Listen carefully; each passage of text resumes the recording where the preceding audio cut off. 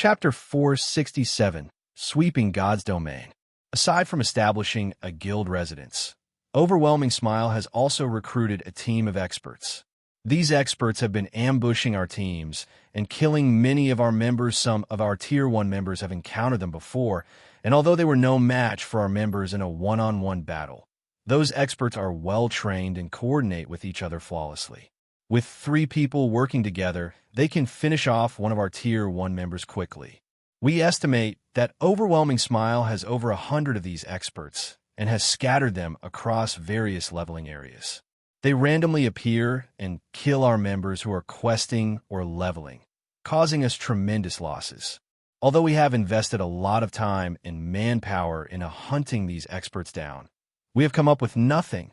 Aqua Rose ground her teeth with frustration as she spoke about Overwhelming Smile's mysterious experts, and she wanted to hunt them down and end them personally thanks to these experts. Zero Wing had lost an additional 2,000 or so members in just one day ever since Zero Wing had declared war on Overwhelming Smile. The guild had only suffered around 6,000 deaths. This little group of experts had caused over 2,000 of those deaths. Moreover, they had caused so much damage in one day. Aside from the lost equipment and levels, the compensation costs wounded the guild's finances. If this situation repeated itself every day, the several hundred gold the guild had accumulated through guild quests would only last a few more days before it dwindled to nothing. This means that Overwhelming Smile is finally getting serious. Frowning, Shi Feng said, "Since they wish to send experts to ambush us, we have no need to hold back. Have Fire dance, and the others eliminate them. However, scatter the group to separate locations. We'll hold off on the team dungeon for now. As for our regular guild members, have them form teams to grind in the field from now on." "Okay, I'll notify Fire dance and the others immediately." Saying so, Aqua Rose disconnected the call. She then contacted Fire dance and Zero Wing's other top combatants. Meanwhile, Shi Feng halted his work in the forge. After tidying up, he left the forging room and hurried to the bank. Shi Feng had never expected Overwhelming Smile to possess such a card. This situation certainly surpassed Shi Feng's initial estimation of his enemy. Fortunately, Zero Wing had far more experts than Overwhelming Smile. In particular, Zero Wing possessed an absolute advantage when it came to Tier 1 players, as Overwhelming Smile still did not have a single Tier 1 player. All this time, Zero Wing's experts had split into 2 batches and took turns slaughtering Overwhelming Smile's members. This way, not only could they make Overwhelming Smile suffer, but they also wouldn't significantly hinder their own development now that over 100 experts had suddenly appeared in Overwhelming Smile. Shi Feng would not let them run free. Moreover, the fact that Overwhelming Smile now possessed their own guild residence was bad news for Zero Wing. Originally, Zero Wing had only attracted so many new players to the guild due to their guild residence. The benefits a guild residence offered persuaded the guild members to ignore Overwhelming Smile's high offers and continue their development with Zero Wing. Now, however, Zero Wing's members would be tempted to join Overwhelming Smile as the benefits they could obtain there were not inferior in the slightest. However, gold coins were still what was most important. Originally, Overwhelming Smile was only wealthy in terms of credits. To Shi Feng, the guild was no threat at all. After all, many of the items in God's domain could only be purchased with coins. Even if one had an endless supply of credits, the number of coins they could buy was limited. Furthermore, Overwhelming Smile was not the only guild in God's domain purchasing coins in bulk, further limiting what was available in an all-out war between guilds. Coins were the most consumed resource. There was the cost of purchasing and repairing equipment to consider, in addition to compensating guild members. Battles between players placed a massive burden on equipment durability. Take Shi Feng's battles, for example. A single strike from his sword could scrap bronze equipment.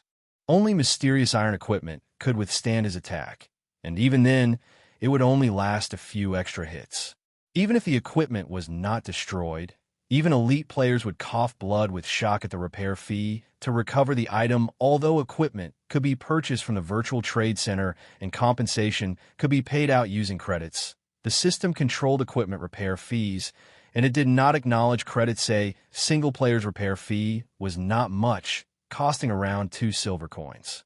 The repair fee for 10,000 players, however, would be at least 200 gold coins, a very frightening amount.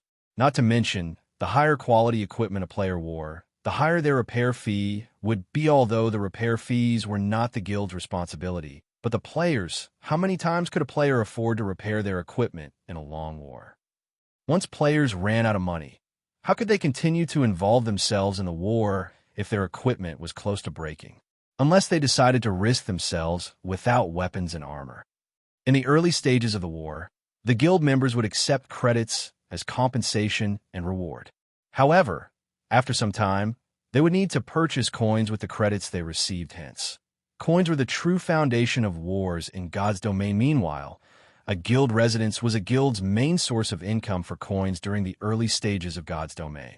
If Overwhelming Smile included coins in their frightening financial power, it would create a terrifying combination. Sure, Feng could not afford to continue focusing on plots to earn money.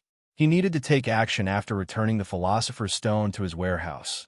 Sure, Feng used the 7 Luminaries gemstone and teleported to Blackwing City, taking the Dragonscale sets with him. At present, Blackwing City had become a gathering place for players from kingdoms and empires all over God's domain. Compared to Sure Feng's previous visits to the city, the player population had grown significantly. Moreover, there was an important difference between the players in Blackwing City and the players in other cities' wealth. The players in Blackwing City were extremely wealthy. Moreover, the money these players possessed did not only involve credits, but also included gold coins. A majority of the players in Blackwing City were the upper management personnel of various large guilds, and they had come to Blackwing City specifically to do business. Hence, the amount of credits and coins they had on hand far surpassed anything that an ordinary player possessed. Blackwing City was truly the gathering place for tycoons. This was also why Sure Feng had come to this place today. Sure Feng had no intentions of selling the Dragonscale set equipment for credits. His goal was to earn gold coins. If he sold the Dragonscale set equipment in Starmoon Kingdom's auction houses or at the Star Street trading firm, he would not get a good price.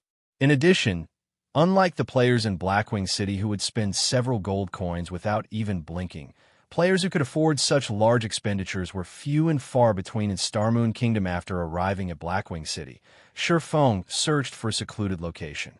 He then used the demon mask to don a false identity. Unlike his previous visit when he tried to keep a low profile, Sure Feng changed his appearance to that of a very handsome youth. He had even slightly altered the appearance of the Dragonclaw set equipment he wore, making it look more imposing. He also chose not to hide the special glowing effect of the Dragonclaw set equipment, revealing the telltale light of dark gold equipment when he reached the streets. The dark gold rank glowing effect that enveloped his body nearly blinded other players. Damn. My eyes aren't playing tricks on me, right? That's the dark gold set equipment. Impossible. It looks awesome. Our guild doesn't even possess a set of fine gold set equipment. Just who is he?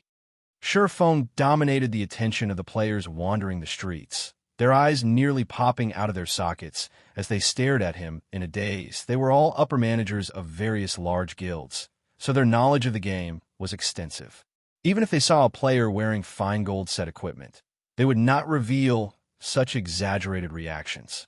At most, they would briefly admire that player's equipment. A dark gold set equipment, however, shattered their understanding of the game.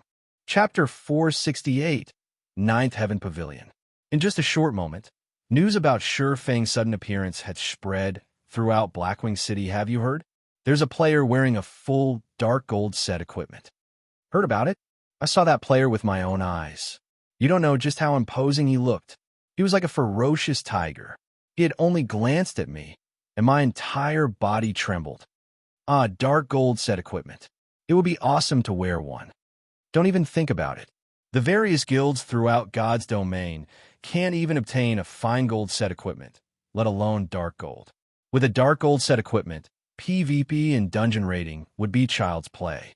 If an expert wears the set, they will become practically invincible. Do you think that person will sell his dark gold set equipment? Sell? Are you insane? Do you even know the significance of a dark gold set equipment? A dark gold set equipment is the best equipment currently available in God's domain by far. This set could even become the symbol of a guild, attracting countless players to join. On top of that, the rise in combat power the set provides would make grinding and dungeon raiding far easier. It would play a huge role in one's future development. If it were up to me, I would rather sell my house than sell my dark gold set equipment. I guess you're right. If purchased with credits, a dark gold set equipment should be worth at least $2 million, including its ability to increase a guild's influence. It is worth more than a single house located in the city center. The players occupying the streets and alleys of Blackwing City discussed Shurfeng. They envied and admired his dark gold set equipment. Before, many of them had dreamed of equipping a fine gold set equipment themselves. Yet now someone actually wore a dark gold set equipment. No, to be precise, someone ran around Blackwing City while wearing a house. While players talked about Shurfeng, the various guild representatives in Blackwing City overworked themselves as they followed Shurfeng while reporting back to their respective guilds. Currently, they no longer had the serenity befitting an upper manager of a guild, as their anxiety was on full display. This has worked out quite well.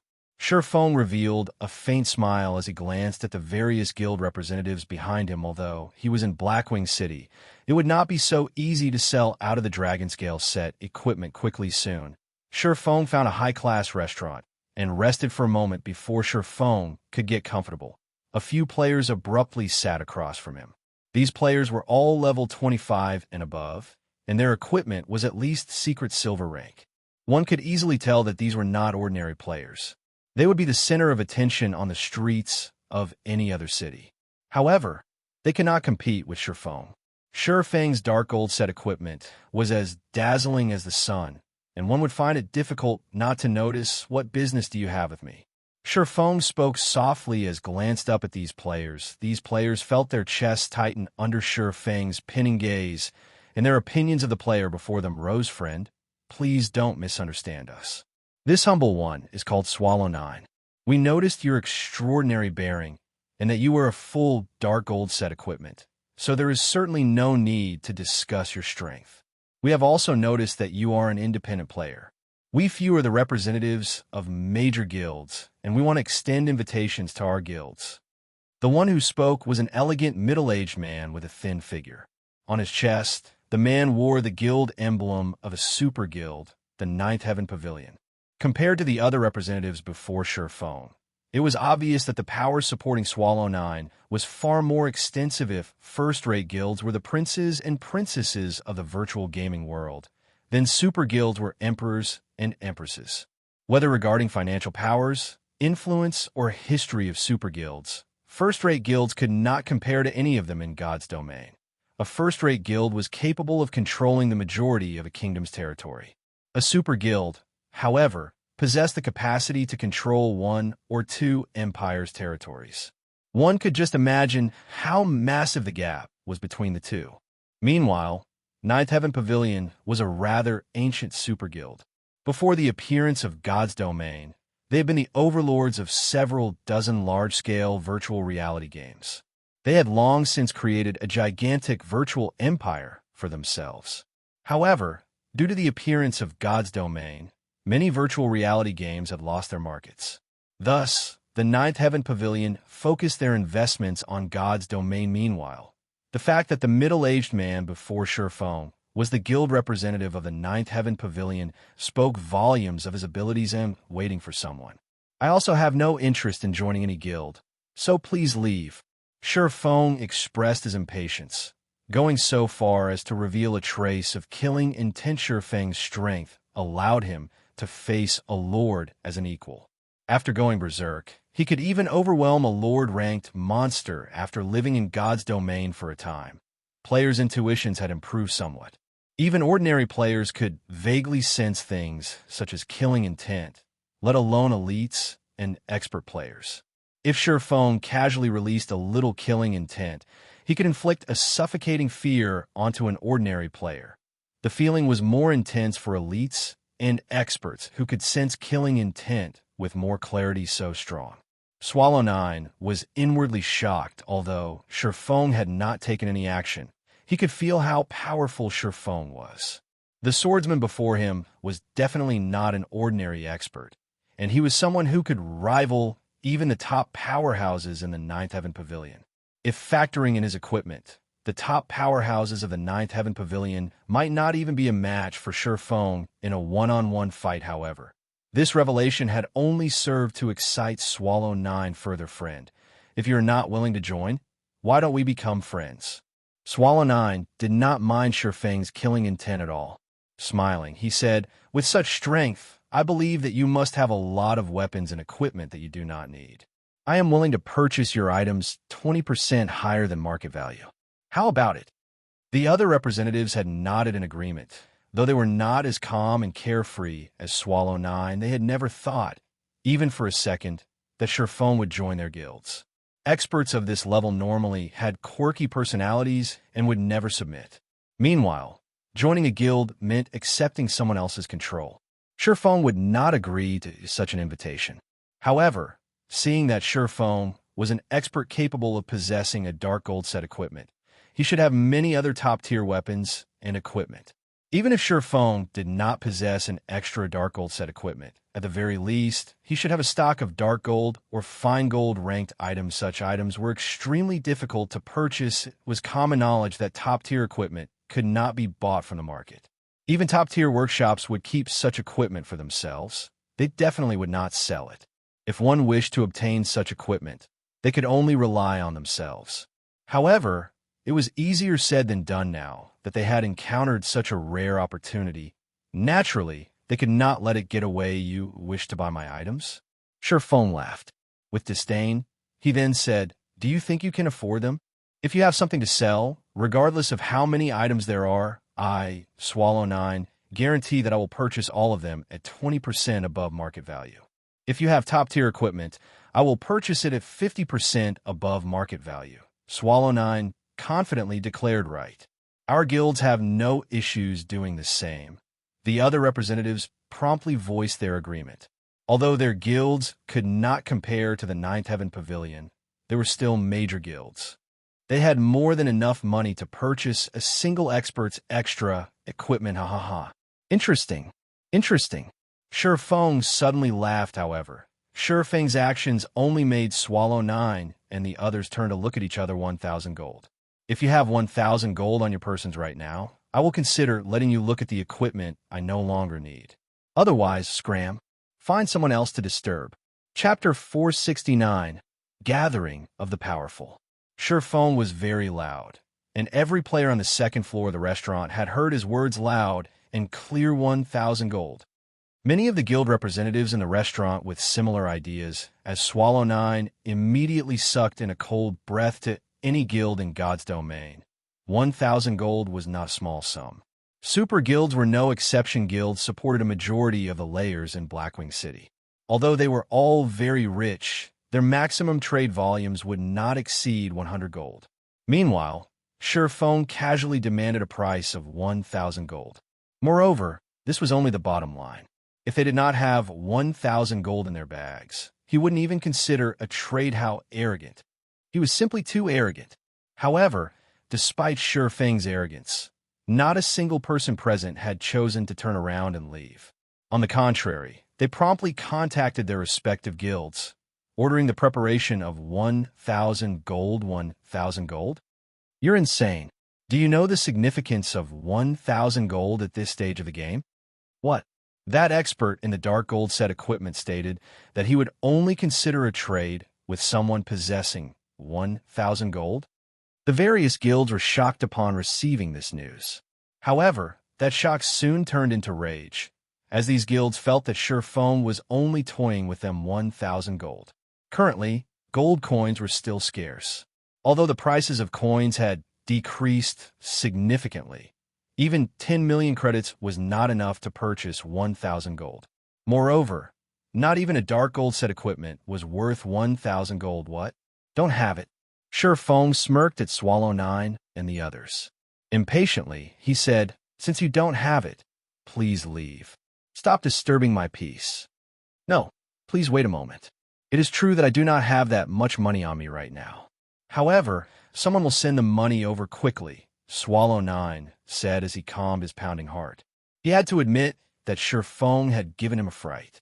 However, the more arrogantly Shi Feng behaved, the more Swallow 9 believed that Shi Feng had something valuable to offer. Experts of this level had very high self-esteem, and an arrogant attitude was normal. However, one thing was certain. Such experts would not fabricate false rumors. If Shi Feng dared to make such ridiculous statements, then he definitely had the capital to do so, though Swallow 9 did not know what that capital was. He knew that it would not be insignificant. Truly annoying. Shi Feng frowned at Swallow 9's words. Paying no more attention to the middle-aged man, Shi Feng called up the official forums and began to browse. Everything was going according to plan. Moreover, shortly after he had stated his price of 1,000 gold, a post about him had set the official forums of God's domain on fire. There was even a post mentioning the 1,000 gold trade qualification he had demanded.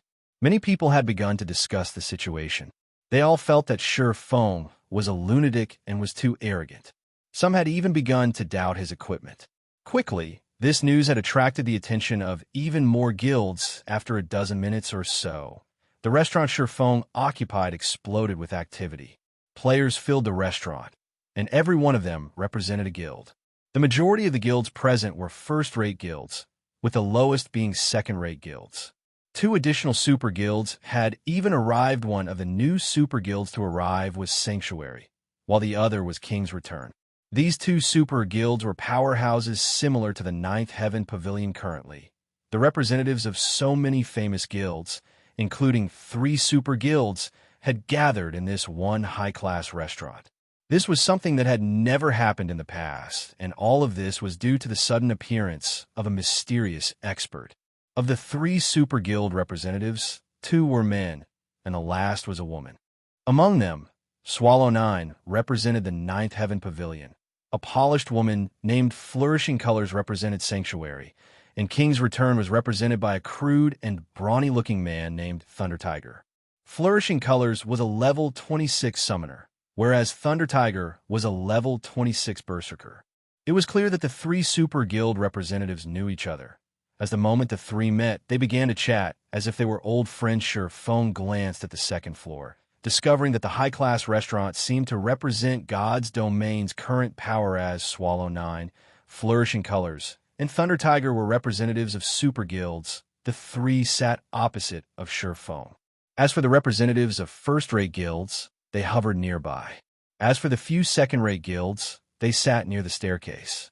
The hierarchy had been clearly established. The 3 belonging to super guilds paid no attention to those belonging to first-rate guilds, and those belonging to first-rate guilds paid no attention to the second-rate guilds. The representatives present only spoke to those on the same level as themselves. If Zero Wing attended this gathering, its representative would most likely have to stand at the restaurant's entrance. After half an hour, Swallow 9 finally spoke of it. "You put together my 1,000 gold. Please take a look," Swallow 9 said as he smiled at Shi Feng.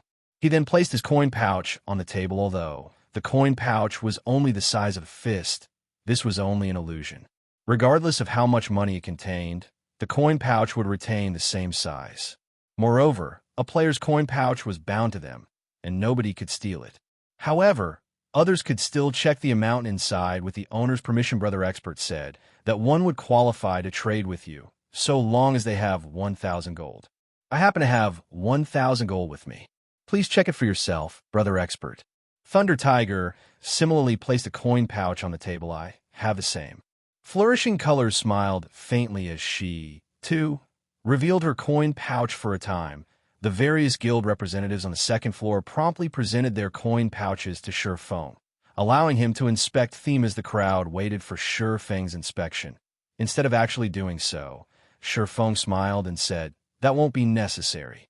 I believe that the guilds present should not be so poor as to not even possess 1,000 gold. Since all of you have 1,000 gold on your persons now, you all qualify to trade with me. However, the items I wish to sell are limited. Since there are so many people here, I'm sure none of you will oppose an auction, right?" Suddenly, The crowd understood Shi Feng's intentions. This was a public auction. If so, the items would definitely be sold far above market value. Realizing the truth of the matter, everyone's expressions darken, of course. You can also choose not to buy my items. I won't force those who are unwilling. Shi Feng yawned. Slowly, he said, if anyone is not interested, you are welcome to leave.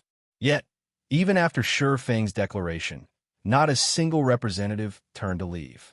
They all wanted to see the reason behind Shi Feng's confidence, since everyone agrees. I'll begin with the first item, then, Shi Feng said as he swept a glance over the crowd in the hall, nodding with satisfaction. Everything was going according to plan.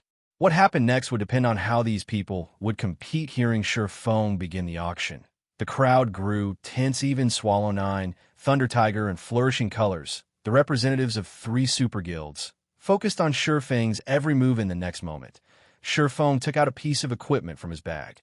Looking at the glow of the equipment, it seemed to be fine gold rank, not dark gold rank, as everyone had expected. Even so, fine gold equipment was quite valuable. Currently, fine gold equipment was very rare. Although some were available on the Virtual Trade Center, most of those items had inferior attributes initially.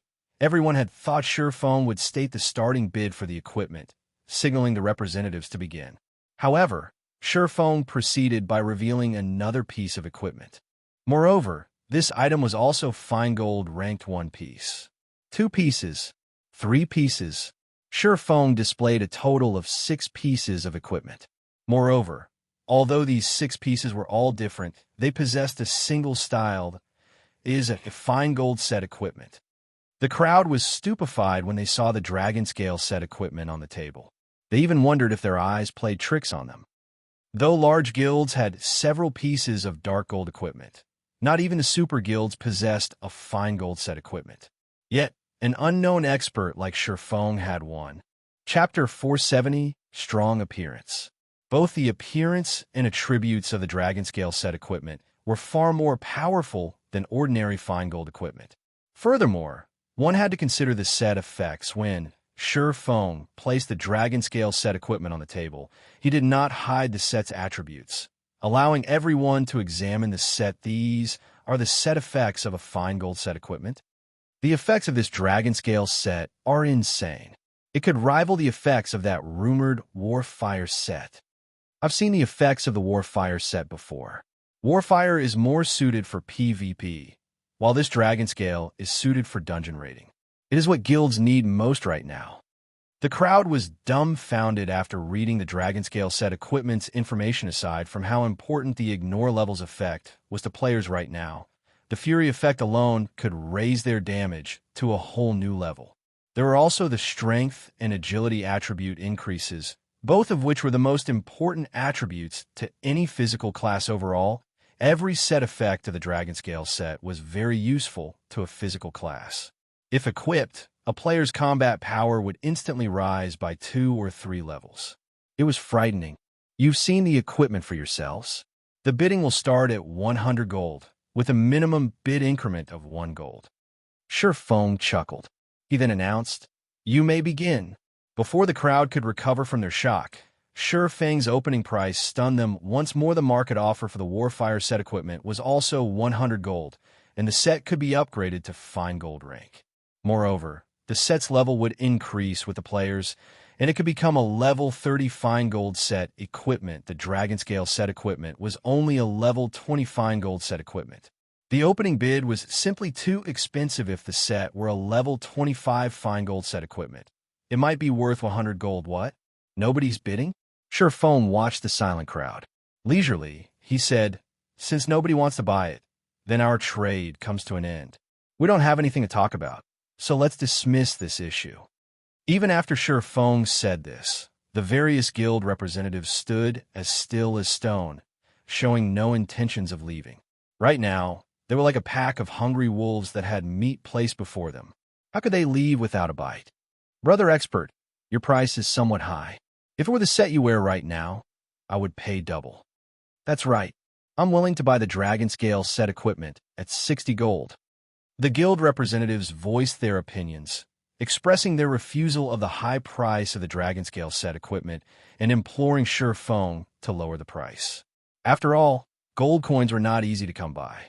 Now that every guild purchased coins in bulk, it had resulted in an abnormal shortage of coins. Currently, most of the guilds in God's domain relied on their money-farming teams to supply them with coins. Don't buy it if you think it is too expensive. I don't need to sell my equipment to you specifically, Shi Feng said disdainfully. Shi Feng knew exactly what these representatives were trying to do at this moment. However, a crisp voice echoed throughout the restaurant's second floor. 100 gold. I want it. Immediately, everyone's attention shifted towards the person who placed the bid, discovering a bright and attractive beauty. Moreover, the majority of the equipment this beauty wore was fine gold rank, and the staff strapped to her back even emitted the glow unique to dark gold items. Ascent, she Aqua Rose of Twilight Echo. I seem to recall Aqua Rose having left Twilight Echo. I believe she joined a small, unknown guild. Her actions had caused quite the commotion. That's right. I remember it as well. Many guilds had tried to recruit her. Unfortunately, she rejected all of the offers, insisting on joining a small guild instead. At that time, many had sided her choice.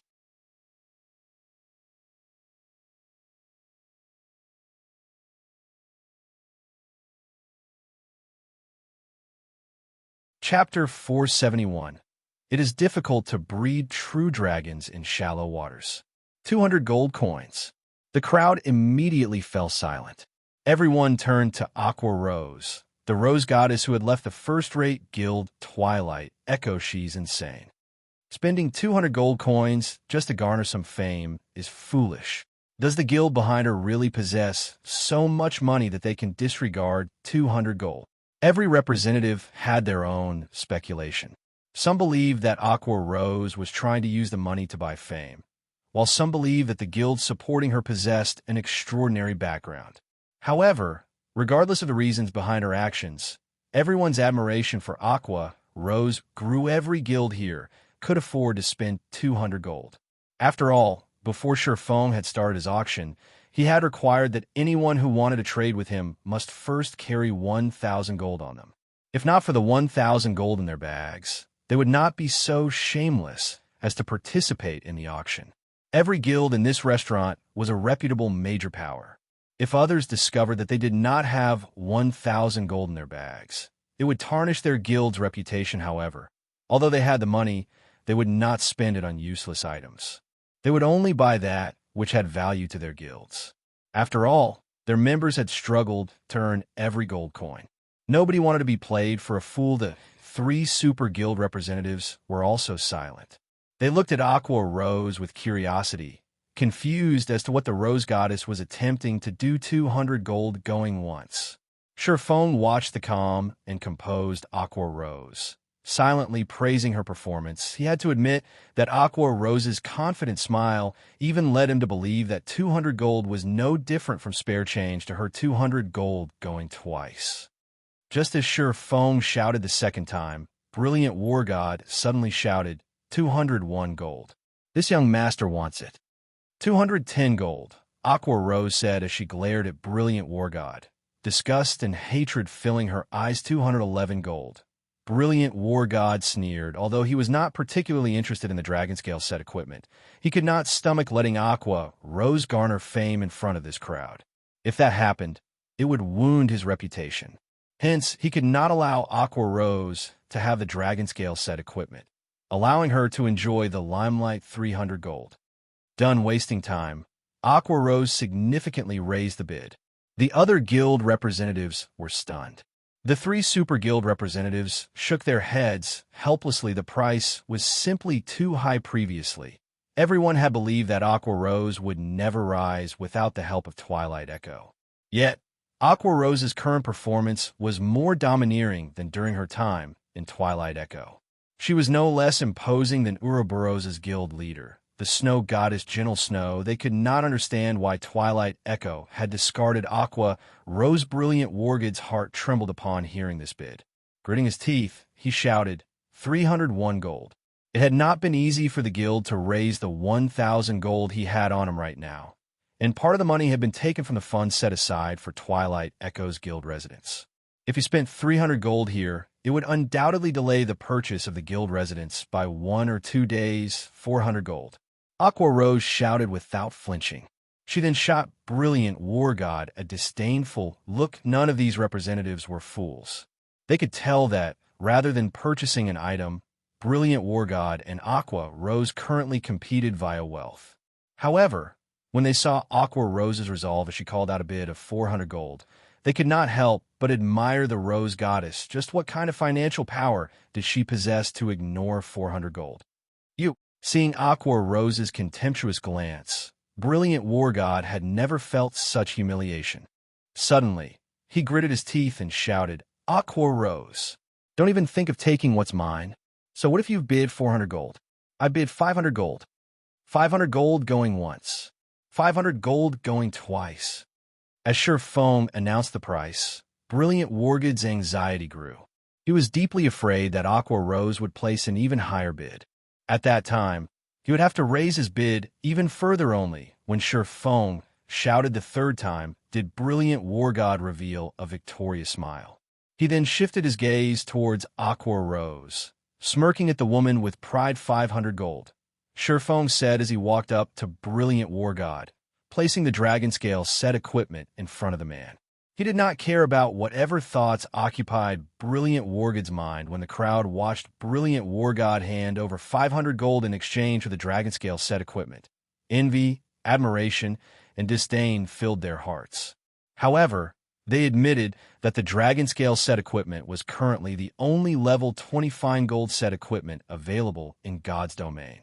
Although it was somewhat foolish to spend 500 gold, once they had the dragon scale set equipment, the profits they could reap with it might exceed 500 gold. Thinking up to this point, the various guild representatives felt somewhat regretful. Why had they not competed over the set? What if they could gain far more than 500 gold with the use of this set? After obtaining the dragon scale set equipment, a sense of indescribable joy filled Brilliant Wargod's heart as he watched the silent Aqua Rose. However, before he could ridicule the woman, Sure Foam suddenly spoke again. "Let's begin the auction for the second item, then." The auctioned item is another dragon scale set equipment. Like before, the starting bid is 100 gold with minimum increments of 1 gold. Saying so, Sure Foam placed another dragon scale set equipment on the table. How? Why do you have a second? Brilliant War God felt his heart shatter when he saw an exact copy of the dragon scale set equipment he had just purchased. Who said I only had one set? Sure Foam rolled his eyes at Brilliant War God before proceeding with the auction. Brilliant Wargod's elation deflated. When he saw Aqua Rose's laughing expression, he even had the thought of killing himself. When the crowd saw the second dragon scale set equipment on the table, they all glanced at their fellow representatives. Nobody had expected Sure Foam to have a second set. The regret that they had felt immediately vanished. They had somewhat admired Brilliant War God for spending 500 gold to purchase the first level 20 fine gold set equipment in God's domain. Now, however, that admiration turned into ridicule. 150 gold. I bid 155 gold. Previously, everyone had felt that 100 gold was too expensive. Now, however, multiple guilds simultaneously began the bid with 150 gold. However, just like before, Aqua Rose immediately dashed everyone's hopes by bidding 200 gold. This time, the 3 super guild representatives did not hesitate as they shouted higher bids. Items of rarity were expensive. It was especially true during the early stages of God's domain. Just a single piece of equipment could significantly affect the future development of a guild, not to mention a fine gold set equipment. In the end, Aqua Rose purchased the second dragon scale set equipment at 280 gold. The many guild representatives envied and admired her. Simultaneously, they also could not help but acknowledge that Aqua Rose was really amazing. Even after leaving Twilight Echo, she was still so well off. One could just imagine how capable she was. On the other hand, Twilight Echo had been so blind as to chase Aqua Rose out of the guild. As everyone admired Aqua Rose, interest in her guild also began to grow. It was difficult to breed a true dragon in shallow waters. Aqua Rose was undoubtedly a true dragon. No ordinary guild would be good enough to catch her eye soon. Sure Foam took out the third dragon scale set equipment, rendering the crowd utterly speechless. They had even started to suspect that the dragon scale set equipment was some kind of common good that could be purchased anywhere. However, nobody complained. On the contrary, they all were elated because they had another chance to compete. Shifeng had never mentioned how many sets he had on hand. What if this one was the last? Hence, everyone gritted their teeth and placed their bids. In the end, Swallow 9 won the third set for 291 gold, following which Shifeng revealed the fourth set, which Sanctuary's Flourishing Colors won for 303 gold. Thunder Tiger of Kings Return won the fifth set for 322 gold, whereas a first-rate guild purchased the sixth set for 337 gold. Initially, everyone had believed that Shifeng would reveal the seventh set. In the end, however, Shifeng announced that the sixth was the last he had on him.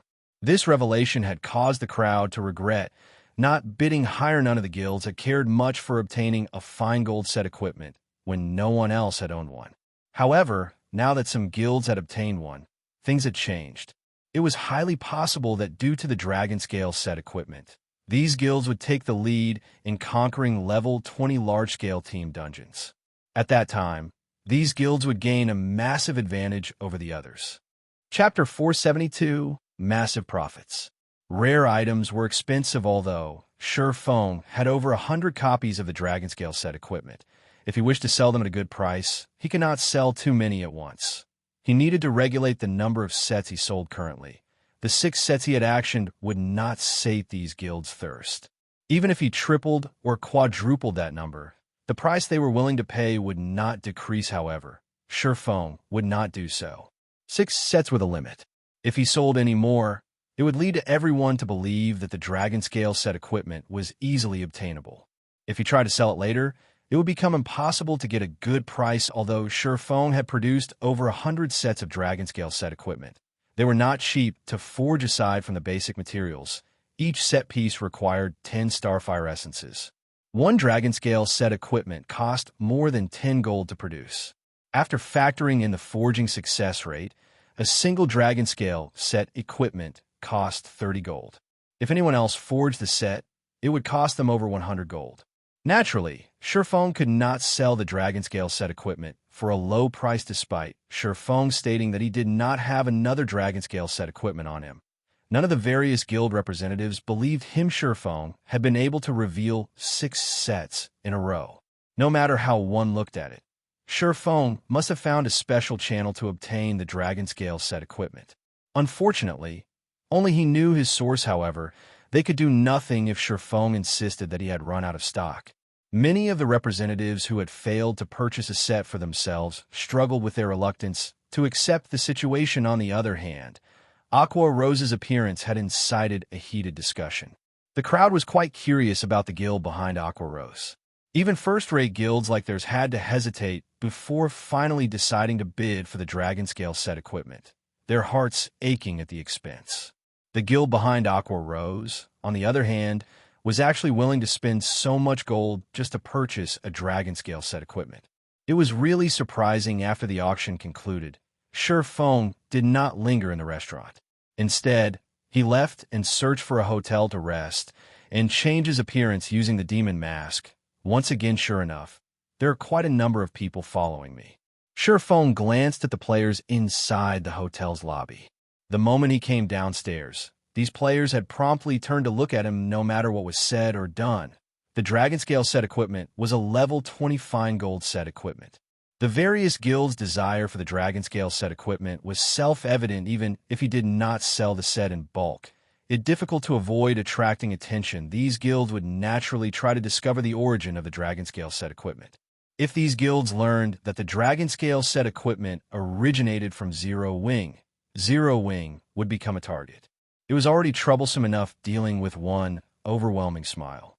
If other first-rate guilds and super guilds joined the fray, Zero Wing would be cut off from its path of survival currently. Unlike other guilds that branched out to various cities and kingdoms, Zero Wing developed itself solely in White River City. In general, the guild was only famous in Starmoon Kingdom. Outside of Starmoon Kingdom, it was simply another unknown guild to these first-rate guilds and super guilds in Blackwing City. Zero Wing was not even a speck of dust. It was not worthy of their attention in the least. No lion recognized the ants beneath its feature phone could cope in White River City while facing one overwhelming smile. However, Zero Wing would end up in an extremely precarious situation should the many large guilds present move against it. This was also why Feng had called Aqua Rose. The first reason was to hike up the price of the Dragon Scale set equipment. The second was to avoid attracting these large guild suspicion when the set appeared in Zero Wing. You guys have fun waiting here. Then Feng smiled faintly as he left the hotel. From the moment he entered the lobby to the moment he left, none of the trackers paid him any mind. After leaving the hotel, Feng immediately hailed a horse carriage and rode it to the Blackwing Auction House other than holding the weekly large-scale auctions. The Blackwing Auction House was also a hub for players to sell their items. However, the items sold here were only available through the Blackwing Auction House. These items would not be available elsewhere. Although the sales scope was very narrow, Blackwing City's main role was to act as a trade hub. Guilds and players from various kingdoms and empires prefer to sell their items in the Blackwing Auction House, as it was far more lucrative to sell them here than it was to use their respective auction houses. Upon his arrival at the Blackwing Auction House, Feng placed 80 sets of the Dragon Scale set equipment up for sale without hesitation. He sold the sets in batches, selling only 2 or 3 sets at a time at intervals of around 1 hour. Meanwhile, the starting bid he set was 200 gold. After Feng finished his tasks, he left Blackwing City. However, shortly after Feng's departure, the Blackwing Auction House exploded. It's actually the Dragon Scale set equipment. It can't be right. Someone is actually selling the Dragon Scale set equipment on the auction house. The price is high. That person set the starting price at 200 gold. Players who frequented the Blackwing Auction House drooled when they saw the Dragon Scale set equipment. Who knew how many items they had to sell to afford the price tag of this set equipment? News of the situation swiftly spread throughout Blackwing City previously. Due to Feng auctioning the Dragon Scale set equipment, information regarding the set had long since flowed between the various large guilds.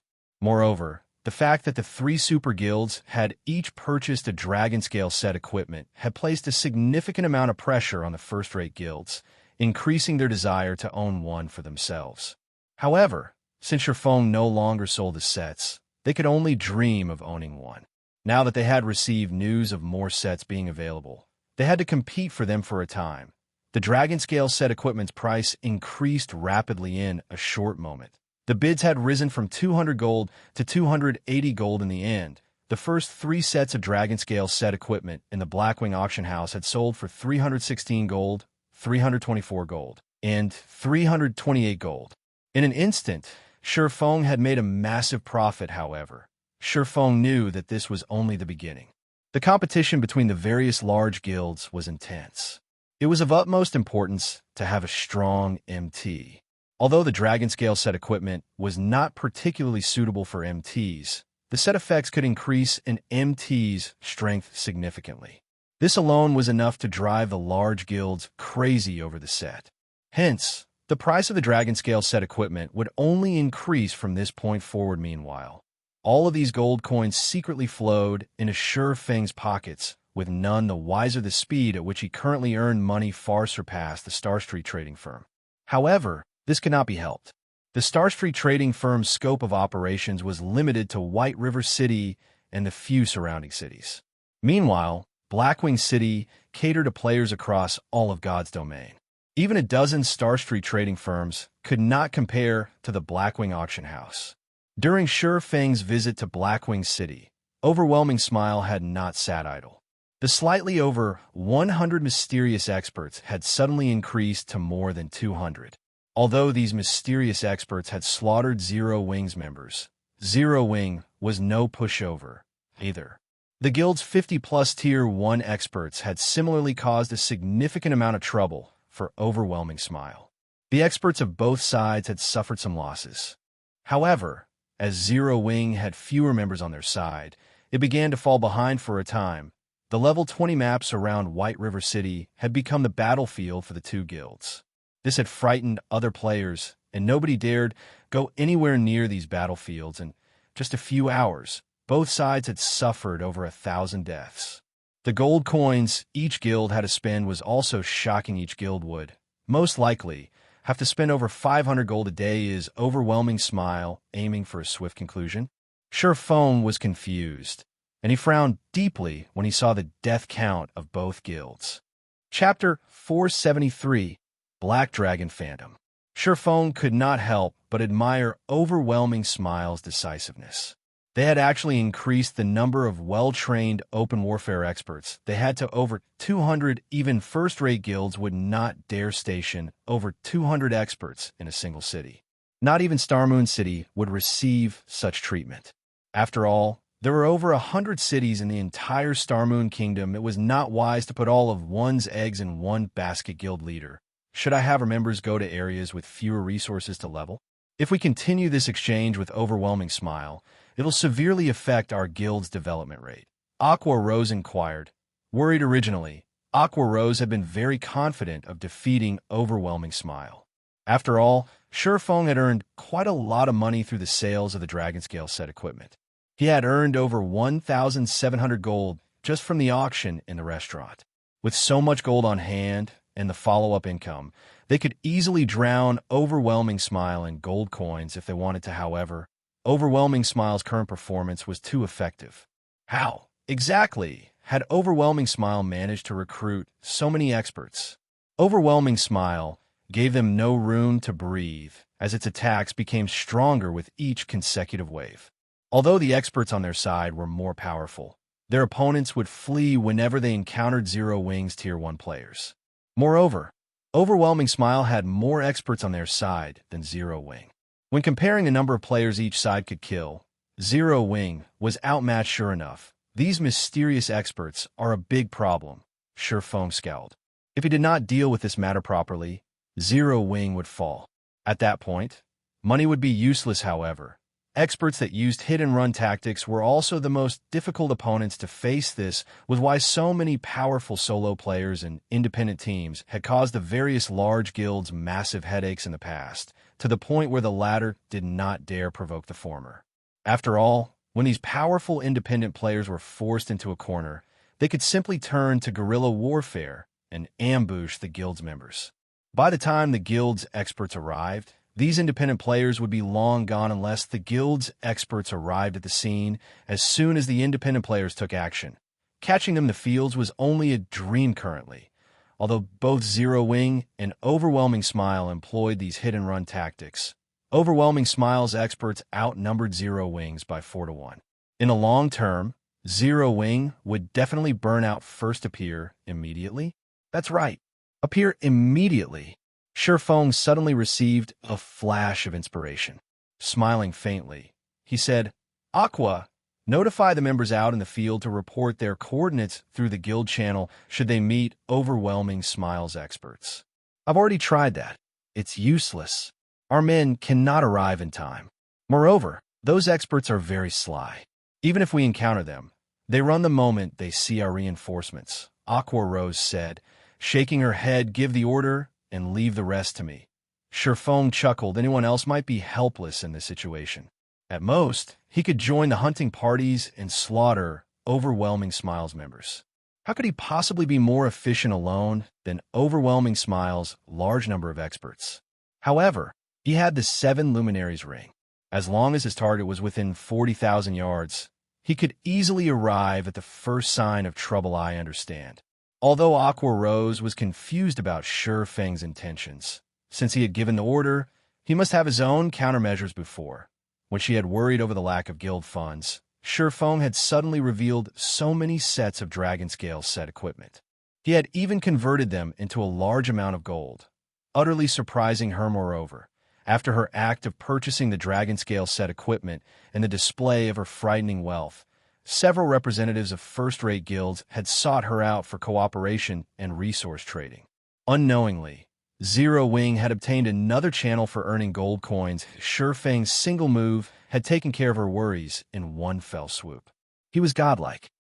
Aqua Rose struggled to believe that someone like Feng had actually remained unknown all this time. It's about time I make Overwhelming Smile pay back some of its debt. Following which, Feng placed the remaining sets of the Dragon Scale set equipment in the guild's warehouse. Of them, 2 were available for guild members. He then took out 1 level 25 fine gold weapon and 10 level 25 secret silver weapons, although his current combat power was already quite high. Like a lion pouncing on a hare, it was necessary to go all out even when fighting a small enemy or tackling a minor problem. Hence, Feng intended to upgrade the Abyssal Blade's level. He was currently level 26. He could upgrade the Abyssal Blade to level 25, however, every time he upgraded the Abyssal Blade, the weapon would create quite a commotion. Hence, Feng left White River City, teleporting to the Watch Cemetery due to war. The Watch Cemetery had become a land of death. Even the sky here remained dusky, and tombs crowded the cemetery. The majority of the monsters that appeared here were undead type, and although there were a lot of them, their HPs were relatively low. As it was a level 22 to level 28 map with an extremely abundant amount of resources, over a quarter of White River City's level 20+ players had come here to level up. The Watch Cemetery contained many treasure chests and hidden quests. However, the cemetery was most famous for its treasure chests. In the past, countless lucky independent players had encountered mysterious iron and even secret silver treasure chests here, obtaining plenty of top-tier equipment and items. Because of this, battles between players had frequently happened in the Watch Cemetery. Similarly, over half of the battles between Zero Wing and Overwhelming Smile occurred here. There sure are a lot of players who have died here. The moment Feng teleported to the Watch Cemetery, he was greeted by the sight of corpses littering the ground. The tragic scene could easily match the one in White Fog Canyon. This scene may have even been more tragic. After all, usually only elite players visited the White Fog Canyon, whereas ordinary players had come to the Watch Cemetery. One could just imagine how intense the battle here had been. Nobody should be able to discover me here. Feng found a hidden underground tomb. After investigating his surroundings and failing to discover any nearby players, he unsheathed the Abyssal Blade Devourer. Feng lightly tapped the Abyssal Blade's level up button. After Feng selected a level 25 fine gold weapon and 10 level 25 secret silver weapons, the silvery gray Abyssal Blade suddenly released a black fog. Compared to the previous level ups, the black fog was denser this time. The 11 sacrificial weapons instantly transformed into ash when they came into contact with this black fog. In the next moment, the power within these weapons flowed into the Abyssal Blade immediately. Feng felt the Abyssal Blade release a massive pulse rather than a pulse. It was more like a heartbeat underscore thump. Thump underscore. Each consecutive heartbeat grew clearer and more intense in the next moment. The Abyssal Blade struggled free from Feng's hands, sending Feng flying into one of the walls of the tomb. What's happening? Feng watched the hovering Abyssal Blade, surprised. This was the first time he had encountered such a rejection. As the pulses grew more intense, the tomb began to tremble. Suddenly, a large boom resounded as the entire underground tomb collapsed and vanished, revealing the dark gray sky above. Soon after, the Abyssal Blade fragmented and transformed into a massive pitch-black heart. Along with the heartbeat, the phantom of a massive black dragon emerged. The black dragon was over a dozen meters tall, and its bone-chilling eyes focused on Feng. Suddenly, it spread its maw and released a thundering roar. Chapter 474, Abyssal Upgrade. The black dragon's roar shook the sky, loud enough that anyone nearby would notice it. A powerful roar. A high-level monster must have spawned somewhere nearby. We'll be rich if it's a chieftain. Let's go and take a look. We can't let others snatch it from us. When a team of over 20 players a short distance from the tomb noticed the black dragon's roar, they finished off the monsters they currently faced and rushed over to the tomb. The Watch Cemetery was a land of treasures, and one could even discover a treasure chest by accidentally falling into a hole. However, powerful monsters were rare in the Watch Cemetery, and normally, these monsters lingered near treasures. This had already become a publicly acknowledged trend. This monster's roar alone was already so powerful. No one who heard it would risk missing this opportunity. At the same time, Many other teams who had heard this frightening roar also ran towards the tomb and Xianxia at the epicenter of the roar. However, one man and one dragon stared each other down. The dragon released a frightening aura, and the surrounding air had begun to stagnate. Is this the backlash? At this moment, Xianxia had heightened his 5 senses to their very limits, wearing a grim expression. All of his concentration was on the black dragon phantom before him. Although the black dragon was not the real thing, only a phantom, Xianxia proceeded with caution. Moreover, Xianxia had not reacted in such a way intentionally. His response had been an unconscious decision. The chilling, killing intent in the phantom's gaze was so intense that Xianxia was breathless. He had never felt anything like this before. Even against a great lord, Xianxia had never encountered the backlash of a magic weapon before. He had also never heard about what exactly occurred during a backlash. However, seeing that so many top-tier experts had fallen to in the past, a magic weapon's backlash was no trivial matter. A single mistake, and Xianxia might end up with a crippled character. This was also why every player had to consider their options carefully when they obtained a magic weapon, while Xianxia prepared to face a powerful enemy. The Black Dragon's phantom only pinned Xianxia with its crimson eyes. It had not attacked Yuri, not go and strike. Xianxia was slightly surprised, although Xianxia had not taken any measures to deal with the Abyssal Blade's backlash. His brain activity's improvement had allowed him to reach the refinement realm. With the techniques he had learned, he was already more powerful than he had been in the past, so he was confident that he could deal with the backlash. The Black Dragon's phantom suddenly revealed a human-like sneer, deep disdain filling its eyes as it glared at Xianxia. Following which, the phantom vanished, leaving behind only a pile of ruins and the Abyssal Blade, which buried its blade in the ground at this moment. The Abyssal Blade had recovered its original black color and was now thoroughly pitch black. There was a faint layer of black smoke surrounding it, and no one could see the weapon during the dead of night. Is this not the backlash? Xianxia examined the Abyssal Blade, disbelief coloring his expression. Sure enough, the more I level up the Abyssal Blade, the more powerful the Black Dragon becomes, and the weaker the suppression becomes.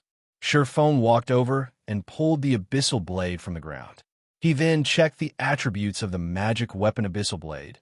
One-handed sword, magic weapon. Attack power plus 423. All attributes plus 36. Attack speed plus 12. Ignore levels plus 12. Attacks half. 45% chance to cause 200% damage, 20% chance to cause 300% damage, 20% chance to induce Doom Curse. Reducing all attributes by 40% for 35 seconds if wielder belongs to any swordsman-related class. All skill levels plus 3 increase free ability points received for every increase in level by 2 points. Equipment level 25. Can be upgraded. Devour 10 level 30 fine gold weapons and 1 level 30 dark gold weapon to upgrade to level 30. Can be evolved. Unknown. Additional skill 1. Phantom Kill. Instantly creates a doppelganger. You can control this doppelganger. Doppelganger will have 70% of original body's attributes and all skills. At the same time, doppelganger and the original body can be swapped. Duration, 45 seconds. Cooldown, 5 minutes. Additional skill, 2. Abyssal Bind. Binds enemies and prevents movement, reducing defense by 100% duration. For seconds. Cooldown 1 minute. Additional skill 3. 9 Dragons / Instantly creates 12 phantoms of the Abyssal Blade for the wielder to use. Each phantom sword is capable of dealing up to 45% damage duration. 30 seconds. Cooldown 5 minutes. Additional skill 4. Dark Violent Dance. 50% of the total damage dealt to the target spreads in a cone-shaped area towards targets within a distance of 12 yards. Duration, 30 seconds. Cooldown 1 minute. Additional Profound Inheritance, Black Emperor. When activated, every critical hit will accumulate 1 layer of Death Aura. Each layer of Death Aura can be used to increase all attributes of wielder by 2% and attack speed and movement speed by 1% for 10 seconds, or be used to reduce the cooldown of a skill by 3 seconds. Maximum of 30 layers of death or duration, 10 minutes. Cooldown, 16 hours. The Abyssal Blade was personally created by Mastersmith Alice's using the Black Dragon King's fangs as material. It is one of 36 famed swords, and it is ranked 31st. However, this sword has been cursed by the Black Dragon King.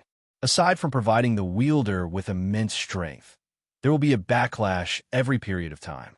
However, after being remodeled by Jack using a star crystal, the strength of the backlash has been greatly reduced.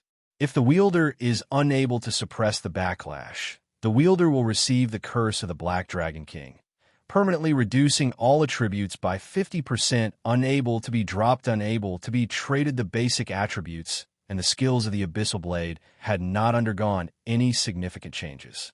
However, the magic weapon's attack power had massively improved. Previously, its attack power was only slightly over 300. After this evolution, its attack power had soared past 400.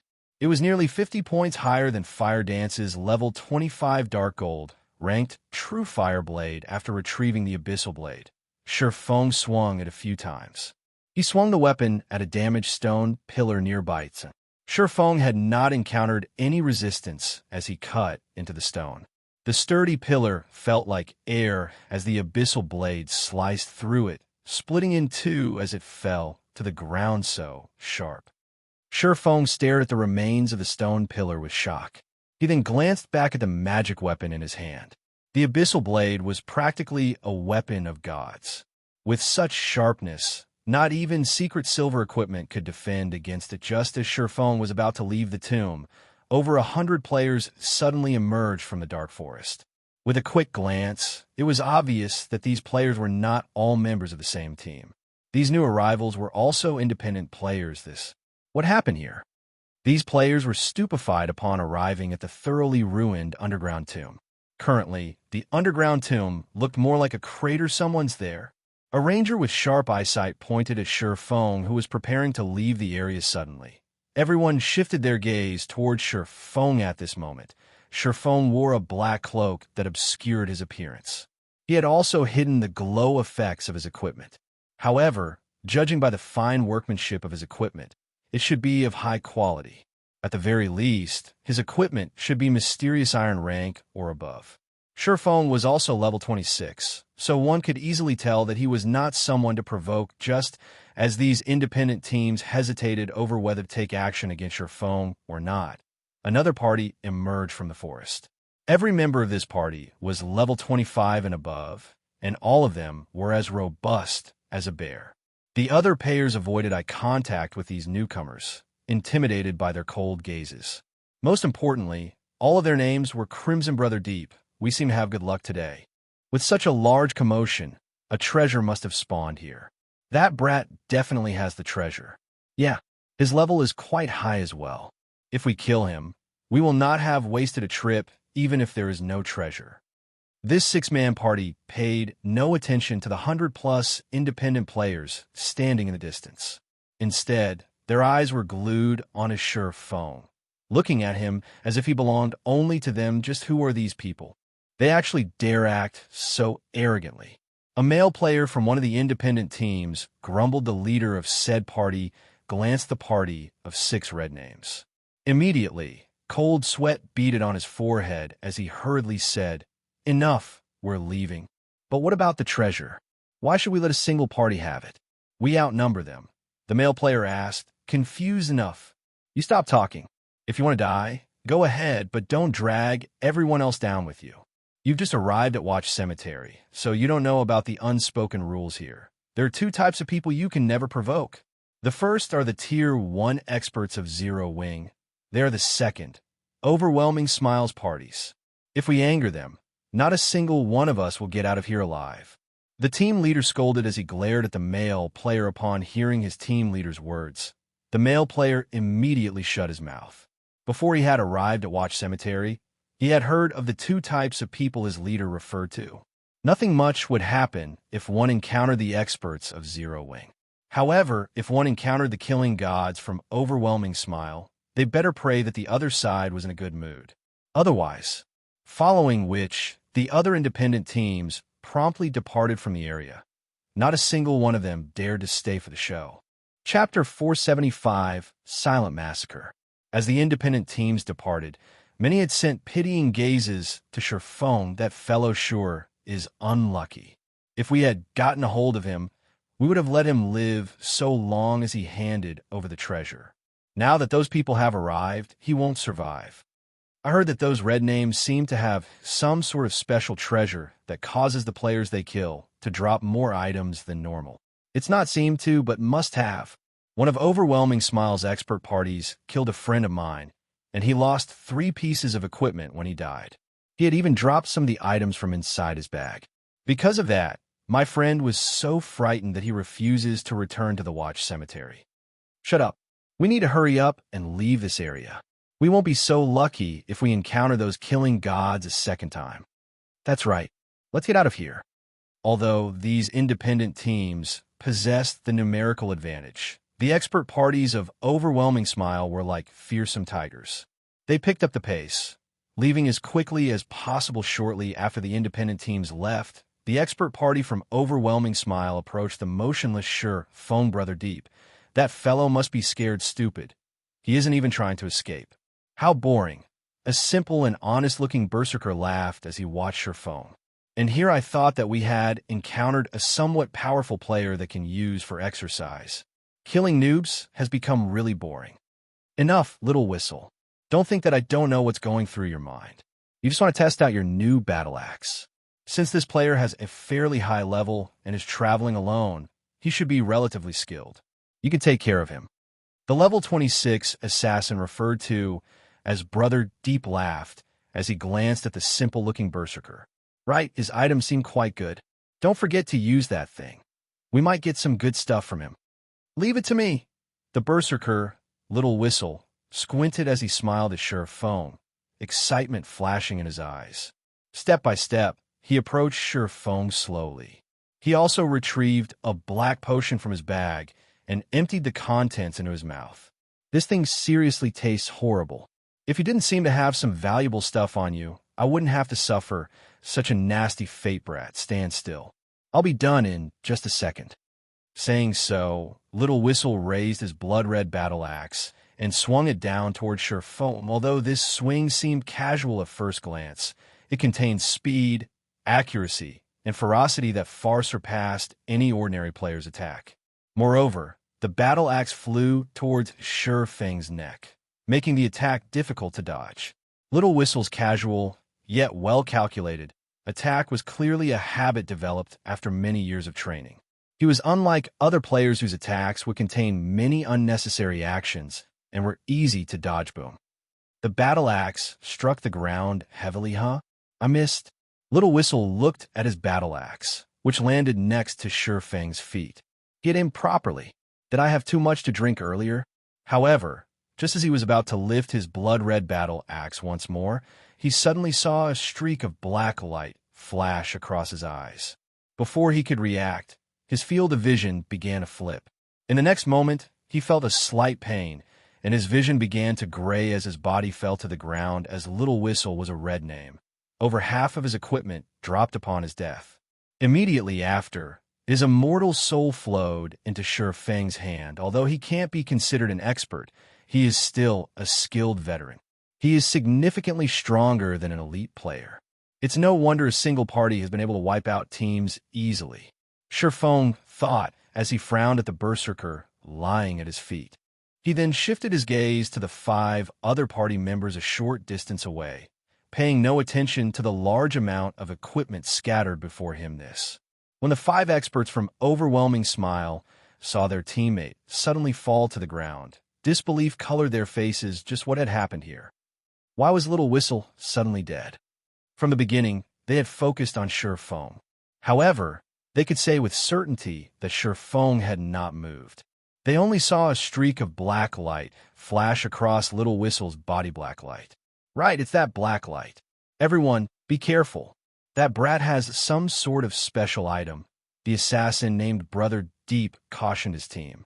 He immediately activated stealth and melded with the darkness. The other 4 party members responded by unsheathing their weapons. Watching Shifeng's every action, they had finally understood that they had encountered a slightly more difficult foe.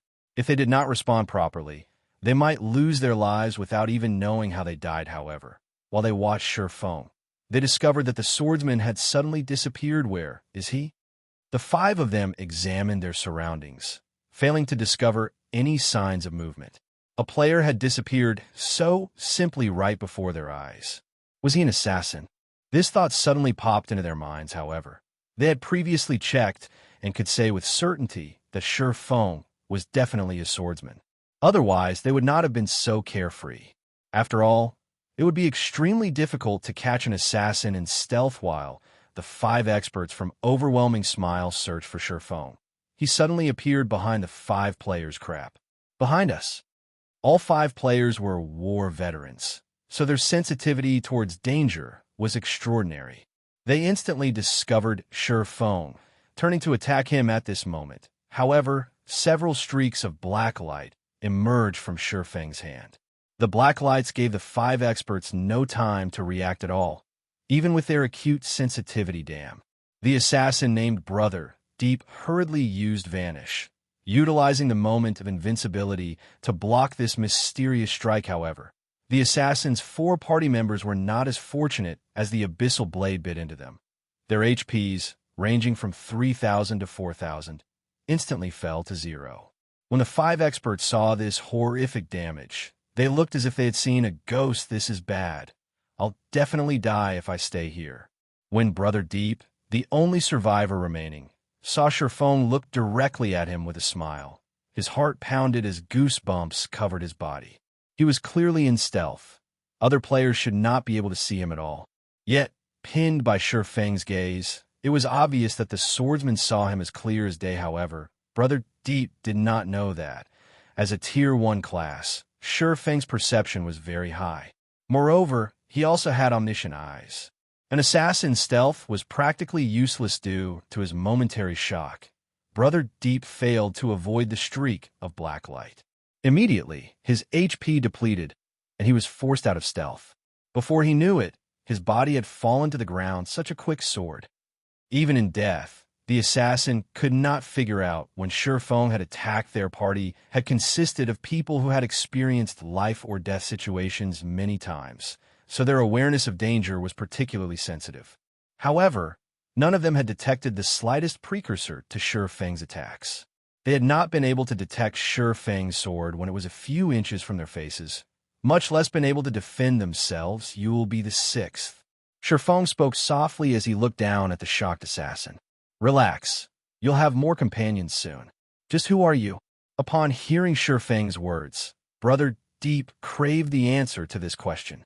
However, as his HP had reached 0, he could no longer open his mouth. When Brother Deep thought about such a person slaughtering his companions, goosebumps rose all over his body. If such an expert suddenly decided to take action against them, none of them would have any hope of survival. Chapter 476, Haunted. Only after finishing off Overwhelming Smile's expert party did Shifeng begin to loot the items they had dropped, since Overwhelming Smile and Zero Wing had labeled each other hostile guilds. None of the members of either guild would receive any crime value when killing each other. However, aside from slaughtering the members of Zero Wing, the expert parties of Overwhelming Smile also frequently killed players who possessed high-quality equipment, resulting in them becoming red names as red names. The penalty they received for dying multiplied, resulting in them dropping an abundance of items. When they died, the 6 Overwhelming Smile experts had dropped a total of 54 items. Of them, 45 pieces were equipment, with a majority of the equipment being secret silver rank and only 8 being fine gold rank. However, this was a significant harvest. In addition, there were 9 items had dropped from the experts' bags. Of the 9 items, 7 had dropped from the first berserker Shifeng had killed in God's domain. The chance of players dropping items from their bags upon death was minuscule. However, as the Overwhelming Smile experts were red names, this chance had been multiplied by several times. Even so, it was still a very small chance. The fact that Shifeng had obtained 7 items from a single player's bag, in addition to the 45 pieces of equipment from killing a 6-man party, was mainly due to this berserker dropping all of his equipment. He had nothing left. It was unbelievable. Just how abysmal is this fellow's luck? Did he do something to anger the heavens? Not even someone who had killed thousands would have such a fate. Shifeng could not help but pity the berserker lying at his feet regardless of how Shifeng felt. He still pocketed the berserker's items. However, when he looked through the items, he discovered a dozen bottles of a black potion ascent, the potion that berserker drank before the battle. Shifeng examined the black potion and suddenly recalled the berserker's comment. He had not given the man's words much thought at the time, but as he looked at the potion now, he realized that it was something special. The black potion would actually increase the drop rate when killing players. However, the potion's effects similarly affected its user, and if the user died, their drop rate would multiply as well. This was the first time Shifeng had seen or heard of such a potion. There were over 10,000 types of potions in God's domain. Although he had played the game for over a decade, he was still ignorant of many of the items in the game. It was especially true for original creations of master alchemists, master forgers, and other lifestyle masters. Shifeng then read the black potion's data. Sure enough, this potion was crafted by a player. Shifeng could not help his shock upon reading the information of the black potion. This potion is called Haunted. Once consumed, the PvP drop rate increases from 100% to 300%. Meanwhile, if the user is killed by another player, their drop rate increases from 200% to 600%. Haunted has a duration of 5 minutes and a cooldown of half an hour. Whoever made this potion is amazing. Shifeng wanted to meet Haunted's creator. Unfortunately, the creator was displayed as unknown. It was clear that Haunted's creator wanted their identity to remain hidden. Shifeng had a significant understanding of God's domain. There were indeed tools that could increase a player's drop rate when killing other players, and every one of these tools were precious. However, Shifeng had never heard of a potion with such a function. It was inconceivable that such a potion had appeared. The current players of God's domain were still very low level, and the materials they could obtain were limited. To create such a powerful potion with such limited materials, this alchemist must be a genius. No wonder Overwhelming Smile is so zealously slaughtering other players. With Haunted, they can easily obtain plenty of valuable equipment. Shifeng suddenly understood the reason behind Overwhelming Smile's abnormal actions currently, as both Zero Wing and Overwhelming Smile fought in an all-out war against each other. Both sides had suffered significant losses in terms of equipment. With Haunted, however, Overwhelming Smile could fund their battles with battles. The more well-equipped the player they killed was, the higher the quantity and quality equipment they could obtain. Normally, players would only drop one piece of equipment upon death. A single player had over 10 pieces equipped. If only one out of those many pieces dropped, the chances of obtaining a good equipment was relatively low. After consuming Haunted, however, the members of Overwhelming Smile could obtain up to 3 pieces of equipment from the players they killed, significantly increasing their chances of obtaining good equipment. Since this is the case, I won't have to be polite with them. Shifeng revealed a faint smile as he stored the 12 bottles of Haunted in his bag. In reality, the PvP drop rate relied heavily on the luck attribute. Shifeng's current luck was relatively high. If he activated Divine Providence, he could raise his luck to 25 points. If Shifeng killed an ordinary player, even without consuming Haunted, it was almost certain that player would drop 2 or 3 pieces of equipment. Moreover, there was a relatively high chance for those 2 or 3 pieces to be the best pieces said player wore if he included the effects of Haunted. Considering the situation, Shifeng began to search through the guild channel, looking for any guild members in Watch Cemetery who had encountered an ambush. Perfect. You'll do. After a moment, sure enough, some members had reported through the guild channel that Overwhelming Smile's experts had ambushed them. They were in the Watch Cemetery. Immediately, Shifeng input the coordinates into the 7 Luminaries ring and activated space movement. He then jumped into the spatial crack that appeared before him. In one of the gravel-filled prairies of the Watch Cemetery, a team of over a dozen players ran desperately for their lives. As they ran, the range classes on this team attacked the 6 robust-looking players pursuing them. If this happened anywhere else, it would confuse any onlookers. The The side with more players actually fled from the side with less players in the watch cemetery. However, nobody would find this scene surprising because the side with less players consisted of bloodthirsty lunatics with astonishing strength. Moreover, this party of lunatics consisted of only melee classes. There was not a single range class in their party. Damn. Why aren't any of my attacks hitting them? One of the escaping male elementalists grumbled, dismayed as he watched the distance between his team and their 6 pursuers decrease. Hold on for a little longer. The Tier 1 experts of our guild are heading towards us right now. A level 24 ranger, the leader of the team, tried to encourage his team members as he attacked with a frostbolt. Everyone on the team nodded to their team leader's words. Newfound hope blooming in their hearts. The group of overwhelming smile experts behind them was simply too powerful. Before they had realized they were being ambushed, 4 of their team members had died. Although they tried to retaliate, the experts dodged or blocked most of their attacks. Only a small number of control skills had any effect. Unfortunately, none of those skills were fatal as soon as the battle had begun, they had sent out distress messages through the guild channel, reporting their current location. Fortunately for them, one of their guild's Tier 1 expert parties was only a short distance away from them. They would be safe as long as they could reach that Tier 1 expert party. Everyone, stop! The ranger shouted when he saw a cloud of cold air rising from the ground in front of them. Before any of them had noticed, another party had appeared. Moreover, the shield warrior standing in the lead was currently using a magic scroll. Unfortunately, the ranger's command was too late as a gigantic icicle suddenly emerged from the ground. The icicle struck the players at the forefront of their team, a damage of over -1,000 points appearing above their heads. Simultaneously, frost shrouded their bodies, massively reducing their movement speed. Weary finished. Despair filled the ranger's eyes as he stared at the massive icicle in front of them. They had barely survived the pursuit of a single party of experts.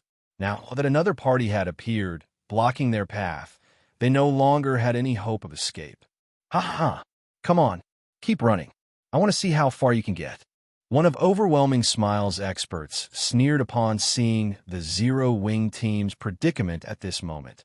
However, a spatial crack appeared in the air, and a human figure suddenly emerged. Oh, it seemed that I am quite lucky today.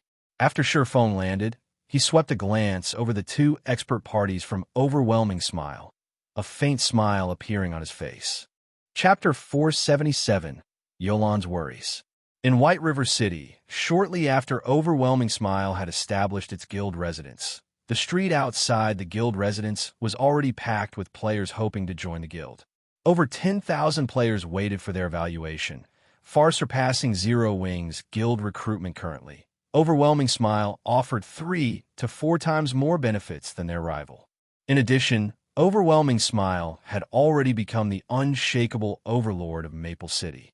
Now that Overwhelming Smile had its own guild residence, its momentum was unstoppable. As a result, many independent players who had observed the situation from the sidelines had decided to take action in White River City. Zero Wing only had 3 advantages. The first was the presence of Black Flame, the number 1 expert of Starmoon Kingdom. There were also plenty of experts in Zero Wing, making the guild a good place to seek guidance and improve oneself. The second was the guild residence. Members of Zero Wing could receive a large number of high-level guild quests, allowing them to level up and earn money easily. The fact that members could accumulate a double EXP buff while resting in the guild residence was also quite attractive. The third was Zero Wing's guild warehouse. A lot of top-tier equipment was constantly available for guild members to earn. These items were not available outside of Zero Wing, however. To the majority of the players in White River City, Zero Wing's most attractive benefit was its guild residence. It was the reason that many had hesitated when choosing between Zero Wing and Overwhelming Smile. However, that issue had been resolved. Now that the well-funded Overwhelming Smile had its own guild residence as well, Zero Wing had lost its advantage. Currently, compared to Overwhelming Smile, the overlord of a city, Zero Wing was inferior. It was obvious which guild they should join. We are too late. A level 23 female cleric sighed helplessly when she saw the long line of players outside Overwhelming Smile's guild residence. The cleric then turned to the level 25 female elementalist beside her, grumbling to the innocent-looking girl in silver clothing. "Rain, this is your fault. I told you that, as long as Overwhelming Smile establishes its guild residence, a ton of players are going to try to join.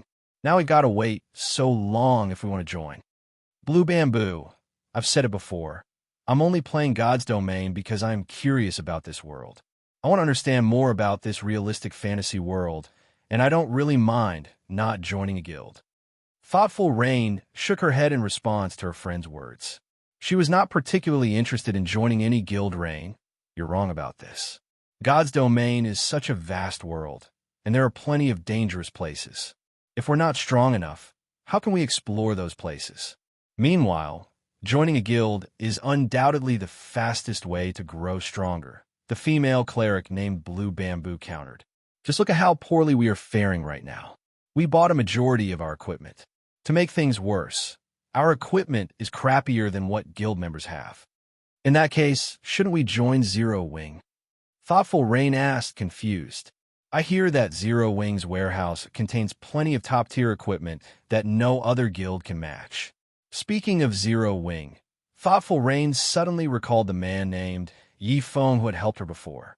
She remembered that he was one of Zero Wing's members. The library emblem he had given her had helped her greatly, and she wondered how that man was faring. You know? A war has recently broken out between Zero Wing and Overwhelming Smile, and each report is more amazing than the last. As a result, the independent players who had originally hesitated are now desperately trying to join Overwhelming Smile. Do you know why? Blue Bamboo asked mysteriously. That's because Zero Wing no longer has an advantage over Overwhelming Smile. Previously, Zero Wing slaughtered Overwhelming Smile's members, driving the guild into a corner. Now, however, the situation has completely changed. Overwhelming Smile has somehow managed to recruit a large number of experts, and these experts have slaughtered Zero Wing's members, scaring them from leaving the city. It probably won't be long before Zero Wing is destroyed, which is why so many players are rushing to join Overwhelming Smile. Moreover, Overwhelming Smile no longer targets Maple City. It has shifted its focus to White River City. The fact that the guild has established its first guild residence in White River City rather than Maple City had made that obvious. If we don't join Overwhelming Smile now, it will only be harder to do so in the future. Thoughtful Rain nodded, seeing the logic in Blue Bamboo's words. However, she looked at Blue Bamboo and said softly, "You are correct. However, I still don't want to join Overwhelming Smile." Saying so, Thoughtful Rain immediately turned and left. "Fine then, I'll listen to you, but you better not regret your decision later." Blue Bamboo took one last glance at Overwhelming Smile's guild residence before following Thoughtful Rain. Meanwhile, inside Overwhelming Smile's guild residence, all of the guild members were currently in a celebratory mood. Initially, Zero Wing had been a thorn in their side. Now, however, their problems have been solved. With over 200 experts from their guild ambushing the members of Zero Wing, the war had turned to their favor. Many of Zero Wing's members were too afraid to leave the city. This greatly boosted the pride of everyone from Overwhelming Smile at this moment. However, the atmosphere in the guild residence's meeting room was extraordinarily tense. What?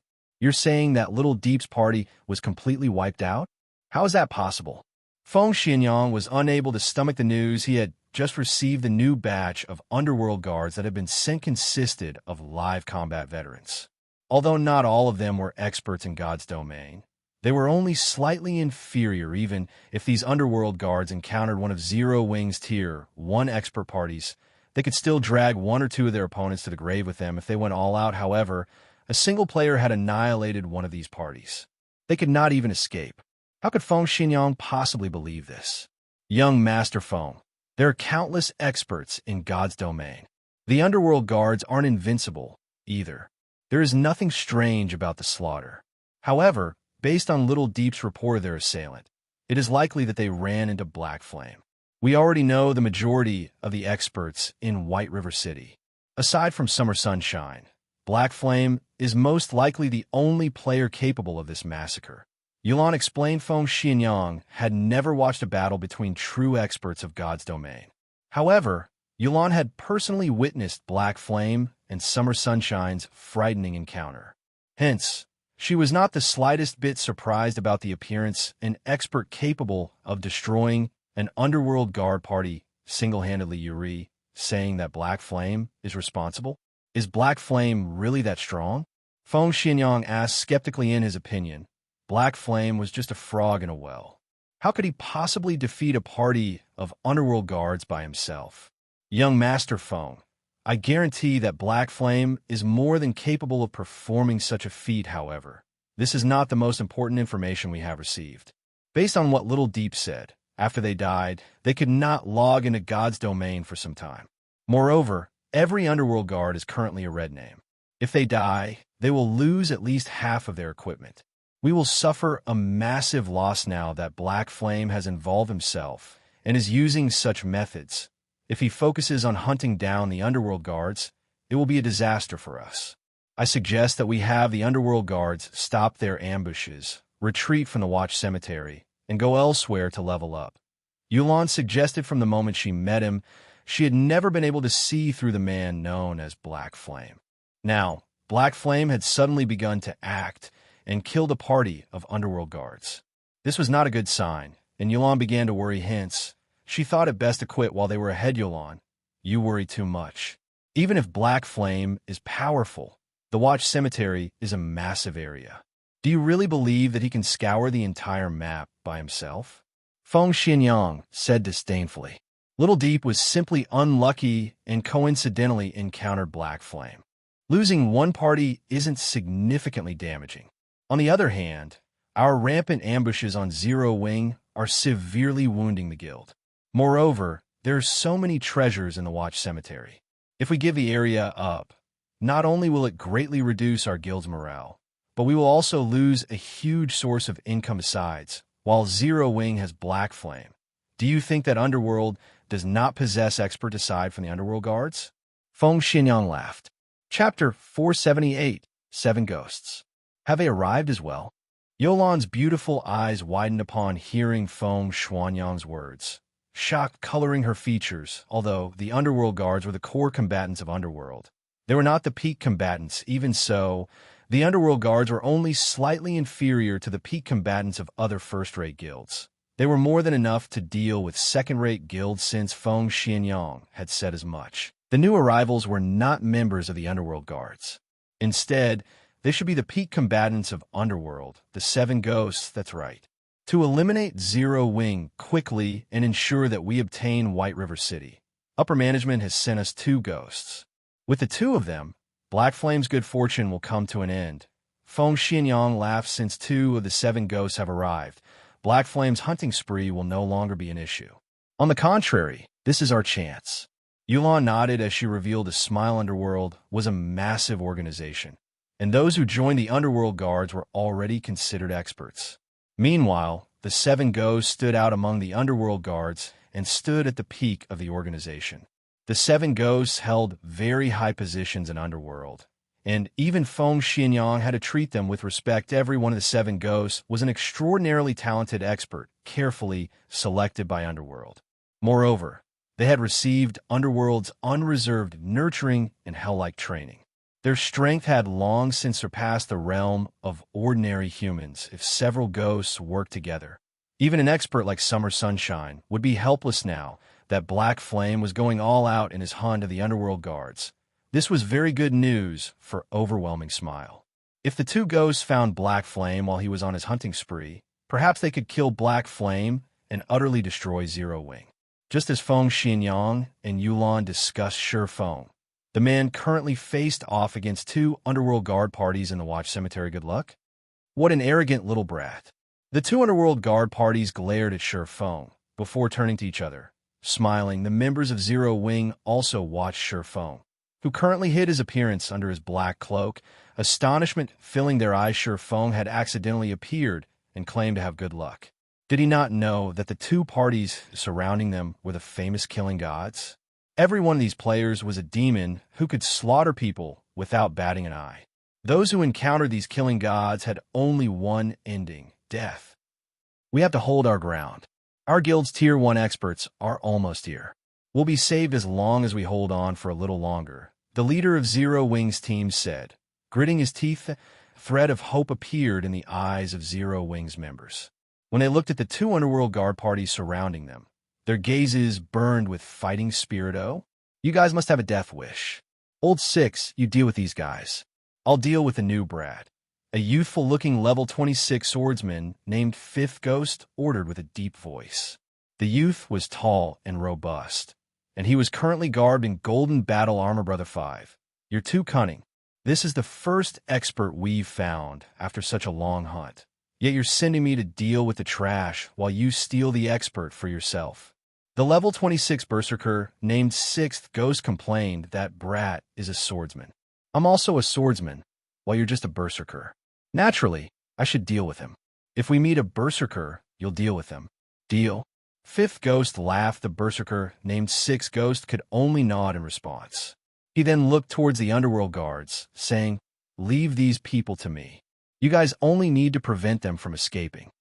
Yes, the Underworld Guards immediately took up their formation. However, when Zero Wing's members heard that the man named Sixth Ghost intended to deal with them alone, they rejoiced. Each side had about the same number of players. If the enemy faced them as a team, they stood no chance. If only one person attacked, however, they could probably kill that player and escape. We'll charge together. After we get rid of him, we can take the opportunity to break through the encirclement. The Ranger team leader whispered at this moment. When Shifeng saw Sixth Ghost approach the group, he suddenly said, "No, you guys aren't his match." In a moment, run in the opposite direction. Elementalists, use ice walls and frozen circles while I hold them back. Zero Wing's elite team was strong enough that they had a good chance of defeating any ordinary expert. However, the berserker before them was not an ordinary player. The killing intent and pressure he radiated did not belong to an ordinary expert, so much so that even Shifeng sensed danger from the berserker. Moreover, when Shifeng used omniscient eyes to inspect everyone's data, Six Ghost data surprised him. The berserker named Six Ghost was actually a Tier 1 class.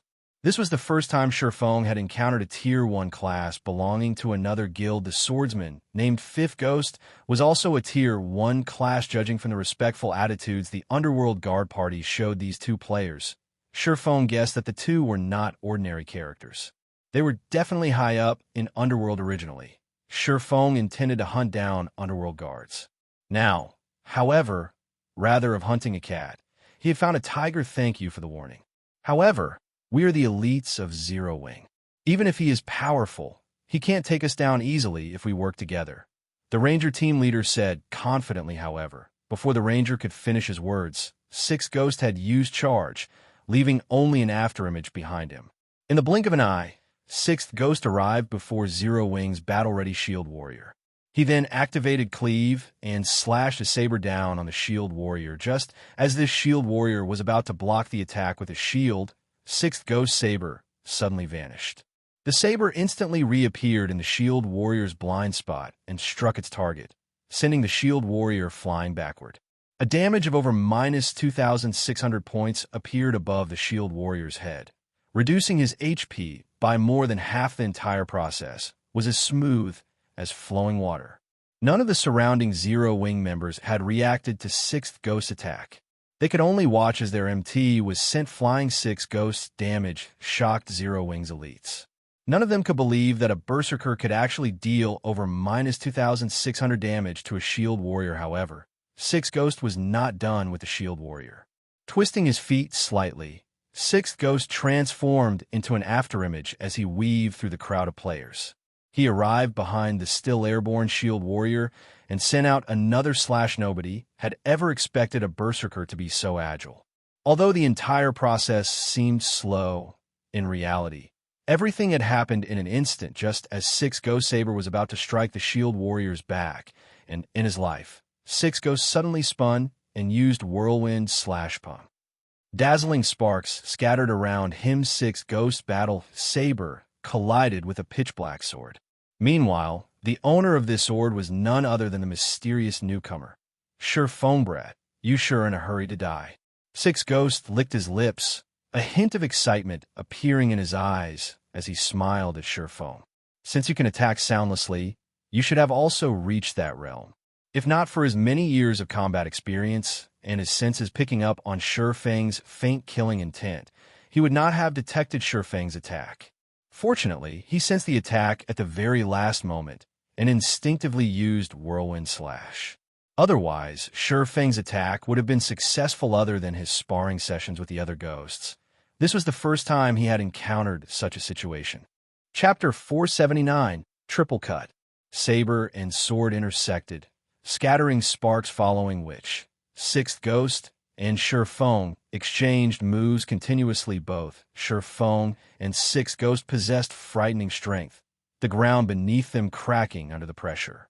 Surprisingly, neither expert had actually taken a single step back. However, it was a different story for the players watched from the sidelines. Due to the resulting impact from the weapon's collision, the spectators were forced to retreat. They are so powerful. Even from this distance, I can feel how intense the impact is.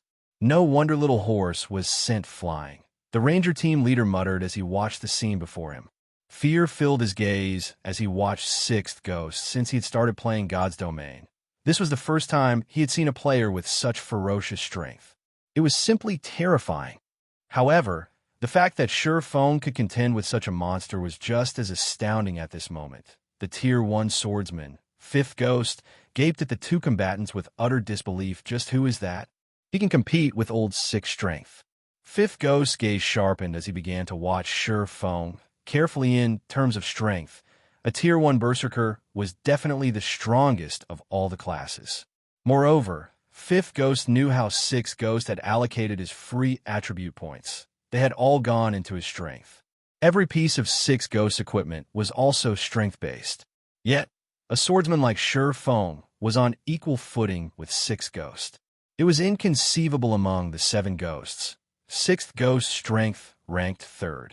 Even a swordsman like himself refused to confront Sixth Ghost directly, relying on techniques to achieve victory instead. Now that an expert, capable of matching Sixth Ghost's strength, had appeared, Fifth Ghost could not help but focus on the fight. Brad, it seems that you're a Tier 1 class as well.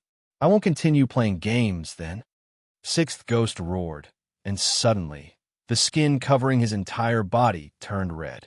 His momentum had also changed as a violent aura surged forth from his body. This move was a Tier 1 skill belonging to Tier 1 Berserkers, Bull's Rage, which increased the player's strength by 20% for 15 seconds. Sixth Ghost's strength had already been quite high.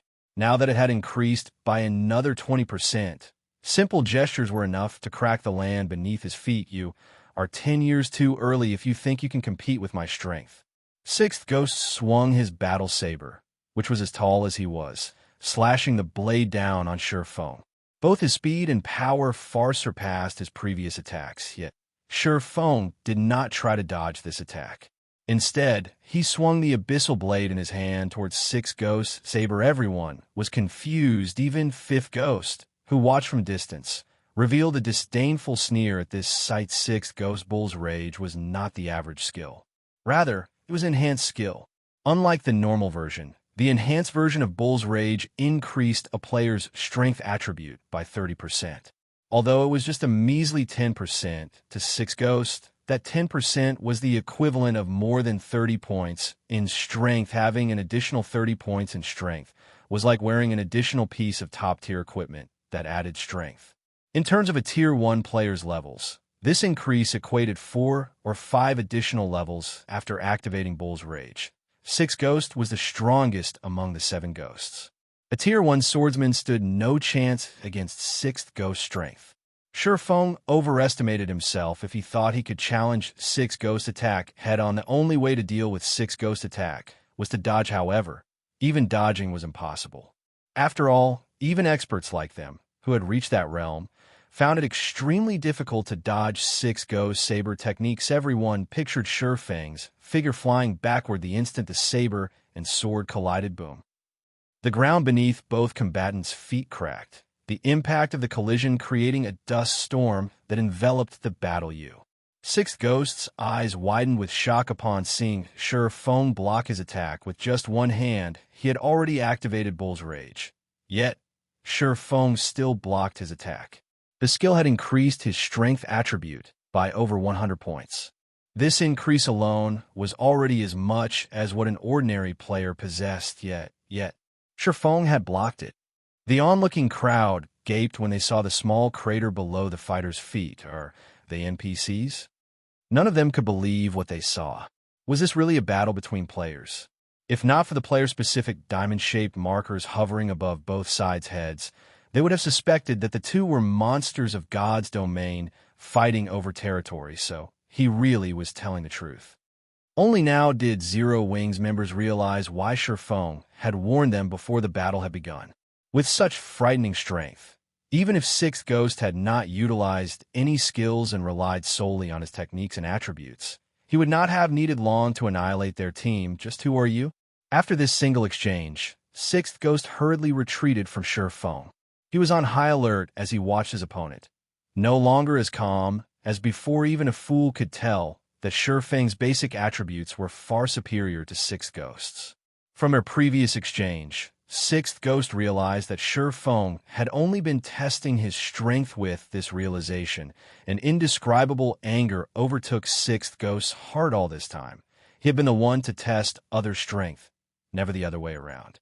Now that someone had done the same to him, Sixth Ghost's pride, as one of the 7 ghosts, had been wounded. You attacked first. Why are you the one asking this question? Feng chuckled. Brat, you're courting death. As Sixth Ghost bellowed, the battle saber in his hands transformed into 3 saber images. These saber images sealed off Feng's path of retreat as they bombarded their target. At this moment, it looked as if Sixth Ghost held not 1, but 3 battle sabers in his hand. Soundlessly, Sixth Ghost appeared right in front of Feng. Hand-to-hand combat relied on 2 things: attributes and techniques. Currently, Feng's attributes were far superior, so Sixth Ghost chose to contend with Feng using techniques. Triple cut. Feng's expression immediately turned grave. Immediately, he brandished the Abyssal blade. Meeting the oncoming attacks, triple cut was a more advanced technique compared to second acceleration. Second acceleration was a technique used to fool the enemy's eyes and attack the blind spot. However, triple cut was an advanced attack technique that relied on the body's center of gravity to focus all power into a single point. The attack was extremely fast, to the point that others would see 3 weapons instead of 1. In reality, these were only after images. Dang, dang, dang. The sound of metal clashing echoed through the air for a time. The area between Sixth Ghost and Feng had become a whirlwind of blades. The constant and deafening clangs of metal on metal made everyone's ears ring. However, when they looked at the battlefield, they failed to see any collision between weapons. Such a powerful triple cut. Although Feng had not received any damage, he struggled to defend against Sixth Ghost attacks with the Abyssal blade. Even though he was significantly faster than Sixth Ghost, he could do nothing but defend himself. This was the first time Feng was at a disadvantage against a berserker in a contest of speed. Feng had to admit that an advanced attack technique could increase a player's combat power significantly. Fortunately, he was quite a bit faster than Sixth Ghost.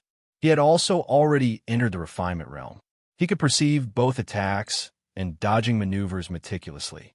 Otherwise, he would have already died under Sixth Ghost's triple cut. However, although Feng struggled to cope with the attacks, Sixth Ghost was not having an easy time, even after using Bull's Rage. Every time he crossed blades with Feng, he could feel his hands tremble from the resulting impact. His HP had even begun to fall slowly with each consecutive impact. Although it was only a very tiny amount, after a long period, his HP would eventually vanish. Old Six, I'll help you. Suddenly, Fifth Ghost figure appeared behind Feng. Immediately, he used triple cut with his 2 swords, aiming for Feng's back. Chapter 480, Stepping into the Second Phase. Fifth Ghost was a Tier 1 swordsman. Although he did not possess Sixth Ghost's frightening strength, in terms of speed, he was significantly superior to the berserker. In particular, Fifth Ghost's control over his center of gravity when using the advanced attack technique triple cut surpassed Sixth Ghost's. In addition, Fifth Ghost had used Wind Blade, increasing his speed significantly. At this moment, one could even vaguely see a fourth afterimage of his sword presently. Feng had already focused all his power into defending against Sixth Ghost's attack. He simply had no time to consider Fifth Ghost when Fifth Ghost saw his sword piercing Feng's chest. A sinister smile appeared on his face. "Brat, although your strength is quite good, you are still 10 years too early if you think you can fight against us 7 ghosts. Brother 5, be careful." Sixth Ghost suddenly shouted in panic when he saw Fifth Ghost's delighted appearance. Fifth Ghost immediately sensed that something was wrong because his instincts were telling him right here and now that he had already arrived at death's door. He then realized the sensation he felt with his hand when his sword stabbed into Feng was as if he had just pierced through air. Suddenly, he felt goosebumps rising all over his body. He immediately activated his life-saving skill, Defensive Blade, and abruptly leaped forward. However, he was still a step too slow. Hua. At the same time as he activated Defensive Blade, Fifth Ghost felt chilling sword auras striking at his back. These piercing sword auras were the attacks Feng had launched at Fifth Ghost upon arriving behind the ladder, using silent steps. If Fifth Ghost had not activated Defensive Blade at the first sign of danger, allowing him to negate several instances of damage, he would have become a corpse by now. Just who are these people? Feng knitted his brows slightly. Feng found it truly hard to believe that such experts would actually appear in Underworld. He had also never heard of such experts in his previous life. After using silent steps, he had swung the Abyssal Blade immediately. At such a short distance, as well as with the element of surprise, experts of the same level definitely would not be able to react in time.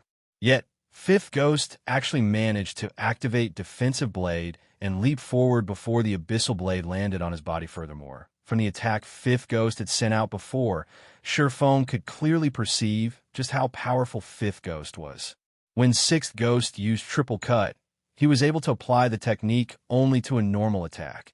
He could not use the technique with a skill. On the other hand, Fifth Ghost was able to integrate Triple Cut together with a skill in fast-paced close combat like this. Other than some special skills like silent steps and instantaneous movement, the difficulty of using attack skills in battle was extremely high. Such attack skills simply had too long a cast time and required one to go through fixed motions before the skill could be activated. The speed of using an attack skill was simply incomparable to the speed of a normal attack. Moreover, even if one was highly proficient with a skill and could activate it very quickly, excessive speed could easily result in distortions in the motions and, consequently, a drop in completion rate, rendering the skill practically useless. Hence, the fact that Fifth Ghost was able to integrate an attack skill into the battle was something extremely difficult to achieve. Performing such a feat was no longer something feasible for ordinary men. Even Feng's current self would not be able to do so. Moreover, Feng had clearly been the one to attack first. Yet he was still a step behind Fifth Ghost. This situation reminded Feng of Soaring Snake's godlike reaction speed. Fifth Ghost might be similar to Soaring Snake, both of them possessing a reaction speed of less than 0.1 second. Feng estimated Fifth Ghost reaction speed at around 0.7 second. However, it was obvious that Fifth Ghost was more proficient at utilizing his reaction speed to his advantage originally. Feng had thought of following up his victory with a hot pursuit. However, upon noticing Sixth Ghost charging at him, he had no choice but to shift his focus. Brat, not bad. Not only are your attributes so overpowered, you actually possess that sort of skill as well. You very nearly did me in just now. However, you will no longer get another chance like that. After regaining his composure, Fifth Ghost turned around to look at Feng, a hint of greed flashing across his eyes. He then took out a bottle of Haunted and drank it. Every piece of equipment they had on them was top tier. Yet, Feng had still managed to overwhelm them with his attributes. This showed that Feng's equipment was a cut above theirs. If they could kill Feng and obtain his equipment, it would definitely allow their combat power to rise to the next level in a 2-on-1 situation. Feng no longer held back as he used Purgatory Power, increasing his attack speed by 100%. He then used Void Steps, Vanishing from everyone's eyes, he disappeared. Sixth Ghost was stunned. Before he could figure out what was going on, he suddenly discovered that Shi Feng had already appeared directly beside him, the abyssal blade mere centimeters from his neck. Sixth Ghost hastily bent his body away with all his might, however. He was still too late, as a fountain of blood sprayed out from his neck, a critical damage of over minus 3,000 points appearing above his head from this attack alone. Sixth Ghost had lost more than half of his HP immediately after. Shi Feng followed up with another strike. One more hit was all he needed to finish off Sixth Ghost, however. Fifth Ghost sword was already curving towards Shi Feng. Moreover, Sixth Ghost was now aware of the danger, his saber moving to greet Shi Feng's sword. In this situation, Shi Feng had no choice but to break off his attack. He then used Void Steps once more and disappeared from everyone's sight, so your Black Flame. However, if you think you can rely on this footwork to defeat us, think again. Before coming to the Watch Cemetery, Fifth Ghost had already received information on Black Flame from Youlan. He had also watched the battle between Black Flame and Summer Sunshine, so Shi Feng's Void Steps was still fresh in his mind. Now that he was seeing the footwork in action, he determined Shi Feng's identity right away. Then, Fifth Ghost abruptly changed his sword's trajectory, swinging the weapon at the empty air beside him. Fifth Ghost's action confused the spectators. They could not understand what the swordsman was trying to achieve with this action in the next instant. However, everyone immediately received an answer to their questions when Shi Feng suddenly appeared in the path of Fifth Ghost's sword. At this moment, Shi Feng was using the Abyssal Blade to defend against Fifth Ghost attacks adapted to Void Steps already. Shi Feng was slightly surprised. Shi Feng knew full well that Void Steps was not an invincible technique, although the footwork could force others to ignore his own presence, making it seem as if he had vanished from thin air. Someone who had undergone special training could still catch him once they let their eyes adapt to the technique.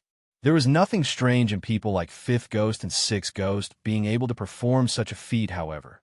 The speed with which Fifth Ghost managed to adapt to the technique still exceeded Shi Feng's expectations. During Shi Feng's moment of surprise, Sixth Ghost had also slashed his saber at Shi Feng's back, forming a pincer attack around Shi Feng. Left with no other choice, Shi Feng activated Windwalk as well as Void Steps to retreat. Although the two ghosts had adapted themselves to Void Steps, there was still a brief moment of delay before their eyes could locate Shi Feng.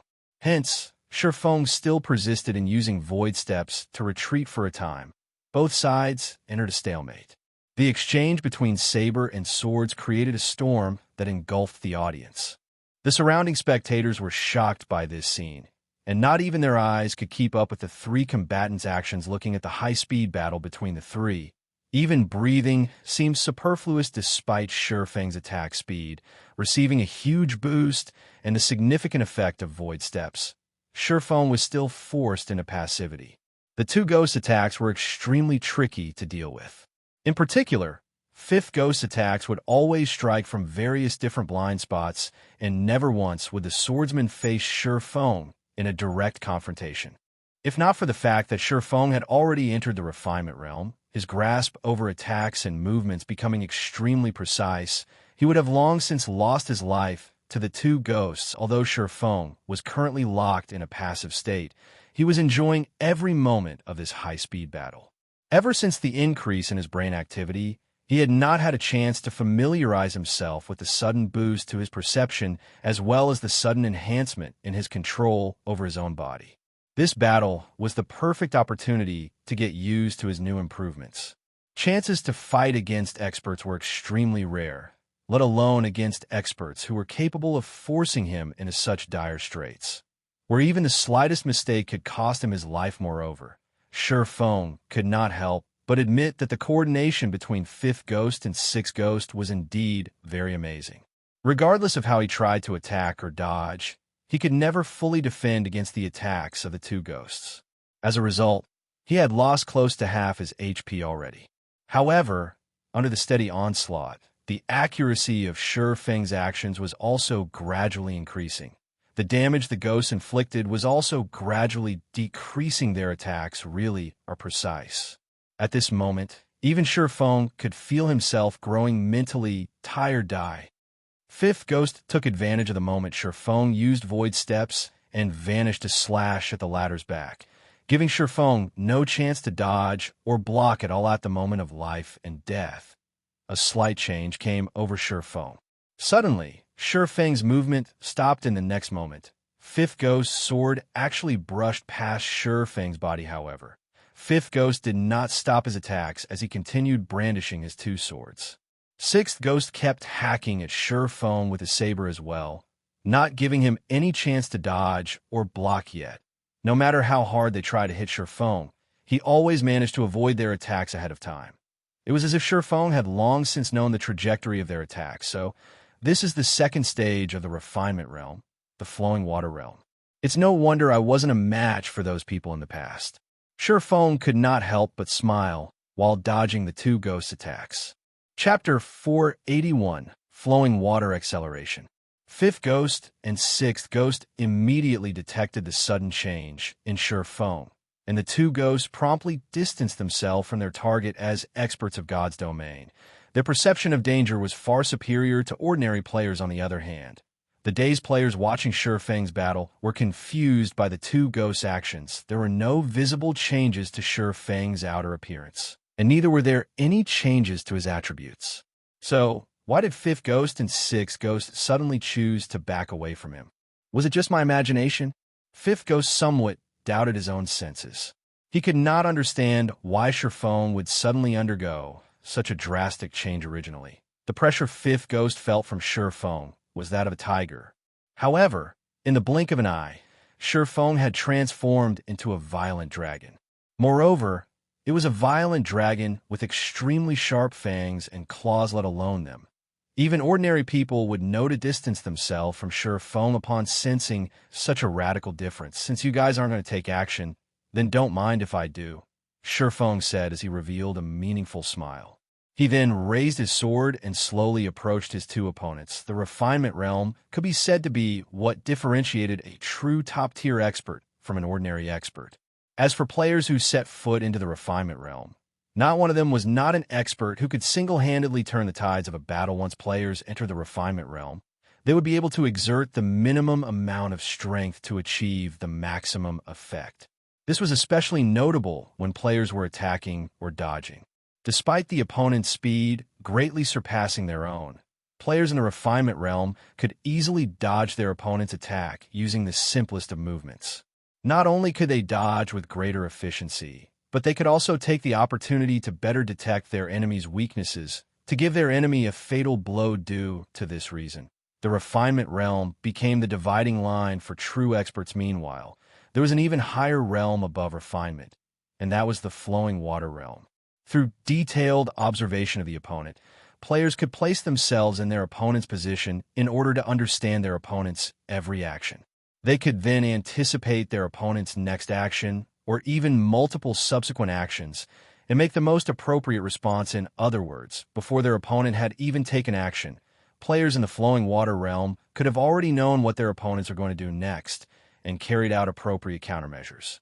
Compared to responding only after the opponent had begun taking action, players would have a lot more time to react and perform swifter and more precise actions. Hence, for Shifeng, who had already seen through the coordinated attacks of Fifth Ghost and Sixth Ghost, it was very easy for him to dodge and react to his two opponents' attacks. When Shifeng slowly approached Fifth Ghost and Sixth Ghost, the two ghosts unconsciously began backing away, as well. Looking at this scene, where one side was advancing while the other was retreating, the surrounding spectators were stupefied.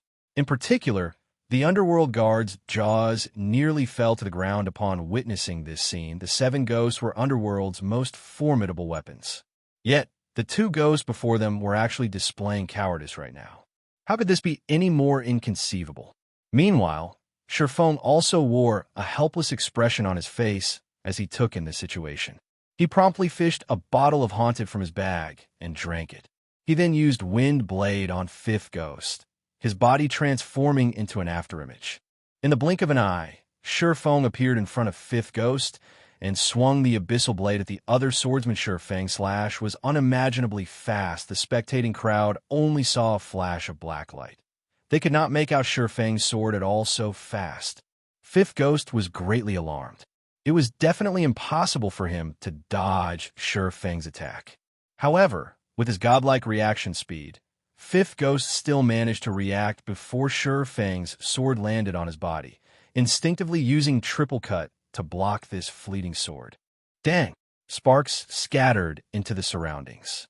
At the moment of imminent peril, Fifth Ghost succeeded in blocking Sure Feng's attack with the sword in his hand. As a result of the impact, however, Fifth Ghost was forced to retreat numerous steps before he could stabilize his body. His entire hand also numbed from the impact. How could this be? This is triple cut?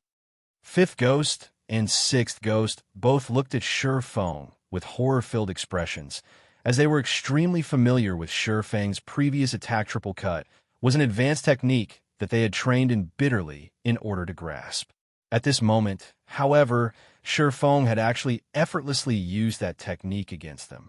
How could they not be shocked? So there's such an effect as well. Sure Feng looked at the Abyssal blade in his hand, similarly surprised just now. He had taken advantage of the pressure Fifth Ghost and Sixth Ghost had placed on him to enter the flowing water realm. However, he had not expected that, after he entered the flowing water realm, his attack would also receive such a boost originally. He had relied on eliminating excess actions in order to increase the speed of his attacks. At this moment, however, maybe because his control over his body had received a huge improvement, the instant he attacked, he was able to apply all his physical power into that single slash. As a result, not only were there no excess movements in his attack, but his attack had also received a huge acceleration, which allowed his sword to reach its maximum speed in the shortest amount of time possible. Taking Fifth Ghost as example, if the initial acceleration of Fifth Ghost's sword was counted as 100 and his sword's maximum speed is 20, then from the moment he started swinging his sword, he would need 0.2 seconds for his sword to reach its maximum speed.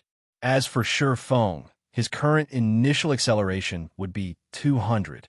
If his maximum speed was similarly 20, then he required only 0.1 second to reach his maximum speed.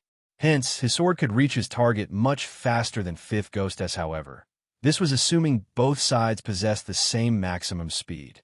In reality, as Sure Feng's attributes were much higher, his maximum speed was a lot higher than Fifth Ghost and Sixth Ghost's. Thinking up to this point, Sure Feng could not help but grow excited. Hoping to find the feeling from before, Sure Feng stepped forward and launched a fierce assault on Fifth Ghost. Once more streaks of black light suddenly appeared before promptly disappearing.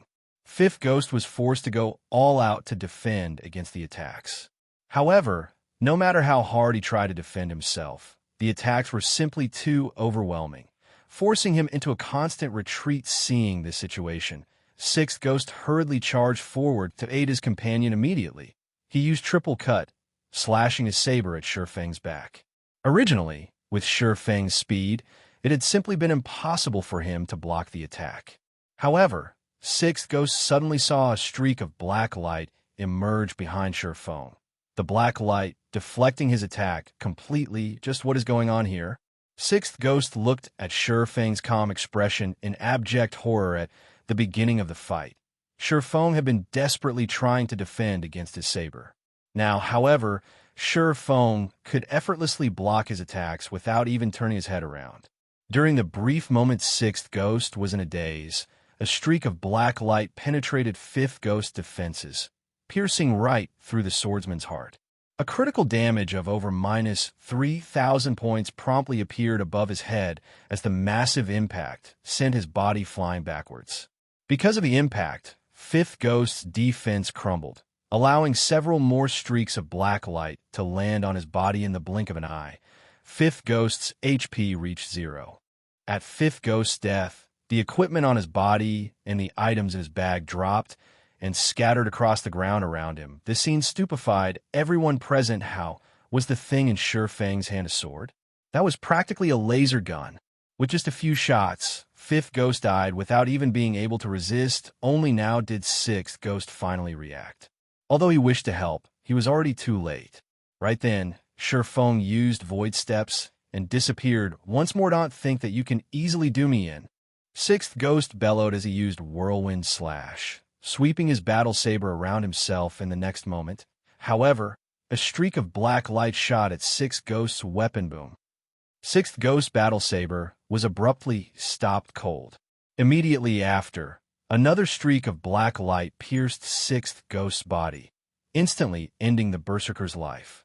Once more, equipment and items were scattered across the ground. The members of the Underworld Guards shivered and paled at the sight of Fifth Ghost's and Sixth Ghost's bodies lying on the ground. They promptly turned around and fled as Underworld Guards. They knew full well just how powerful the two ghosts were working together. The two of them could easily annihilate 4 or 5 Underworld Guard parties. Meanwhile, the fact that Shi Feng succeeded in defeating the two ghosts all by himself showed that he was also fully capable of annihilating their two parties. If they did not escape, only death awaited them. Want to escape? Too late. Shi Feng immediately changed the aura of space to the aura of wind, increasing his movement speed greatly. He caught up with the fleeing Underworld Guards in no time, and just like a whirlwind sweeping away the clouds, he practically killed each Underworld Guard with just one hit in the blink of an eye. The 10 remaining Underworld Guards were turned into a pile of corpses, their equipment and the items inside their bags scattering all over the ground around their corpses. Chapter 482, The Strength of Single Man. This haunted really is frightening. It is actually able to force a red name to drop every single piece of equipment they are wearing. Underworld should be shedding tears right about now. Shi Feng's heart was filled with joy when he looked at the ground littered with items. Killing the elite members of a guild would not cause any significant damages to said guild, as these elite members only had advanced equipment. Such equipment could be easily replaced. The equipment of experts, on the other hand, was different. Every single expert was an accumulation of a guild's top-tier equipment. Meanwhile, behind every piece of top-tier equipment was the sacrifice of a large number of players. Being able to steal a piece of top-tier equipment from a guild was the equivalent of slicing a piece of flesh off. Said guild, the Underworld Guard parties had a total of 12 members. Of them, 10 were mostly geared in level 25 secret silver equipment, mixed with a few pieces of level 20 fine gold and even dark gold equipment. As for Fifth Ghost and Sixth Ghost, their equipment was only slightly inferior to that of core members of Zero Wing. The majority of their equipment consisted of level 25 fine gold equipment, and even the most inferior pieces were level 20 dark gold equipment. Now, however, these 12 players were left with not a single piece of equipment on their bodies, thanks to Shi Feng. In addition, the 12 had also dropped plenty of items from their bags. Among them were plenty of haunted potions, as well as the good quality equipment, such as level 20 secret silver and fine gold equipment they had harvested from other players. Making a rough estimate, Shi Feng had earned more than 100 gold just from killing these 12 players. Split this advanced equipment among yourselves. Don't forget to leave some for your dead companions. Shi Feng only collected the top-tier equipment and haunted potions for himself, leaving the remainder for the team. He then disappeared into the dense forest in search of other Underworld Guard parties. So cool. Is that person really our guild leader? A female summoner asked as she watched Shi Feng's departing figure, her gaze carrying a seductive charm. It should be. Before, when that person named him Black Flame, he did not deny it. Moreover, he has even willingly left behind so much good equipment for us. Other than our guild leader, I doubt there would be anybody who would do such a thing. The Ranger team leader nodded in reply, his heart filled with an indescribable sense of excitement. It really is great to be a member of Zero Wing. The others could not help but exclaim despite the ongoing war between Zero Wing and Overwhelming Smile. As the leader of a guild, Shi Feng had actually taken the initiative to enter such a dangerous location all by himself. He had even rushed to their rescue at the first sign of trouble. With such a guild leader, even if they fell back to level 0 as a result of battling Overwhelming Smile, they would still do so willingly. Although guild leader has left all this good equipment to us, I suggest that after we set aside several pieces for those who died, we should place the remainder in the guild's warehouse. Now that we are waging a war against Overwhelming Smile, the guild's expenditure is very large. We can't take advantage of the guild at such a crucial period. The ranger said that others promptly nodded in agreement. Currently, Feng was searching for treasure chests in the Watch Cemetery while waiting for space movement's cooldown to end and news to appear in the guild channel. Space movement had a 5-minute cooldown. As he did not wish to waste time during this period, he had started hunting for treasure. Feng could not be more familiar with the Watch Cemetery. He had visited this place many times in search of treasure in his previous life. Moreover, in the past, many treasure chest locations have been published on the official forums. Back then, as treasure chests that had already been found would not reappear at the same location, nobody actually cared about keeping these locations a secret. Instead, they actively publicized and showed off their discoveries. As a result, their actions would now benefit Feng. There were plenty of secrets in God's domain. In reality, Feng had just taken a casual glance at these treasure chest locations back then. He had not paid any particular attention to them. Even if his memory was very good, he could only vaguely remember these locations now. After all, nobody knew that they would reincarnate into their past lives. However, due to the improvement of Feng's brain activity, even his memory had received a huge boost. The things he could only vaguely remember before were now as clear as the sun at noon to him. Hence, his search for treasure chests became a very easy task. It was as if he was looking at a treasure map while treasure hunting. After just a brief search, Feng had already discovered a bronze treasure chest, obtaining more than 3 silver coins and a level 25 mysterious iron weapon from it. The number of treasure chests in this area is too little, while the number of players is too high. Many of the treasure chests should have already been discovered by someone else. It seems that I can only try my luck somewhere else, Feng muttered as he collected the items inside the bronze treasure chest. Currently, level 25 mysterious iron weapons were still in high demand. He then took a look at the system map. As I recall, there should be plenty of high-quality treasure chests located in the inner regions of the Watch Cemetery. Following which, Feng dashed directly towards the inner region of the Watch Cemetery for a couple of hours. Feng searched for treasure while killing any underworld guard parties that dared show themselves during this period. Feng had opened more than 30 treasure chests. Among them, 14 were bronze treasure chests, 16 were mysterious iron treasure chests, and 6 were secret silver treasure chests. He had also killed 11 underworld guard parties. Overall, he had gained a frightening harvest. Although these underworld guard parties did not have experts like 5th Ghost and 6th Ghost, they still contributed plenty of top-tier equipment to Feng's harvest. After all, these underworld guards normally killed many players, so they had accumulated quite a lot of good stuff, both on their bodies and in their bags. Now, however, all these items belonged to Feng. In other words, these underworld guards had just carried out free labor for Feng. Just the number of top-tier equipment Feng obtained exceeded 100 pieces. Not to mention advanced equipment Feng's harvest had instantly made up for much of the losses Zero Wing suffered before. Inside the guild residence of Overwhelming Smile, 5th Ghost and 6th Ghost died. How is this possible? Feng Xuanyang's eyes widened in shock upon reading the report he just received. He could not all accept this matter, as real 5th Ghost and 6th Ghost were Underworld's most formidable weapons. Now, not only had both of them lost all their equipment, but they could not even log back into the game right now. Just how was he supposed to report this incident to the higher-ups?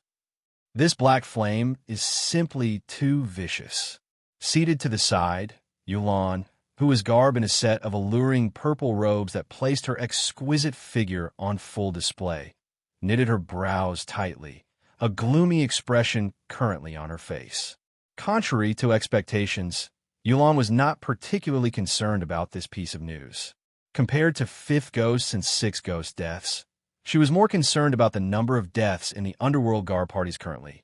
Statistics showed that more than 80 Underworld Guards had already died. As of this time, Underworld had sent over 200 Underworld Guards to Overwhelming Smile, and close to half had died. Practically all the Underworld Guard parties posted at the Watch Cemetery were dead by now. This loss was already well over the limit they could endure. Even if they emptied Overwhelming Smile's entire guild warehouse, they would not be able to make up for the loss in top-tier and advanced equipment. Aside from that, there was also the loss of levels, as well as the fact that all those killed by Feng were unable to log back into God's domain for a long period of time. Just how did he manage such a feat? Youlan muttered in confusion. The underworld guard parties were clearly scattered far apart from each other, making it extremely difficult to catch them all. Yet, Shifeng had only used a few short hours to wipe out nearly every underworld guard party within the Watch Cemetery. While Feng Xianxia and Youlan were feeling depressed, information regarding Shifeng's feat spread like wildfire throughout White River City. Players who received this piece of news were thoroughly amazed. 1 hit per person. Shifeng had actually managed to suppress a powerful guild all by himself, slaughtering Overwhelming Smile to the point where it had no choice but to recall all its members from the treasured land, known as the Watch Cemetery. This was simply too frightening. For a time, Zero Wing was once more the topic of conversation in the entire White River City. Chapter 483, Everlasting War. Although the fight in Watch Cemetery had not been on a large scale, it had dealt a massive blow to Overwhelming Smile. This was not a matter of winning or losing. Instead, it was because Overwhelming Smile had conceded. This 1 point proved that Overwhelming Smile was inferior to Zero Wing. In addition, Shifeng's stunning performance had calmed the rush to join Overwhelming Smile previously. They all had an optimistic view on Overwhelming Smile, believing that the guild was about to overtake the position of White River City's overlord. Now, however, the situation had taken a 180-degree turn, needing only 1 hit per person. Shifeng had wiped out all of Overwhelming Smile's experts within the Watch Cemetery. Without that hindrance, Zero Wing's Tier 1 experts were able to display their strength as they swiftly wiped out the normal members from Overwhelming Smile, forcing the guild to pull back from the treasured land, known as the Watch Cemetery. The Watch Cemetery was White River City's most resource-rich level 20 to 30 map. Losing it would undoubtedly be detrimental to Overwhelming Smile's future development. Although Overwhelming Smile was wealthy, that wealth would be meaningless if they could not convert it into leveling resources. The skies slowly darkened as the setting sun gradually disappeared past the horizon. After a day's struggle, many players had begun to return to the city to rest and celebrate their day's harvest. Bars, restaurants, clubs, and many such establishments were already crowded at this moment. In the rooftop dining room of a high-class restaurant, 2 female players feasted on delicacies as they enjoyed the view of White River City. Many male players present snuck glances at these 2 women. Of the 2 female players, one was petite and lovely, while still sporting stunning curves. The other was even more beautiful. Her face was so pure that it put flowers to shame and outshone the moon. Her snow-white skin looked so delicate that it seemed as if it might break from the gentlest touch. Currently, although she wore a long, aqua-blue mage robe, trimmed in gold, the clothing failed to conceal her graceful body. These 2 were none other than Blue Bamboo and Thoughtful Rain, the pair that had originally planned to join Overwhelming Smile. Blue, what did I tell you?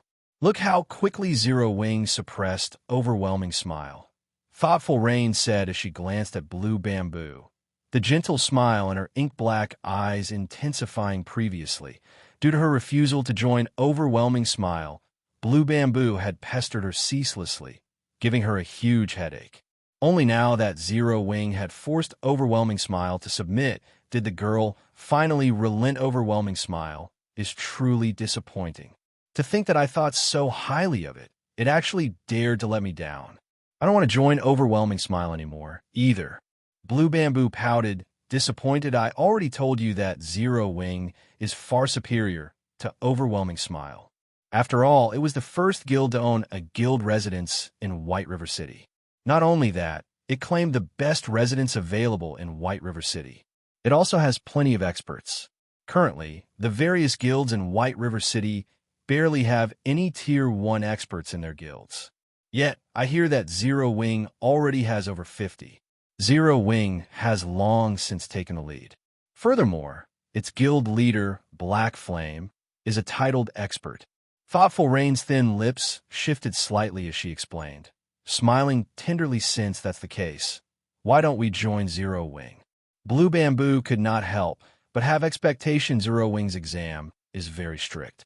I might be able to pass it, but I'm afraid that you...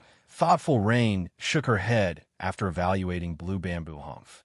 Who says my techniques are bad? I've only recently begun playing virtual reality games. After some time, I'll be more amazing than even Black Flame. Besides, Blue Bamboo's ink-black eyes suddenly shone as she revealed a meaningful smile, saying, "Rain, I know that you've encountered one of the higher-ups of Zero Wing before. His name was Yifeng, I think. He gave you a permanent pass to the library." All of my classmates turned green with envy when I told them about that item. Since he gave you such a precious pass, he should be able to admit us into the guild without any issues with his position. I'm only acquaintances with him. Blue, stop overthinking things, Thoughtful Rain hurriedly explained. Besides, if he invites you into Zero Wing and you perform badly, what then? Others will question his ability to manage the guild. Are you my best friend or his? You're actually defending him, yet you claim that there is nothing going on between you two? I don't care. In any case, I want to join Zero Wing. I have always wanted a piece of level 25 fine gold equipment. With your felonious body, you just have to say the word, and he'll let me into the guild and smother us with fine gold equipment. Blue Bamboo stated as she swept a glance at Thoughtful Rain's graceful body. Her lips hooked up into a deep, suggestive smile. Thoughtful Rain was suddenly speechless at this moment. A party of 6 suddenly appeared before the female duo. The leader of this party was a middle-aged man with a burly body, examining the two with world-weary eyes. None of the party could be underestimated, as the other 5 also gave off an air of danger. The party's stance alone left the surrounding witnesses breathless. Their levels were even more astonishing. Of these 6, the lowest-leveled player was level 26, while the leading middle-aged man was a level 27 Guardian Knight. Excuse me, ladies, I couldn't help but overhear that the both of you are familiar with the higher-ups of Zero Wing. I wonder if you can introduce us to them? If you do, this level 25 Morning Dew staff will be yours, the leading middle-aged man said, smiling warmly. He then retrieved a 2-handed staff made of pure white jade from his bag, placing the weapon on the table. Gemstones were inlaid in the staff, and with a glance, it was obvious that the staff was no ordinary weapon. This is a secret silver staff. Its attributes are awesome. Blue Bamboo was immediately mesmerized by the Morning Dew staff. She then turned to Thoughtful Rain, saying, "Rain, we're heading over to Zero Wing anyway, so why don't we take them with us?" "I don't know. Why do you want to meet Zero Wing's higher-ups?" Thoughtful Rain only swept a glance over the Morning Dew staff before shifting her gaze back to the middle-aged man. She was no fool, since they had offered a level 25 secret silver weapon as a token of appreciation. Then they were definitely plotting something. She would not be a proper friend if she abruptly contacted Yifeng without knowing their intentions. Miss, please don't misunderstand. My name is Everlasting War. We seek the higher-ups of Zero Wing purely with the intention of conducting trade. This trade will only benefit, not harm, Zero Wing, so you can rest assured. If we really wanted to cause trouble for Zero Wing, we would have already done so. We wouldn't have to go through this much trouble, the middle-aged man explained. Right then, I'll contact him for you, but it will be up to him whether or not he meets with you. Thoughtful Rain nodded in agreement, feeling that Everlasting War's words sounded reasonable, following which Thoughtful Rain called up her friends list and contacted Yifeng. Chapter 484, King. Currently, Shifeng carefully scoured one of the dark, quiet tombs in Watch Cemetery's core region while he explored. Shifeng had received news from Aqua Rose about Overwhelming Smile withdrawing from the competition over the Watch Cemetery and shifting its focus to several other level 20 maps with fewer resources. The members of Overwhelming Smile had also begun to keep a low profile with the threat of Overwhelming Smile gone. Shifeng decided to transverse deep into Watch Cemetery's core. The tomb he currently explored was unique. It was a resting place for royalty. It was also known as a king's tomb. Locating this particular tomb had not been easy, as it had been built to prevent grave robbers from plundering the valuables buried with the dead. This place had been carefully hidden. It had been built inside a cave under a steep cliff. After its construction, the original path used to travel to this place had been destroyed. After several hundred years, vines had covered the cliff, making it even more difficult to notice the cave in the past. A skilled assassin had accidentally discovered this location. Afterward, That assassin had led a powerful team to the king's tomb and successfully plundered the treasure inside. After claiming the treasure, he sold the item for over 1,000 gold, earning everyone's envy. Even so, in the god's domain of that time, the assassin had still taken a loss when he sold the item. Why had it been a loss?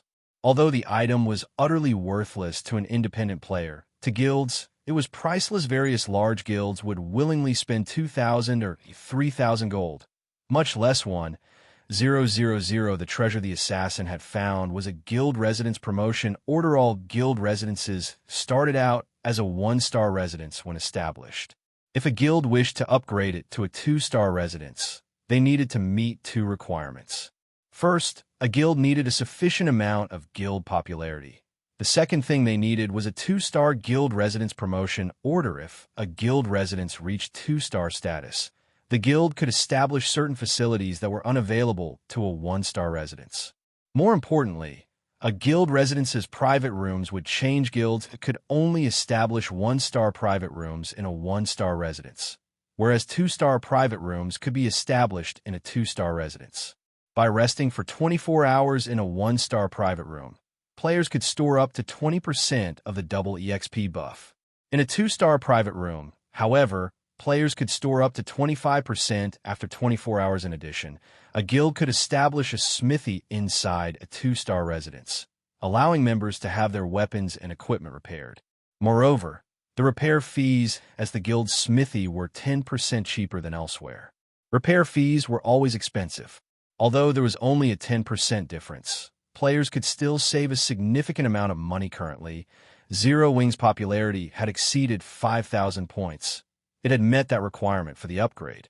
Hence, now was the perfect time for Feng to collect the promotion order. Danger awaited any player inside the king's tomb, as traps had been built throughout the crypt. Unfortunately, none of these traps proved to be useful against Feng. He destroyed every trap he encountered with a single slash. This should be it, Feng muttered as he entered a majestic stone room, focusing on the tightly sealed white jade sarcophagus lined with gold that occupied the center of the room. Wetting his lips, he advanced towards the sarcophagus. When Feng was only 20 yards away, the sarcophagus suddenly opened. Black smoke slithered out of the sarcophagus. Soon, the black smoke coalesced into a youth in golden armor. The youth had a white cape draped over his shoulders and a golden crown adorning his head. More importantly, the youth carried the air of a king. Anyone who basked in his aura would tremble and submit body and soul. However, this youth's body was currently in a half-transparent, ethereal state. He was not a physical entity, but a ghost. To be precise, this youth was the ghost of a king, as expected of the king of a generation. Even in death, he still possesses such a powerful aura. If he were still alive, I'd have no hope of escaping with my life, Feng muttered after observing this ghost king with omniscient eyes. King of ghosts, Monroe Bell, High Lord. Level 30. HP 4,000/4,000,000. Being capable of receiving the title of king proved that Monroe Bell had been a Tier 3 class before he died. The pair of swords in Monroe's hands indicated that he had been a Tier 3 sword king, the equivalent of a great lord, during his lifetime. However, after Monroe Bell died, he had weakened significantly. Now, he was only as strong as a High Lord. Even so, he would not be an easy challenge for Feng immediately. Feng activated Heavenly Dragon's power, increasing his strength by 100%, HP by 300%, and defense by 300%. Suddenly, Feng's HP rose past 27,000. However, his HP could not compete with the King of Ghosts, which possessed 4 million HP. Feng then used the activatable skill of the 7 Luminaries' Rings Aura of Water, Life Bloom, recovering 20% of his HP every second for 40 seconds. During this period, it would be the equivalent of having a powerful healer healing him indefinitely. Grave Robber received the Sword of Justice's retribution. Monroe Bell's pitch-black eyes locked onto Feng. Taking a step forward, the King of Ghosts dashed towards Feng as he sent a flurry of sword thrusts at the intruder with his king's sword. The King of Ghosts' sword carried with it a majestic aura. The aura alone was enough to scare an ordinary player, much less the flurry of thrusts. Monroe Bell's attack was like a tsunami. He gave Sher Feng no opportunity to evade the strike. Sher Feng immediately activated Purgatory Power, allowing his attack speed to soar.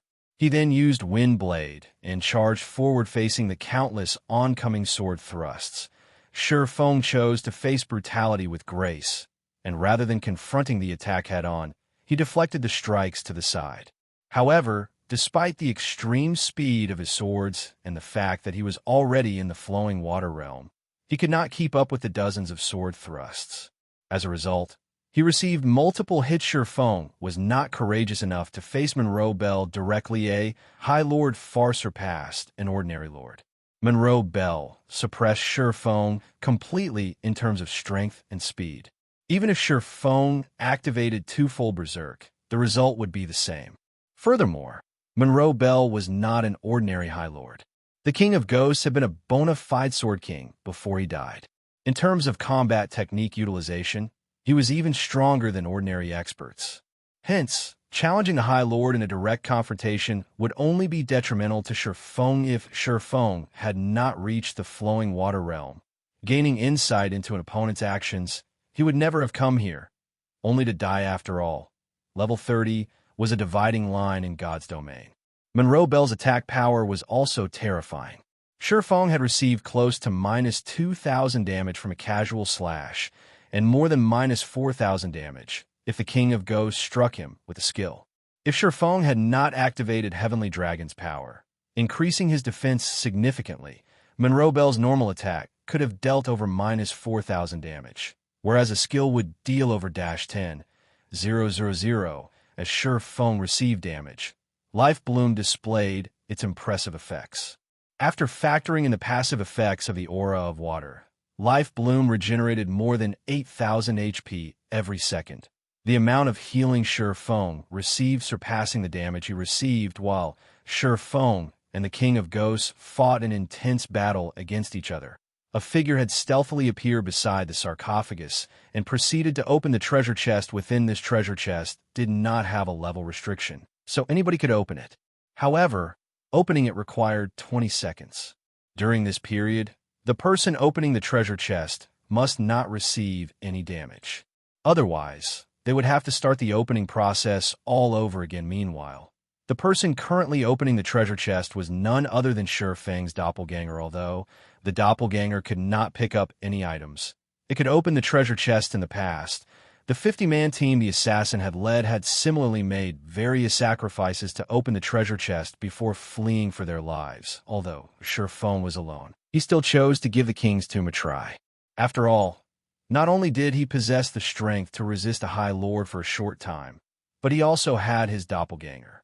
No one else would have a chance of completing the task by themselves. The moment the doppelganger opened the treasure chest, Sher Feng instantly swapped positions with it, having his doppelganger delay Monroe Bell while he looted the contents of the treasure chest. Monroe Bell was simply too powerful. Sher Feng's doppelganger barely lasted 3 seconds before it died. However, during those 3 seconds, Sher Feng had emptied the treasure chest. Seeing Monroe Bell charge towards him, Sher Feng hurriedly switched the Aura of Water to the Aura of Space before activating space movement and leaving the King's Tomb. Chapter 485, Number 1 Guild. Near one of the mass graves in Watch Cemetery's outer region, a tear in space suddenly appeared in midair. In the next moment, Sher Feng emerged. I finally escaped. Even after Sher Feng landed, he could still hear the King of Ghosts' angry roars. However, the tear in space had already closed. Even if Monroe Bell recovered his strength as a Tier 3 Sword King, he could not reach Sher Feng. Now that I have the promotion order, it should be about time to make a trip back to White River City.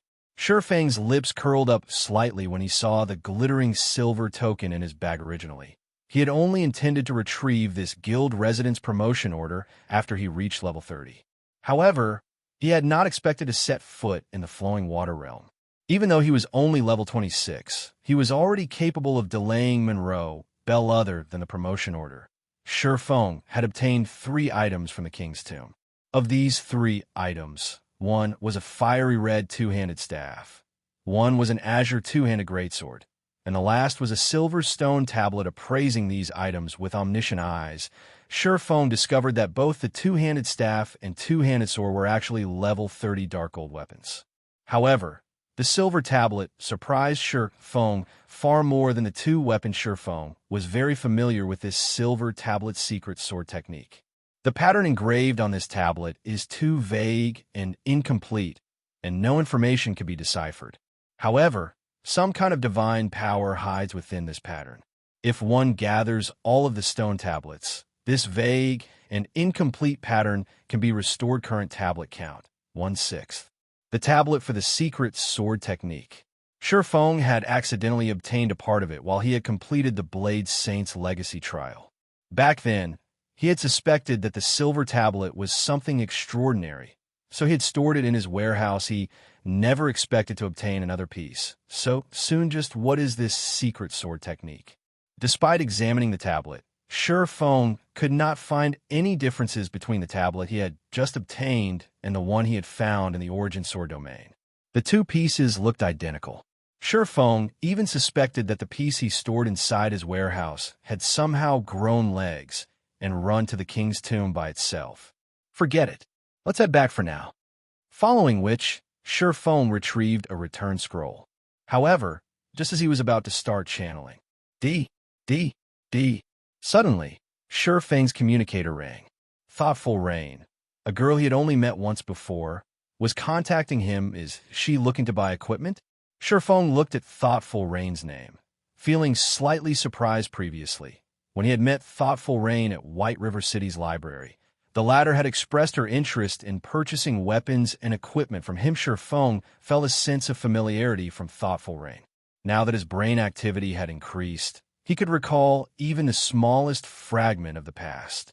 Yet, even after his memories had refreshed, he still could not recall the girl. He only felt that she was familiar, but he did not know why. Miss Rain, since you have contacted me, are you interested in purchasing some equipment? Shurfeng asked pleasantly, smiling. I'd like to, but today I'm contacting you because I have found a big business opportunity for you, Thoughtful Rain said, smiling sweetly. A group of people just happened to overhear me when I spoke about our acquaintance. In the end, these people asked me to contact you for them. They hope to meet with you now. Do you have the time? Who are these people? Shurfeng asked. He says his name is Everlasting War. He's a level 27 Guardian Knight, and his companions are all level 26. From the looks of it, they seem quite powerful, and they have excellent equipment. I'm assuming that someone with significant financial power backs them. Thoughtful Rain said, right, then let's meet at Zero Wing's guild residence. Shurfeng nodded before disconnecting the call. He then activated the return scroll. Shurfeng had heard of Everlasting War before. That person had been a famous character in God's domain, having the title of Everlasting War God. He was also an apex expert, and his fame was not the slightest bit inferior to Summer Sunshine's. In a direct confrontation, even Summer Sunshine would not be a match for Everlasting War. 20 seconds later, Shurfeng transformed into a streak of white light as he teleported back to White River City. The sky gradually darkened. A large number of players had returned to the city, and people crowded the streets. Passing through the lively streets, Shurfeng soon arrived at the bank. He then stored all of the top-tier and advanced equipment he had obtained in the guild's warehouse. He also placed the level 30 Dark Gold Staff, the Roaring Blaze Staff, and the level 30 Dark Gold Greatsword, the Azure Heart, on full display in the guild's warehouse for a time. The members of Zero Wing went into an uproar. The war between Zero Wing and Overwhelming Smile had significantly depleted the stock of equipment inside the guild's warehouse. Now, however, over 1,000 pieces of equipment had suddenly appeared. Aside from the large amount of advanced equipment, the stock of top-tier equipment had already exceeded 100 pieces. Beyond that, there were actually level 30 dark gold weapons inside the guild's warehouse. Currently, the players of various large guilds still struggled to obtain level 25 equipment. Bronze equipment was a challenge to obtain, much less mysterious iron. On the other hand, their guild had level 30 weapons. They were dark gold weapons to boot. They were definitely the best weapons in all of God's domain right now, however. Shortly after everyone in the guild started spreading the news, Shifeng had arrived at the Adventurers Association. He handed over the guild residence promotion order, officially promoting Zero Wing's residence to a 2-star Resident Star Moon Kingdom system announcement. Congratulations to Zero Wing for becoming the first guild in Star Moon Kingdom to own a 2-star guild residence. Rewarding 30,000 guild popularity, 500 gold coins to the guild, and 1 guild smithy promotion order White River City system announcement. Congratulations to Zero Wing for becoming the first guild in White River City to own a 2-star guild residence. Rewarding 10,000 guild popularity and 200 gold coins. The system announcement repeated 3 times, and every player in White River City heard it loud and clear. Damn. What is this crap? Our guild hasn't even obtained a guild residence yet. Already, Zero Wing has a 2-star guild residence? What's this 2-star residence thingy? Lots and lots of money. Suddenly, Star Moon Kingdom's official forums exploded with activity. Everyone discussed Zero Wing, and the various large guilds had also begun asking around about the benefits of a 2-star guild residence. Also, what was a guild smithy promotion order? However, the activity on Star Moon Kingdom's forums paled in comparison to White River City's Zero Wing is simply too amazing. Overwhelming Smile has only managed to establish its guild residence after much difficulty. Yet, Zero Wing has already obtained a 2-star guild residence. I've just received news that Zero Wing's warehouse has received an influx of top-tier equipment. There are even level 30 dark gold weapons in there. Now, Zero Wing's guild residence has been promoted to 2 stars. Zero Wing is simply overpowered. It seems that Zero Wing is still the true overlord of White River City. Although Overwhelming Smile is rich, it still cannot compete with Zero Wing. Now, even Overwhelming Smile's financial power in the game is no match for Zero Wing. We will have a better future if we join Zero Wing. That's not all. I just made some inquiries and found out that guilds can establish a guild smithy inside a 2-star guild residence. The repair fees there are 10% cheaper than elsewhere. Meanwhile, that guild smithy promotion order could be used to promote a 1-star guild smithy into a 2-star guild smithy. The repair fees of a 2-star are even lower, 15% cheaper. You can save so much on repair fees alone. Other guilds have no chance against Zero Wing. All hail Zero Wing. I want to join Zero Wing. For a time, Zero Wing became the #1 guild in the hearts of White River City's players of White River City. Suddenly, White River City went into a frenzy as players tried to join Zero Wing. Chapter 486, Generous Benefits. Inside the Adventurers Association, Shifeng was currently applying to establish a forge inside Zero Wing's guild residence, sir.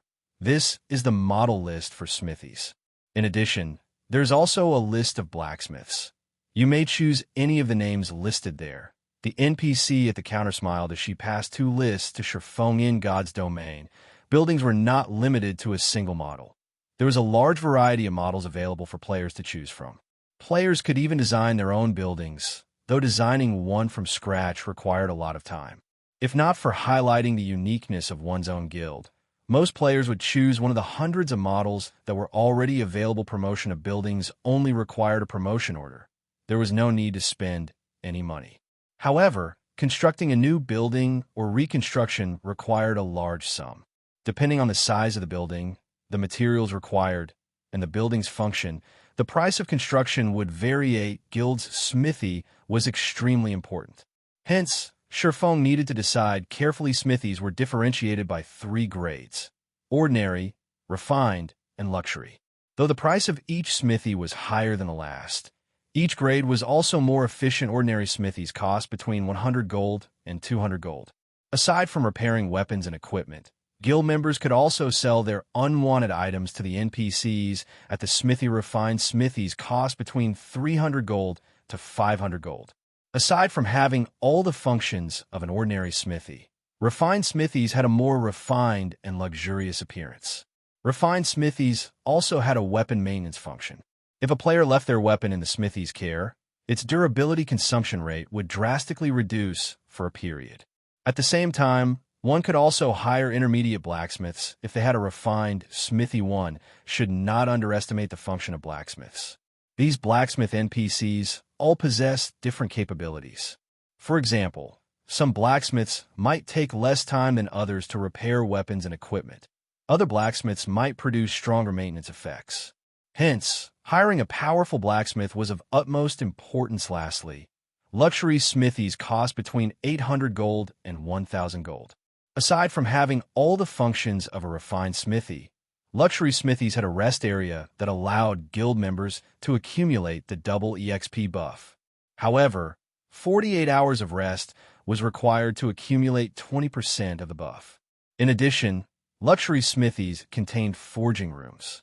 Moreover, these were advanced forging rooms, which were far more effective than those at the Star Street trading firm. One could also hire advanced blacksmiths for the guild's future development. We'll get the most benefits from the best option. Let's choose this 1,000 gold model then. After looking through the model list, Shifeng chose one of the largest luxury smithies available that allowed him to invite up to 10 blacksmiths. After deciding on the model, he began to choose his blacksmith. Shifeng had received 700 gold from the system reward alone. In addition, he also received over 300 gold for each dragon scale set equipment that's sold at the Blackwing auction house. At this point, he had already sold more than 20 sets. Currently, Shifeng had more than 8,000 gold on his person, making him wealthier than any single guild in Starmoon Kingdom. Moreover, gold would continue to fill his bags as more sets of dragon scale set equipment sold.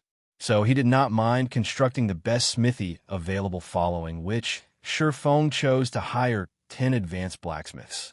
These 10 NPCs were the most skilled blacksmiths one could currently find. Their monthly wages ranged between 3 and 5 gold. After Shifeng finished dealing with the smithy, he searched for a secluded location to adjust his appearance back to Yifeng.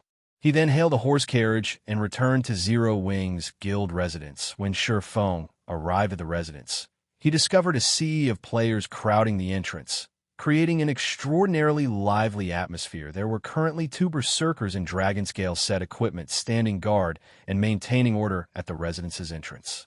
The fine gold rank glow from the sets thoroughly awed the players who had come to sign up for the guild. Is that a fine gold set equipment? I've seen it on the forums before. I think it's the dragon scale set equipment. Currently, a single set costs more than 300 gold. Zero Wing is just too rich. They actually bought 2 sets. Not just 2.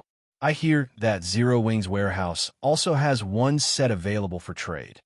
As the crowd discussed Zero Wing's wealth with astonishment, the newly constructed smithy also attracted their attention. The smithy's construction was not as tedious as the guild halls. The smithy required much less time as it had fewer functions. As long as the guild paid the construction fees, the smithy could be completed in less than 10 minutes. Zero Wing's smithy was 3 stories tall. The smithy's luxury-grade appearance dazzled the onlookers, and many among the crowd even believed that they had arrived at the capital city's advanced smithy. The smithy was large enough to accommodate several hundred players, and it was even larger than an ordinary guild hall. This is my first time seeing such an extravagant smithy. Zero Wing isn't giving Overwhelming Smile any chance of survival. Zero Wing smithy is almost the same size as Overwhelming Smile's guild hall. It's so much fancier than their guild hall, too. From what I heard from Zero Wing's guild members, this smithy even has a weapon maintenance function that reduces the durability consumption rate of a weapon for a certain amount of time. With this, who knows how much money we can save when grinding monsters and raiding dungeons. For this guild smithy alone, I'll do anything it takes to join Zero Wing. The independent players who had come to participate in Zero Wing's test watched the guild's transformation with reverence. Their desire to join Zero Wing, intensifying morale among Zero Wing's members, soared when they saw the growing flood of players coming to join their guild. Now, whenever they strode down the streets with their 6-winged emblem revealed, they would receive countless envious stares standing a short distance away from the residence's entrance. Thoughtful Rain quickly noticed Shifeng's arrival. Waving her hand, she shouted, "Yifeng, we're over here." Shifeng promptly walked over. Standing beside Thoughtful Rain was the expert who Shifeng was extremely familiar with. Everlasting War, however, Though Shifeng knew about everlasting war in the past, the reverse was not true. The 5 companions by his side were also outstanding experts. In the past, Shifeng had lived in an entirely different world from them. He had failed to reach even the upper ranks of God's domain, much less the pyramid's peak Yifeng. Let me introduce you. This man is Everlasting War. He wishes to discuss business with you. Thoughtful Rain slowly introduced Everlasting War's party to Shifeng at this moment. Everlasting War was shocked after evaluating Shifeng. The pressure he felt from Shifeng was intense. He had not expected Zero Wing to possess another unfathomable expert besides Black Flame. Hello, I am Yifeng, Shifeng said, smiling faintly at Everlasting War. This place isn't suitable for a discussion. Why don't we head inside to chat? Saying so, Shifeng led the group into the rest area in the guild residence's smithy. The rest area was very elegant. Even having beverages available for guild members, this rest area was no less impressive than the city's restaurants. Is this really a smithy? Trailing after Thoughtful Rain, Blue Bamboo's eyes shone brightly as she entered Zero Wing's residence. It was as if she had just stepped into an entirely different realm. Secretly, she said, "Rain, look, that's the weapon maintenance room. There are such high-quality weapons inside. Even the blacksmiths are the rarely seen advanced blacksmiths. Rain, make sure you say something to Yifeng later. With such awesome guild benefits, it would be a huge shame if we didn't join." Chapter 487, Dark Arena. Thoughtful Rain glanced at Blue Bamboo's pleading look before examining her elegant surroundings. Indeed, no other guild could compete with Zero Wing, so it would not be a bad choice for them to join this guild, huh? I only met Yifeng by chance. Our relationship isn't what you imagine. I can only try my best. Don't expect too much, Thoughtful Rain replied softly through their private chat. Blue Bamboo nodded vigorously compared to Blue Bamboo's fascination. Everlasting War and his companions only considered Zero Wing's benefits and environment decent. However, compared to a small, unknown guild, the sudden emergence of a great expert like Shifeng was what truly shocked them. Carefully observing his surroundings, Everlasting War suddenly realized that Zero Wing's members were actually quite powerful. They were much stronger than the members of other guilds, as the rumors had said. Zero Wing was the true overlord of White River City. A moment later, Shifeng had led the group to one of the small rooms located in the rest area. The environment inside the room was excellent, and the pleasant aroma filling the air soothed everyone's tense spirits. Shifeng had to admit that the luxury version of the smithy was worthy of the price. He had not spent 1,000 gold for nothing. What would you like to talk about? Shifeng asked casually as he looked at Everlasting War. Originally, I had hoped to ask Brother Yifeng to introduce us to your guild leader, Black Flame. However, seeing as Brother Yifeng possesses such strength and is one of the upper managers of Zero Wing, discussing this matter with you should have the same effect, Everlasting War said leisurely. Truth be told, we are not players from Starmoon Kingdom. Rather, we are from the Beast Empire, the 8th strongest country in God's domain. As you can see, although we are independent players, our weapons and equipment are not the possessions of ordinary independent players. Indeed, the majority of your party's equipment consists of level 25 fine gold equipment. The level 25 shield and weapon in your hands are even dark gold rank, something extremely rare throughout God's domain. There are not many guilds in Starmoon Kingdom capable of obtaining those items. Shifeng nodded in agreement. He could not help but admit that there was a massive difference regarding resources between the empires and kingdoms of God's domain, not to mention the difference between Starmoon Kingdom and the current 8th strongest country in God's domain. The Beast Empire, their weapons and equipment are all level 25 fine gold and dark gold rank. How is this possible? Blue Bamboo looked at Everlasting War's party. Her eyes widening with surprise. Blue Bamboo knew that Everlasting War was very powerful. She could tell that just by looking at his level all this time. However, Blue Bamboo had thought that the fine gold and dark gold rank glow effect surrounding Everlasting War's body originated from level 20 weapons and equipment. She never considered that he had level 25 weapons and equipment. Level 25 fine gold equipment was a luxury to any guild, much less dark gold rank by the side. Thoughtful Rain was also shocked. Only now did she understand why this party did not mind giving them a level 25 secret silver staff. It turned out that these players were all using level 25 fine gold and dark gold ranked weapons and equipment. Is this the gap between a kingdom and empire? Thoughtful Rain was greatly confused upon seeing the shock on Blue Bamboo's and Thoughtful Rain's faces. Everlasting War's companions felt proud, even though they had long since gotten used to the shocked expressions of White River City's players. You're mistaken. Although there's indeed a gap, it is not as large as you imagine. Moreover, they are no ordinary independent players. Someone has sponsored them. Feng explained in God's Domain. Both players in kingdoms and in empires face similar difficulties when leveling up.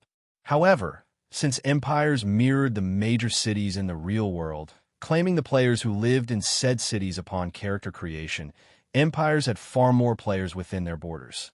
As a result of the astounding player population of an empire, the competition in an empire was far more intense than in a kingdom. The intense competition, in turn, gave birth to greater motivation, which resulted in empire players improving their techniques faster. Naturally, the levels and equipment of empire players were slightly better than kingdom players. As for Everlasting War's party, even in empires, they were far above ordinary players. So, how could the ordinary players of White River City possibly hope to compete with them? Feng's declaration stunned Everlasting War's companions, shock coloring their expressions as they stared at Feng's calm smile. Feng's words were not incorrect in the least. It was as if he had seen through every detail about them. Brother Feng is as amazing as expected. Someone has indeed sponsored our weapons and equipment. This is also why we have come in search of Guild Leader Blackflame. Everlasting War did not deny Feng's statement. Slowly, he said, "You might not know this, but a few days after God's Domain launched, the various major corporations around the world began to invest in the game. In order to prevent an overly intense struggle, these corporations began hidden competitions with each other. These competitions take place in the Dark Arena. The various major corporations send their experts to face each other, taking the chance to probe the opponent's strength. The victors earn large amounts of gold, credits, rare materials, and other benefits that you cannot even begin to imagine. I have come here today with the purpose of inviting Guild Leader Blackflame to join our battle team. If our battle team wins, it will benefit a guild such as Zero Wing that lacks funding. Not only can you obtain a large sum of credits, but you can also obtain a large sum of gold coins and top-tier equipment that you cannot even imagine exists now. However, I want to invite Brother Feng to join us instead. What are your thoughts on this?"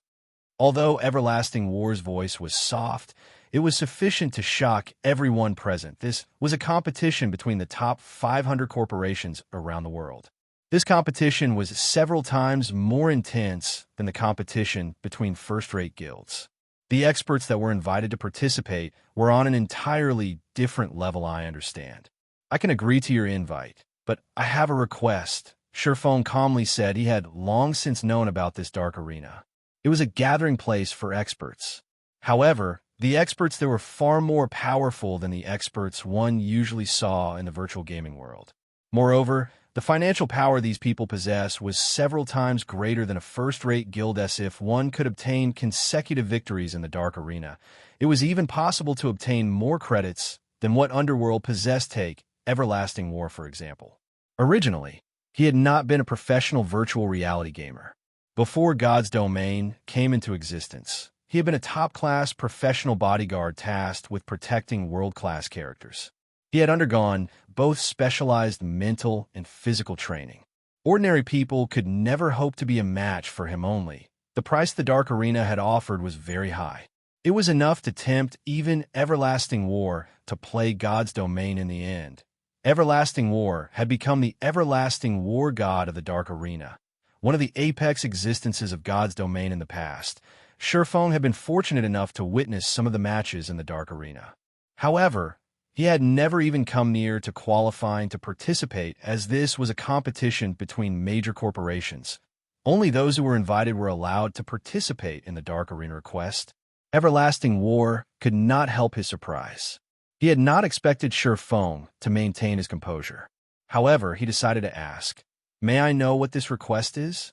Chapter 488, Young Genius. Although Everlasting War had already spoken, his companions had frowned in response to Shi Feng's reply. They had never expected that Shi Feng would try to negotiate. Countless people yearned to join a competition of such level. Yet, even many of the experts on the God's Domain experts list had been rejected. They were already stooping pretty low by willingly inviting an unknown expert, such as Shi Feng. Even world-renowned players fought to join the Dark Arena. Participating in the Dark Arena was already a supreme honor in and of itself. Not only could one win endless riches, but they could also receive the admiration of millions. It was even possible for one to become an international celebrity with a single battle knot. Even the ruler of Starmoon Kingdom was a match for the Dark Arena's participants in terms of status. After all, that was a stage at the international level. Thoughtful Rain and Blue Bamboo's little jaws hung in shock, their eyes filled with disbelief as they watched Shi Feng. The competition between guilds in God's Domain was intense. Almost every guild was supported by many corporations. However, not even the backer of a first-rate guild could compare with international corporations. It was merely an ant in the eyes of such giants, although the virtual gaming industry's total value rose with each passing year. It was still significantly inferior to other top industries. If a guild could obtain the financial support from such a corporation, they could instantly become a super guild, surpassing any first-rate guild in God's Domain. With such a good opportunity at hand, Shi Feng actually had a condition. However, Shi Feng did not care about what others thought about him. Taking a sip of tea, he returned his gaze to Everlasting War, saying slowly, "My request is very simple. I hear that each battle team participating in the Dark Arena consists of 10 members. Seeing as you only have 6 members at the moment, I wish to invite 3 of my people to join. That way, we will have a full battle team. What do you think? You must be insane. Just inviting you is already leader's limit. Yet, you still want to invite 3 others to join the team? Who do you think started this battle team?" A youth in black armor shot up from his seat in anger. The other members of Everlasting War's party were also clearly angry. Everlasting War, on the other hand, watched Shi Feng seriously. The member limit for each battle team had only been recently confirmed, so only an extremely small group of people know this information. How did Shi Feng, an upper manager of a small guild, find out about this? Suddenly, Everlasting War realized that the young man before him was shrouded in mystery. The only goal of the corporation sponsoring your battle team is to secure victory. Naturally, the stronger the chosen team members are, the better. I can guarantee that the players I want to include are all very formidable. Shi Feng explained. Although Shi Feng had not personally participated in the Dark Arena, he had a certain understanding of it. After all, it was the future battlefield for the apex experts of God's Domain. He had learned plenty of techniques from the matches held in the Dark Arena. For example, he had learned void steps from watching the Dark Arena's battle videos. If he could allow the experts of the guild to participate in the Dark Arena and experience those battles, it will enable them to improve their techniques further. Brother Yifeng, I am afraid that I am really powerless on this matter. There are a limited number of slots for the battle team. Although I am the team leader, I only have one invitation for the test, not the member slot for the battle team. Originally, I intended to test Guild Leader Black Flame's qualifications. However, even if he is qualified, I believe that, as the leader of a guild, he should be very busy with its management. Even if he has the strength, he should not have that much time to spare. That's why I wanted to invite Brother Yifeng. Everlasting War said, smiling bitterly. The competition between these international corporations was extremely intense. Every position on the battle team was unimaginably precious. So how could they give them away to Shi Feng so easily? I expected as much. All right, I accept your invitation. When will the test be held? Shi Feng nodded. He knew how valuable the slot was. The invitation alone had already greatly surprised him. However, he still wanted to know how much power Everlasting War, this battle team's leader, wielded. If he could obtain another slot, he would have truly profited. The unified testing time has yet to be determined. Let's add each other as friends for now. Once those in charge have decided on a time, I will contact Brother Yifeng immediately. Everlasting War promptly sent a friend request to the swordsman before him after Shi Feng added Everlasting War as a friend. They chatted about matters relating to the Dark Arena. Seated by the side, Blue Bamboo was utterly stunned by the two's conversation. She had never imagined that Zero Wing was so amazing. It had actually received an invitation from an international corporation. If the guild received support from such a corporation, its potential would be unimaginable. Blue Bamboo's decision to join Zero Wing solidified after both sides chatted for another half an hour or so. Everlasting War's group departed. Big Brother Everlasting. There are countless experts in God's domain. Aside from Black Flame, how could you invite Yifeng so casually? What if he fails to pass the test when the time comes? It won't look good to our superiors. Why don't we head over to Star Moon City and take a look? There might be some other amazing experts there. A beautiful female elementalist wearing crimson robes suggested. I know. Our superiors gave me an invitation slot precisely because they wish to test my judgment and to see whether or not I'm suited to lead this team. They will definitely replace me if I fail. Knowing this, I won't act recklessly. However, this Yifeng is indeed amazing. Based on his appearance, I'm guessing he is only around 20 years old. Yet, when he moves, not a single action reveals a weak point. There were not even any excess actions in his movement. I have already been in the refinement realm for close to 27 years already, so I can tell that he has clearly already set foot into the refinement realm. Moreover, his progression into the realm is also not shallow. This Yifeng is simply unbelievable. He is truly a young genius. As for Black Flame, I have already watched his battle videos. Although Black Flame is indeed amazing, his performance shows that he has only taken half a step into the refinement realm. He only displays such overwhelming might due to his equipment and skills. With the power backing me, I can easily obtain things such as top-tier equipment. Otherwise, I would not have chosen Yifeng. Refinement realm experts are as rare as phoenix feathers in God's domain. We are already very lucky to have encountered one. Even if we went to Star Moon City, it is unlikely that we will find another such expert. All right, let's return to leveling up for now. His teammates could not help their surprise after listening to Everlasting War's reasoning. They had not realized that Everlasting War had such a high opinion of Shi Feng. However, they also had to admit the scarcity of refinement realm experts. Even the 5 of them had only taken half a step into that realm. After Everlasting War and his party left, Shi Feng turned to thoughtful Rain, thanking her. I am truly grateful for Miss Rain's help today. If not for your introduction, I would not have such a fortuitous opportunity. If Miss Rain wishes to purchase equipment for yourself, I can offer a 50% discount. Really, thoughtful Rain knew how expensive top-tier equipment was on the market. Moreover, top-tier equipment was not necessarily available. If she could purchase top-tier equipment at a 50% discount, she could save tens of thousands of credits with each item. She could save over 1 million credits if she bought an entire set. In addition, the equipment available on the market was nowhere near as good as Zero Wing's equipment, of course. Shi Feng laughed. Great. I want to buy a set, then. Also, my best friend here, Blue Bamboo, has always been very interested in joining Zero Wing. However, as she has only recently started playing virtual reality games, she's not very strong. Can you perhaps allow her to join? Thoughtful Rain asked meekly. I am afraid I really cannot help you with that. Not even an upper manager like myself is allowed to bend the guild's rules, Shi Feng said, shaking his head. However, I can allow your friend to join and train herself with our guild's elite parties, having her learn the combat techniques of God's domain. Once she's sufficiently strong, she can then become an official member of Zero Wing. What do you think? I'll do it. I'll go. Originally, Blue Bamboo had been extremely disappointed when she heard Shi Feng's initial refusal. However, being able to improve herself with the elites of Zero Wing was not a bad alternative. Chapter 489, Shop.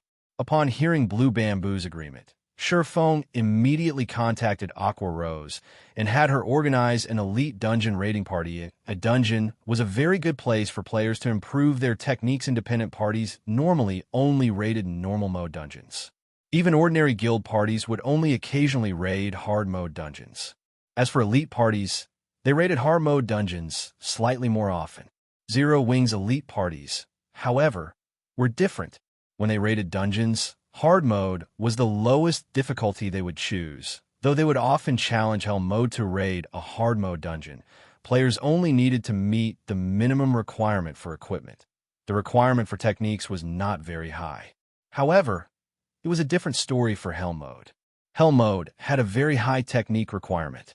Even if players' equipment was good enough to overwhelm the monsters that waited inside the dungeon, that did not guarantee that they could clear it.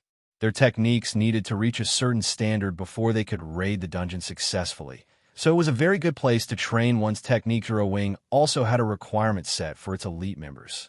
Every week, elite members needed to raid hell mode dungeons a certain number of times. Although this was a stringent quota, members who fulfilled it would earn plenty of guild points as compensation for the deaths they suffered inside the hell mode dungeon. This was also why Zero Wing's elite members were so much more powerful than the elite members of other guilds. As long as Blue Bamboo trained diligently and polished herself in hell mode dungeons for a time, she should not have any issues passing Zero Wing's evaluation, following which Thoughtful Rain and Blue Bamboo each purchased a set consisting of level 25 secret silver and fine gold equipment for elementalists and clerics, spending over 1 million credits in total despite such a large expenditure. However, both girls were extremely satisfied with their purchases. They even felt that they had profited significantly. They knew very well that should they purchase level 25 top-tier equipment from the Virtual Trade Center, they would have to spend over 2 million credits at the very minimum. Moreover, there was no guarantee that the equipment would be available. After all, every guild was in dire need of top-tier equipment.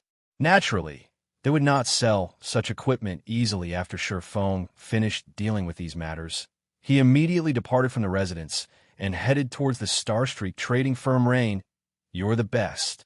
I can't believe you actually know someone like Big Brother Yifeng. Previously, one of my classmates boasted in front of me about how her boyfriend wore several pieces of level 25 fine gold equipment. If she finds out that I now have several pieces of level 25 fine gold equipment, she will definitely turn green with envy. Blue Bamboo laughed as she fiddled with the fine gold equipment in her hands. Honestly though, Big Brother Yifeng really treats you nicely. On the way here, I've researched the forums and found out plenty about Zero Wing's elite members. These elite members normally raid hell mode dungeons, and they never offer to carry anyone, not even their own ordinary members. He always wondered what it feels like to clear a hell mode dungeon.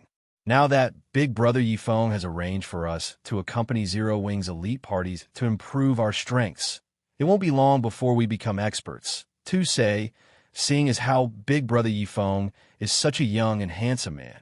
Do you think he has a girlfriend? If he doesn't, Rain, this could be a good opportunity for you. Even an international corporation is trying to recruit him to their battle team. Once he becomes famous, who knows how many people will be gunning for him. Your chances with him will decrease significantly if you wait. You little girl. Thoughtful Rain blushed slightly. Snapping, she said, I'm going to ignore you now. Seeing that Thoughtful Rain had turned around and was about to leave, Blue Bamboo hurriedly pulled her friend back. Panicking, New White River City, Starstreak Trading Firm smile, how many strength and armor kits have you guys produced? Shifeng asked guild leader. The three of us have forged over 10,000 pieces. Are we going to put them up for sale now? Melancholic smile asked Xianxia. Bring all of the strength and armor kits and follow me. Right. Also bring the gold we've earned so far. Shifeng said, although the strength and armor kits were inferior to the mana armor kits. With 3 people producing them, Shifeng did not have to forge the armor kits himself.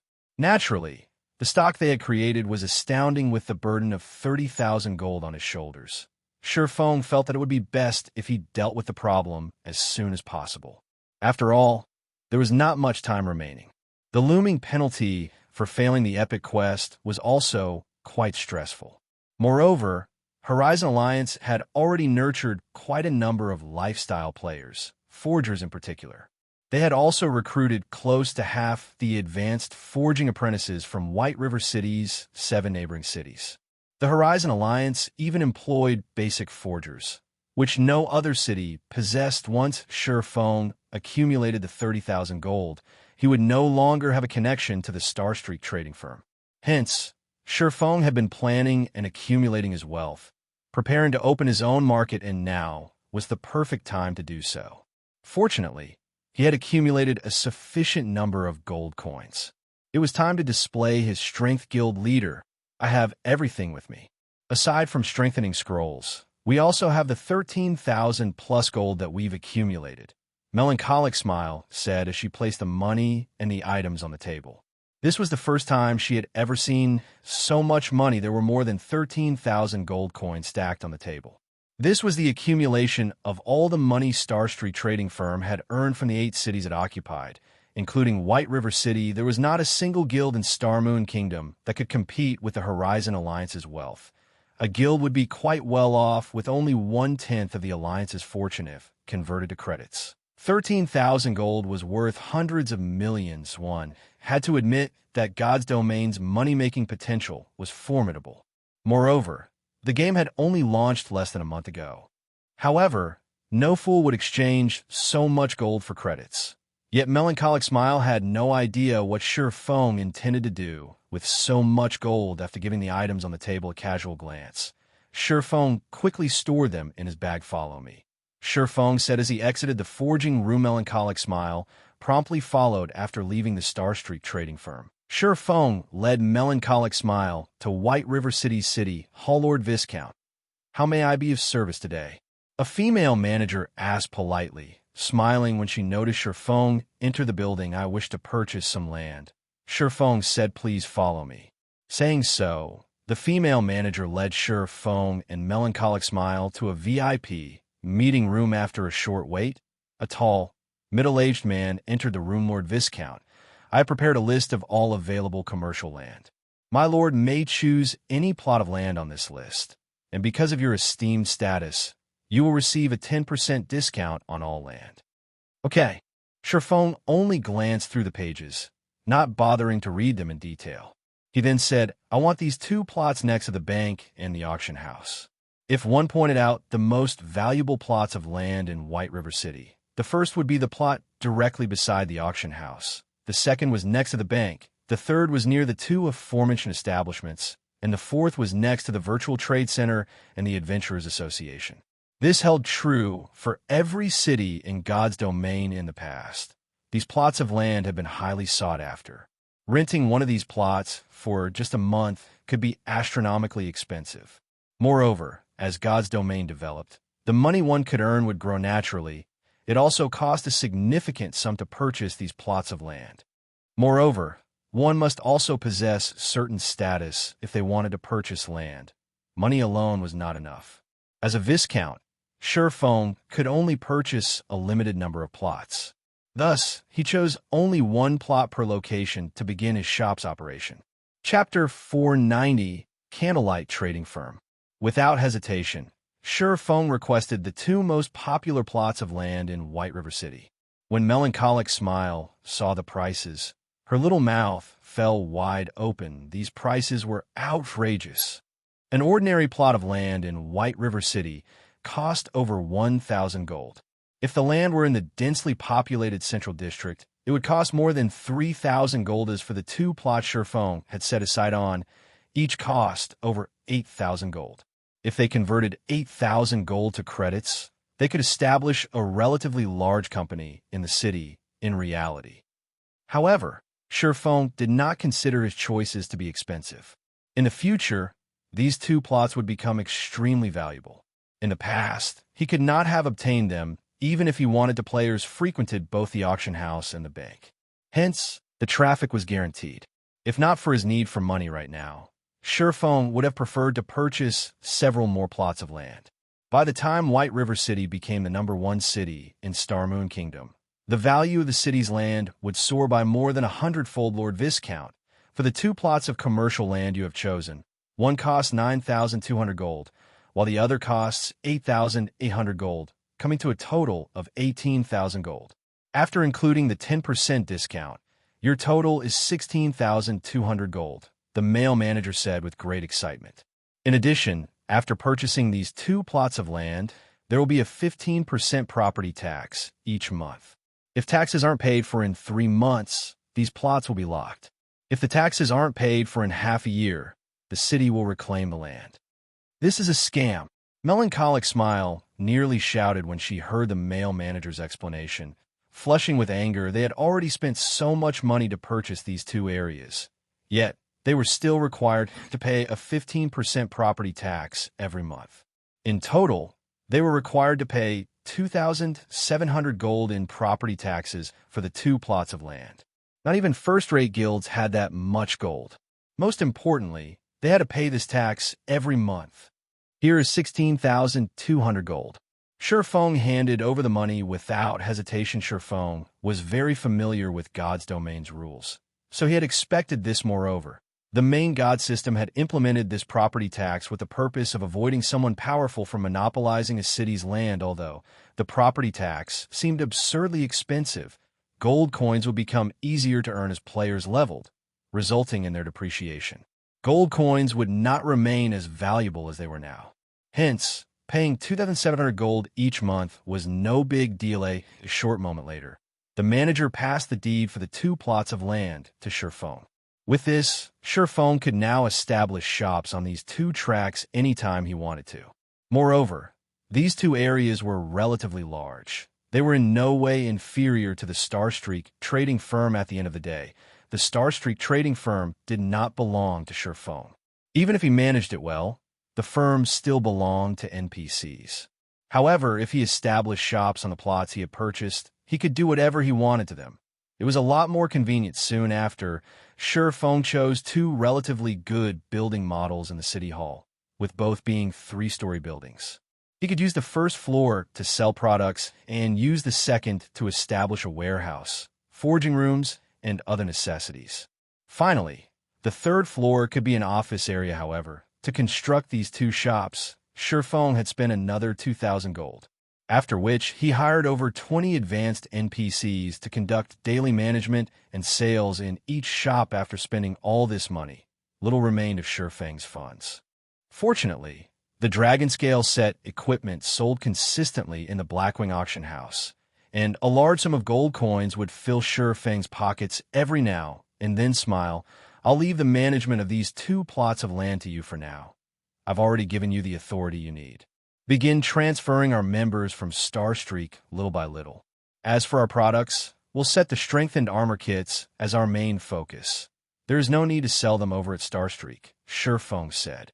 Guild leader, if we only sell the strengthened armor kits at these 2 locations, it will divert traffic from Starstreak, impacting our business there, Melancholic smile said, concern filling her voice. That is precisely my intention. I want to lure all of the old customers of Starstreak to the new shops. Just do as I say. As for the price for these strengthened armor kits, set them at 7 silver coins minimum. We can't afford a loss from selling them. Shifeng laughed. Although the Starstreak trading firm was still somewhat useful to him, its greatest purpose to Shifeng lay in the initial business.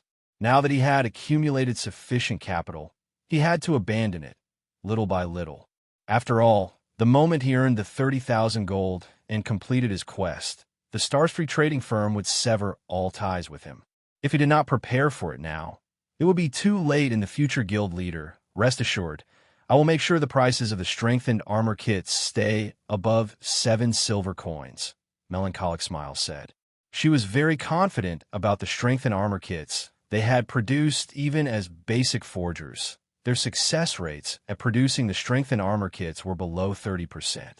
Meanwhile, the material cost for producing each strengthened armor kit was over 1 silver. In other words, the actual cost for producing a complete strengthened armor kit was more than 3 silver.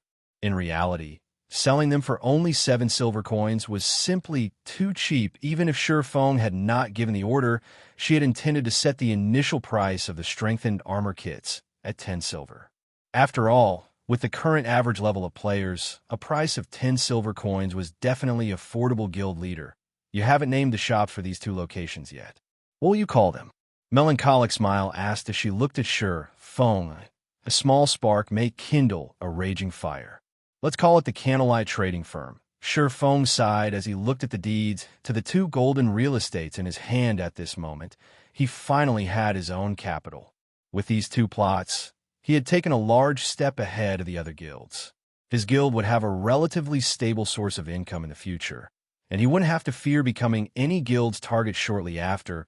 Both Shi Feng and Melancholic Smile visited to the 2 plots of land they had just purchased. At this moment, however, the buildings were still under reconstruction, so they could not view the shop's full elegance. It would take several more hours before the reconstruction work would be completed. At that time, they could open for business. There sure are a lot of players in White River City right now. Shi Feng examined his surroundings, discovering a sea of players near the auction house. The area was even more crowded than it had been his previous life guild leader. This is a given. Zero Wing and Overwhelming Smile are constantly competing over White River City. Zero Wing is also the first guild to own a guild residence in Starmoon Kingdom. In addition, there are Overwhelming Smile's impressive offers to consider. As a result, many players from other cities were tempted to migrate and develop themselves in White River City. Based on the statistics published the day before yesterday, White River City is currently the 2nd most populous city in Starmoon Kingdom. It is only slightly behind Starmoon City. An ordinary city could not compare with a capital. Even if White River City offered a massive advantage, many players still preferred to mingle in the capital city, Starmoon City. Upon hearing Melancholic Smile's words, Shi Feng suddenly remembered something. He had befriended someone in Starmoon City before and had intended to purchase land through him. Originally, he had planned to direct Zero Wing's development towards Starmoon City. In the end, he had dismissed this notion and focused on making White River City the #1 city in Starmoon Kingdom. After all, unlike in Starmoon City, Zero Wing had an extraordinary background in White River City currently. Although he no longer intended to develop Zero Wing in Starmoon City, the capital city's population was still very attractive. After all, in God's domain, players were a city's resource. The more powerful a city was, the more powerful the guild controlling said city could become. It seems I need to make a trip to Starmoon City. Shi Feng suddenly thought of a plan that could advance White River City's development further. Chapter 491, Holy Land for Experts. Just as Shi Feng was about to head towards White River City's teleportation hall, the clear ring of his communicator reached his ears. Aqua. What's wrong? Shi Feng asked after accepting the call. Guild leader. Good news. Previously, your feat of killing so many of Overwhelming Smile's experts boosted our guild's morale. Currently, our members are flooding the fields to participate in the war. As Overwhelming Smile's expert parties are no longer appearing on the battlefield, we've gained significant advantages. We have already taken out over 20,000 Overwhelming Smile members, probably because we're the first guild to kill over 20,000 players in an all-out war. An advanced NPC from the Adventurers Association just visited, issuing an epic guild quest. The quest is called Ancient Battlefield, and only the guild leader of the guild is allowed to accept the quest. Moreover, only 10 guild members can participate in the quest. Unfortunately, we can't learn anymore until we accept the quest. I'm worried that this epic guild quest might disappear if we don't accept it soon. So I contacted you immediately after learning about it. Aqua Rose was extremely excited when she spoke. This was her first time encountering an epic quest. She had only ever heard rumors of them on the forums. Every epic quest represented a massive opportunity. If one could complete it, they could receive extremely bountiful rewards.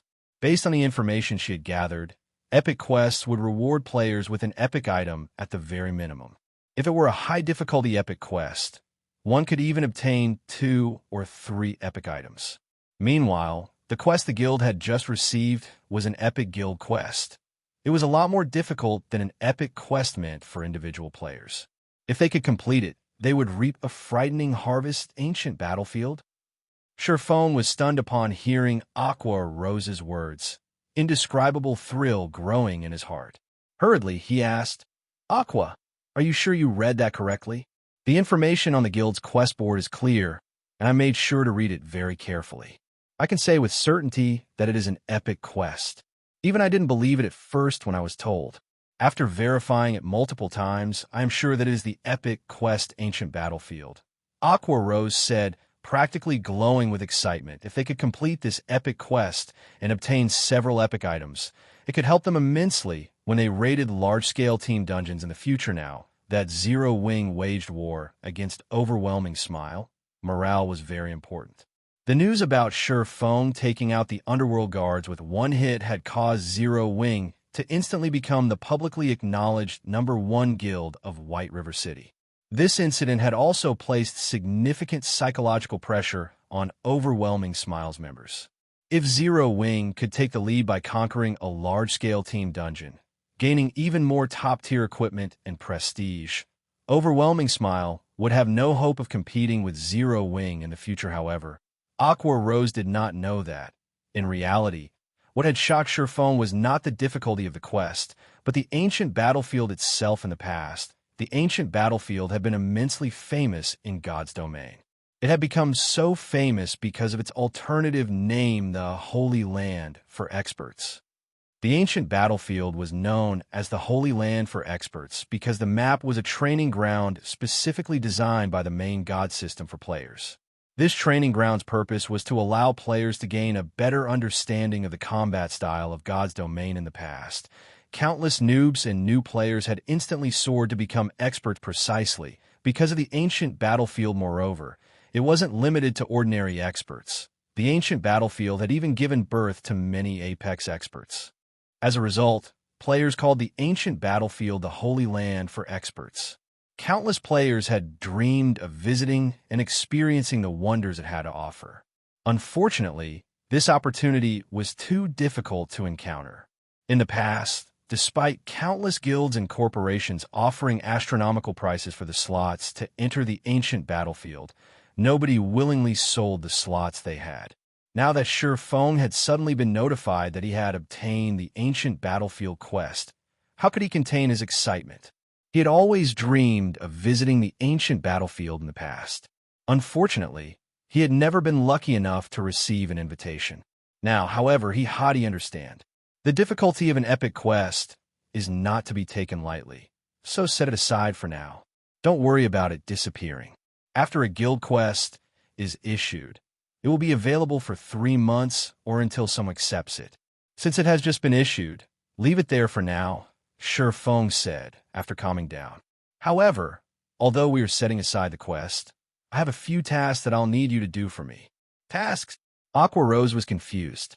She could not understand why Shi Feng did not intend to accept this epic quest. Although she knew that the difficulty of an epic quest was unmatched, without accepting the quest, how could they possibly know whether or not they could complete it? It was a pity to leave the quest there like that. Most importantly, it was so tempting. That's right. In order to complete this epic quest, we will need sufficient combat power. I need you to contact Fire Dance and the others and tell them to stop trying to level up to deal with Overwhelming Smile. The same goes for you. All of you should focus on improving your combat techniques. I will also frequently give you pointers. In a few days, I will test you all to see how much your combat techniques have improved. At that time, I will select the top 9 players to participate in this epic quest. Shi Feng laughed. What should we do about the team dungeons? I hear that Overwhelming Smile has already allocated their experts for raiding level 20 hard mode dungeons. If we lose the race to raid the team dungeons, it will deal a significant blow to our guild's prestige and empower the enemy. Aqua Rose simply could not understand Shi Feng's decision. Previously, Shi Feng had strongly advocated raiding dungeons first. Wasn't this change of plans a little too sudden? She wasn't even sure how to react. The most surprising thing was the fact that a busy man like Shi Feng had actually offered to instruct them personally. This had never happened before. Having the #1 expert of Star Moon Kingdom tutor them would yield effects hundreds of times better than learning from Shi Feng's battle videos in secret. Countless players dreamed of such an opportunity. There were even some who had offered 1 million credits on the official forums, hoping to hire Shi Feng as their personal trainer. It would be a lie if Aqua Rose said she was not excited. This was just as thrilling as the epic quest. Sharpening your axe will not delay your job of cutting wood. Do you think that conquering a large-scale team dungeon will be so easy without a certain degree of strength? Beyond that, the quest only requires 10 people. We can just have the others continue with raiding the dungeons. Sherfong did not bother to explain further. He could not reveal too much information. Aqua Rose had no idea just how important this ancient battlefield quest was. Raising an army was easy. Nurturing a general was not in the past. No one had been willing to trade their spot on the ancient battlefield, even when offered a legendary item. The competition over a measly dungeon had meant nothing if possible. Sherfong would have accepted the quest immediately. However, doing so would be a massive waste. Besides, leaving the quest for players to see would provide a powerful incentive. Sherfong did not have any concrete information about the situation inside the ancient battlefield. He only knew that the better the combat techniques a player possessed, the greater their harvest would be. Hence, Sherfong had specifically instructed Aqua Rose and the others to spare some time to improve their techniques. By doing so, they would also increase their potential gain. I understand. I'll contact Fire Dance and the others immediately. They will be thrilled when they hear about this. Aqua Rose giggled as she disconnected the call. She then began to contact the other core members of Zero Wing. Meanwhile, Sherfong had arrived at Starmoon City, Starmoon Kingdom's #1 city, through a teleportation array. Chapter 492, Plundering Resources. With a clear moon and few stars, it was already nighttime in God's domain as the #1 city of Starmoon Kingdom. Starmoon City had brilliantly lit streets at this time. Magic lights illuminated the streets all around, making the entire Starmoon City seem as bright as day as expected of Starmoon City. The population here is not something a regional capital like White River City could ever hope to match up to.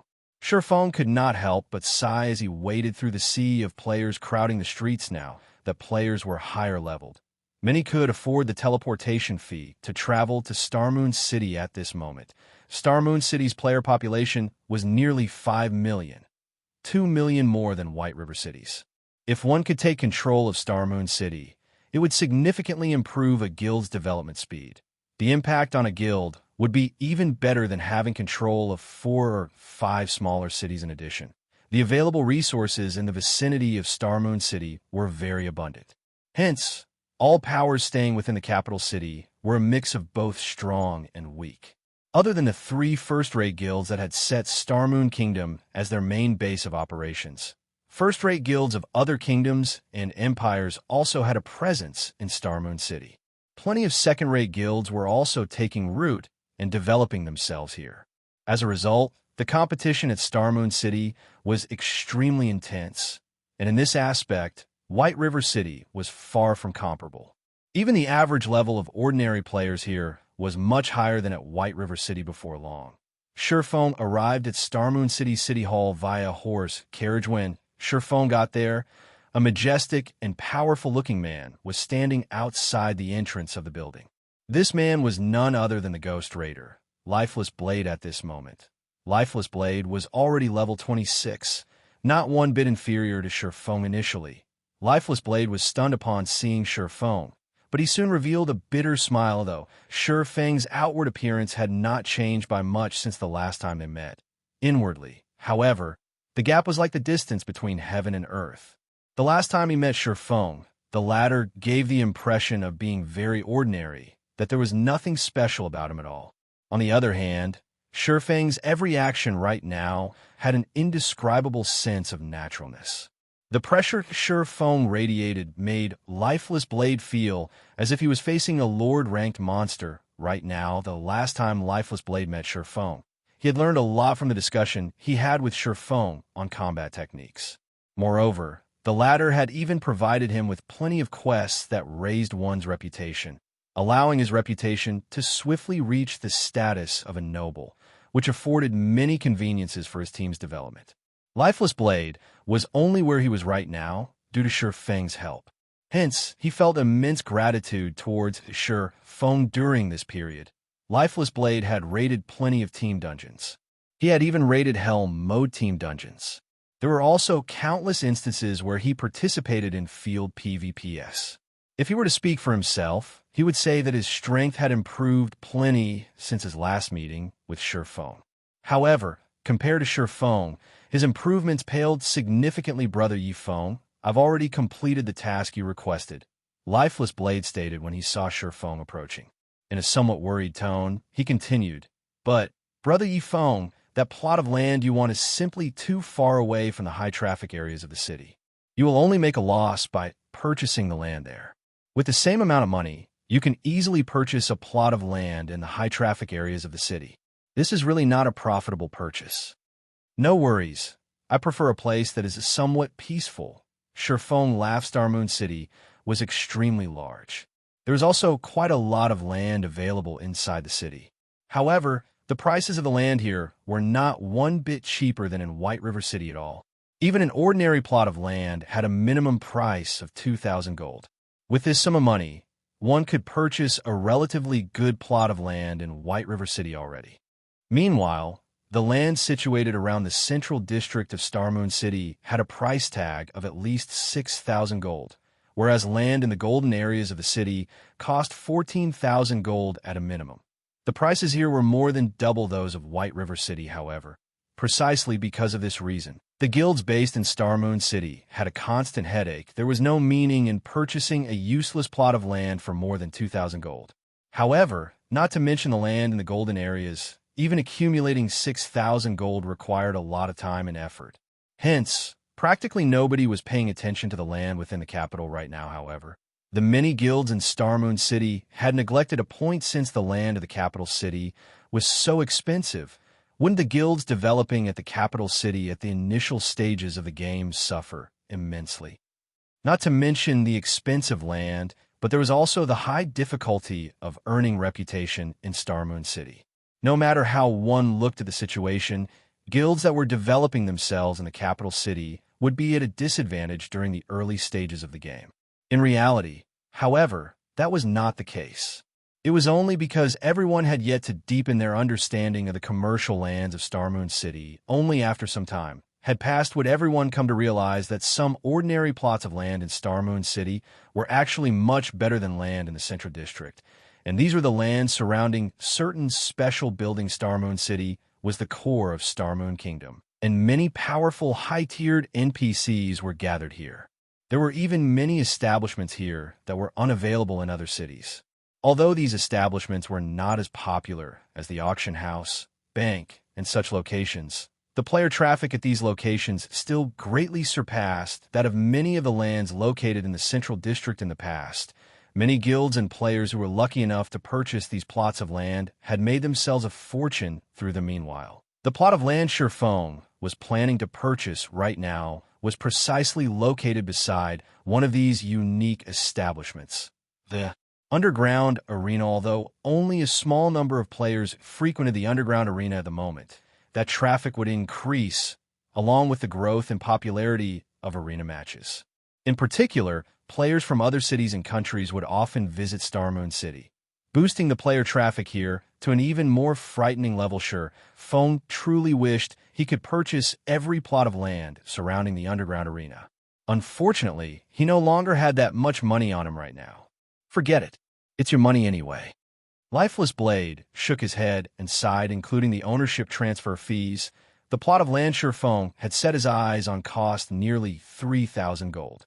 That was enough money to purchase a relatively good plot of land close to the Central District following, which, Lifeless Blade led Shifeng into the city hall and carried out the purchase and transfer procedures. After 10 minutes or so, Shifeng had obtained the best plot of land close to the underground arena. Moreover, he had also spent over 1,000 gold to construct the best available shop there, and had even hired 15 advanced NPCs to manage the daily affairs of the shop, witnessing how Shifeng had spent close to 4,000 gold coins so casually nearly shut down Lifeless Blade's brain. This was his first time seeing a spendthrift like Shifeng.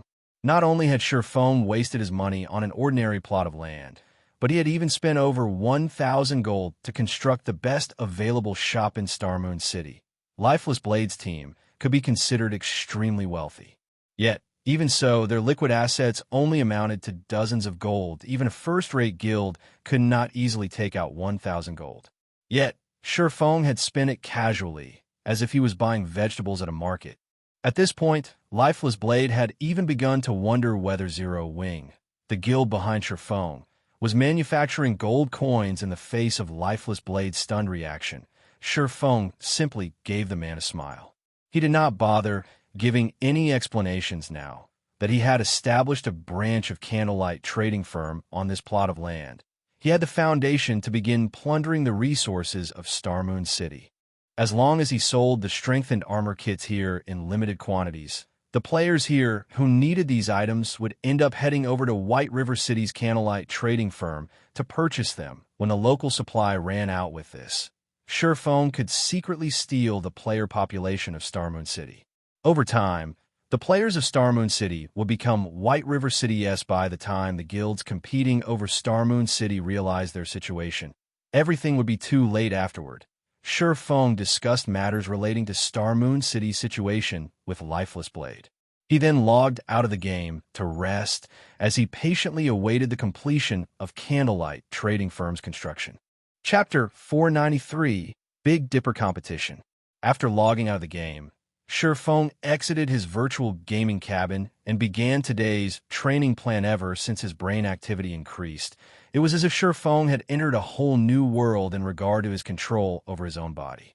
During this period, he had continuously been adapting to the new changes a human's body was subject to. The brain control processes, such as hormone production, cellular immunity, and physical power control. As these processes involved a lot of information, the brain carried out these processes automatically.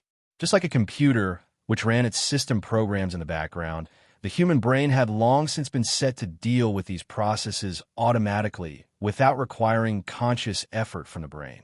This was a sort of self-protective mechanism for the human brain. However, with the increase in brain activity and, simultaneously, brain usage rates, humans could actively control these processes instead of leaving the brain to passively control them. If brain activity increased to a sufficient level, humans could even control their own body's hormone production, fine-tuning their own bodies to increase their own lifespans, maintain a youthful appearance, and so on. In particular, with a high enough brain activity, one could even control their brain's subconscious inhibition of their body's physical power. If an ordinary person, who might originally have had a punching power of 100 kilograms, was able to remove the inhibition their brain placed on their physical strength, then they could instantly multiply that power by over a dozen, or even several dozens of times. Like in the news, during times of emergency or danger, many people would suddenly display explosive power that they never possessed. As for the reason why these people could display such power, it was because their brains had removed the limiter placed on their physical bodies. However, it was exceptionally difficult to remove this limiter. There were also many people who failed to remove it, despite encountering a dangerous situation. Or even if they did manage to do so, it would be for only a very brief period of time. Nevertheless, with the increase in brain activity, one could consciously remove the limiter placed on their physical power. This was the case with Feng right now. The increase in his brain activity had boosted his brain usage rate. Originally, Feng was unable to control the limiter placed on his physical power. Now, however, he could adjust it slightly. As far as Feng knew, many martial arts grandmasters in the past had undergone long periods of training, in addition to consistently increasing their brain activity in order to grasp this technique. Moreover, due to the popularity of God's Domain, as well as the fact that the game played a significant role in developing a player's brain, many people in the past had also been able to reach this step at this moment.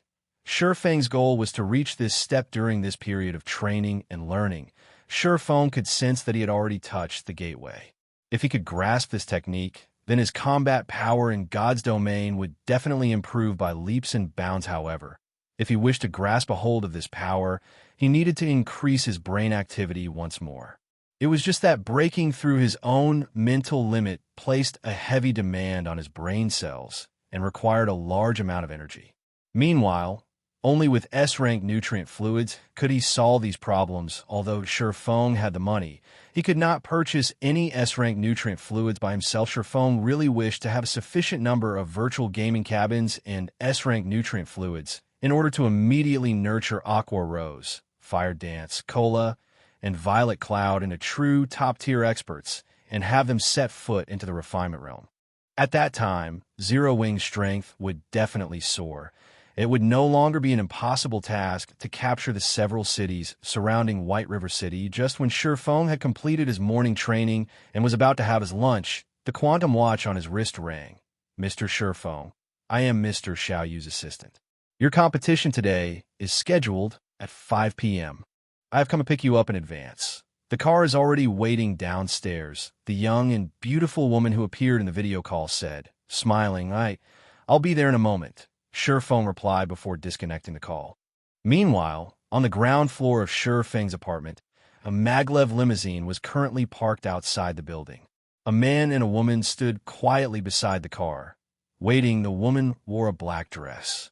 She had fine black eyelashes and a glamorous face with skin as white as snow. Her long hair was draped over her shoulders. Overall, she had a bright and beautiful appearance. As for the man, he was tall and ferocious. Wearing a black suit and a pair of sunglasses, he was like a ferocious beast, his entire body radiating a hostile aura that made others consciously distance themselves from him out of fear. When the residents of the community saw this scene, they thought that a big shot had come visiting. This guy sure knows how to take his time. The female assistant, Xianxia, looked at her quantum watch. In an impatient tone, she grumbled, "Just what does Chairman Xiao see in him to actually have us come fetch him?" She was the head assistant for Big Dipper Training Center's chairman. Yet, now, she was actually sent to escort a youth. The man standing beside her right now was also no ordinary character. He was called Lu Jihong, and he was the personal bodyguard of Chairman Xiao. Lu Jihong's strength was simply amazing. He could easily deal with 7 or 8 ordinary people simultaneously. Even if he participated in the city's fighting competition, he would have no problem obtaining a good ranking. At the moment, the company lacks the support of a martial arts master. Chairman Xiao is naturally trying to create a grander scene. Lu Jihong replied indifferently, "He's just slightly over 20. How could he possibly be a martial arts master?" Xianxia had noted Shifeng's appearance through the video call just now. No matter how she looked at it, she could not relate Shifeng to those 30 to 40-year-old masters.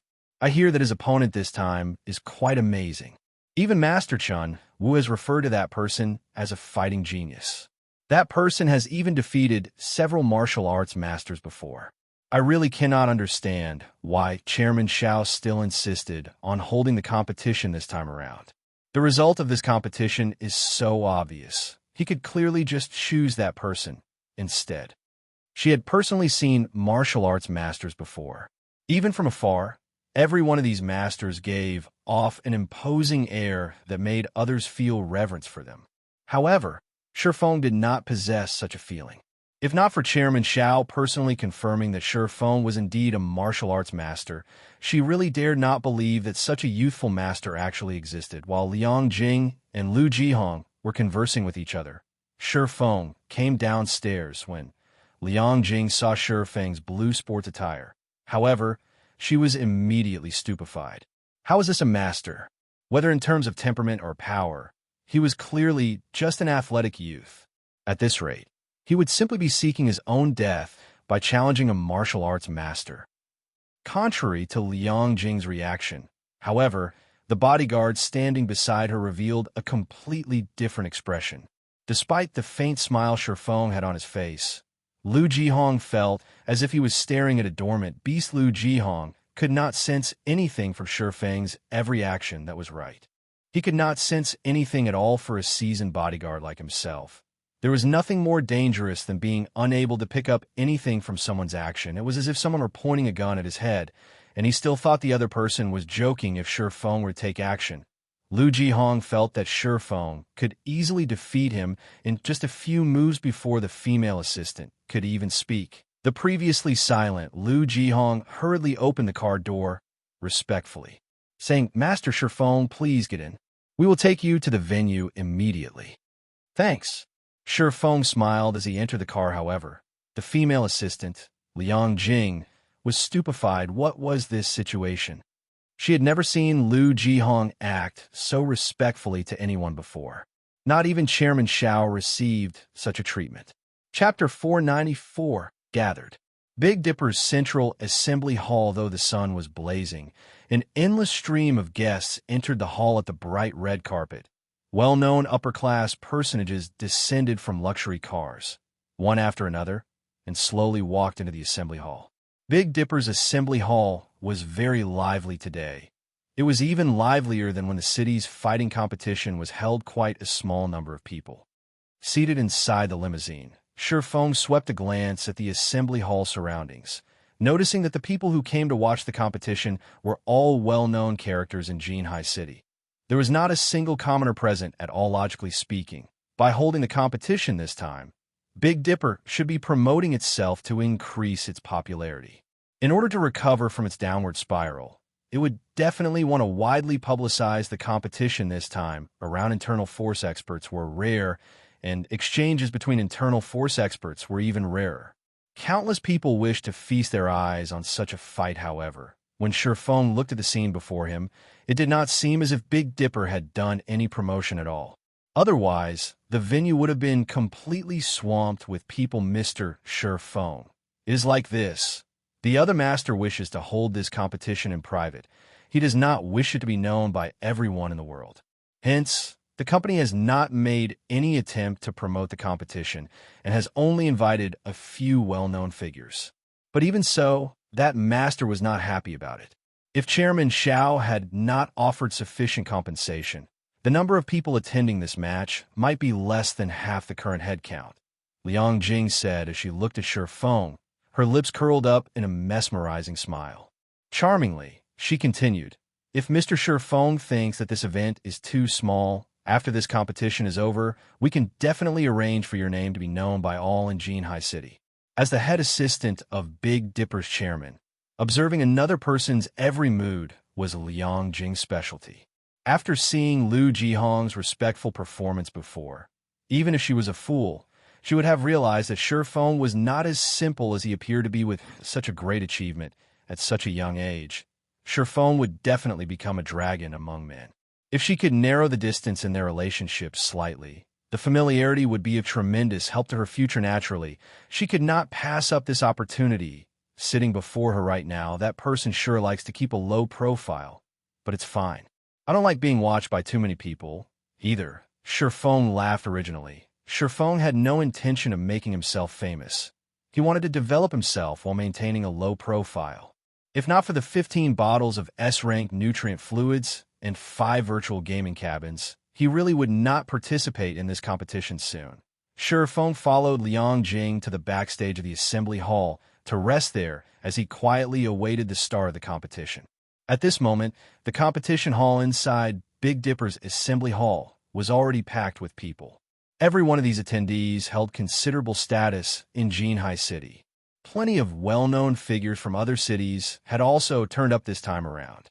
Meanwhile, seated inside the VIP room on the second floor were the few titans of Jinhai City at this moment. Xiaoyu was entertaining these VIPs. If Shifeng were present in this room, he would definitely discover a lot of people he was familiar with here. Seated in the center of the room was none other than Jinhai University's headmaster and chairman, Su Wenqing. Seated beside him were Zhao Jianhua of the Zhao Group, Master Qinwu of Jinhai City's #1 dojo, and many more high-profile characters of Jinhai City. Little Xiao, you've surely given me a big surprise this time. You were actually able to invite 2 martial arts masters to conduct a competition with each other. This is a first for our Jinhai City, Su Wenqing said as he stroked his white beard. A little excited, he said, I wonder if you can introduce me to the 2 masters you've invited this time around? The other VIPs promptly nodded their heads at Su Wenqing's words. In this day and age, fighting competitions were the most popular event in the world. The status of martial arts masters was naturally extraordinary, more so that of internal force experts. Normally, one could not see such experts in an ordinary city like Jinhai City. Even high-profile characters like the VIPs present would not be able to easily meet such experts. Old man Su, you must be joking. How could I possibly be able to invite 2 masters to conduct a competition with each other? The 2 of them just happened to want to compare notes with each other, so they allowed me to arrange this competition, Xiaoyu said. laughing. Currently, his heart was filled with an indescribable sense of joy. The two masters are currently resting and preparing for the competition later. It would not be convenient to invite them over right now, but I'll definitely arrange for a meeting afterwards. I hear that the two masters competing this time are very young. Is that true? Su Wenqing asked curiously. Yes. The two of them are indeed very young. Both haven't even reached the age of 30 yet. Xiaoyu nodded, then added proudly. In particular, Master Chenwu has also met the master that we've specially invited this time. Although he is only 27 years old, his strength is very frightening. He has already defeated several well-known masters.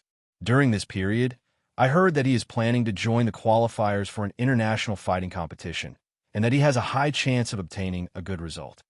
Indeed, that Master Lei Bao is really a prodigy. I've compared notes with him before. Unfortunately, I was easily subdued in just a few moves. Now that Master Lei Bao has undergone over a year of intense training, his current strength should be even more frightening. When I met him before, I even felt chills running through my body. Chenwu nodded as he sighed in admiration. Lei Bao was definitely the most powerful internal force expert he had met. A martial arts prodigy. In the future, it was highly possible that Lei Bao would become a martial arts grandmaster. At that time, Lei Bao would probably be able to defeat him easily even without using internal force. If Lei Bao used internal force, instead of just losing the match, he might even lose his life in a single move. Everyone found it inconceivable when they heard that Jinhai City's famous fighting champion, Chenwu, had been easily defeated, and that this had happened over a year ago. Not a single person present did not know who Chenwu was. He was a character known by all in Jinhai City in his early days. Chenwu had fought many martial arts masters. Although he was defeated in those exchanges, the martial arts masters that fought him also did not have easy victories. One could say that Chenwu was a martial arts expert who was very close to becoming a master. Hence, everyone in Jinhai City referred to Chenwu as Master Chen. Currently, Chenwu was still of a relatively young age, and he maintained his strength at its peak. Logically speaking, he should have already taken half a step into the ranks of masters. Yet, he only managed to last several moves against a martial arts master named Lei Bao. One could just imagine how powerful Lei Bao was, though. There's actually such a talented character. Little Xiao, you must introduce him to me after the competition. Although this decrepit old man has spectated international fighting competitions before, never once have I had the opportunity to chat with such a master. Su Wenqing's eyes glowed with anticipation upon hearing Chenwu's words. Seated at the back of the room, Zhao Ruoxi, who had come along with Zhao Jianhua, revealed an expression of worry as she listened to the conversation. What to do? Zhao Ruoxi's heart was in distress, although she believed that Shi Feng was very amazing as well, compared to the martial arts prodigy Lei Bao that everyone was talking about. Whether it was in terms of strength or experience, Shi Feng should be quite inferior to Lei Bao. If Lei Bao did not hold back during the competition, it would definitely end in tragedy. Time passed little by little.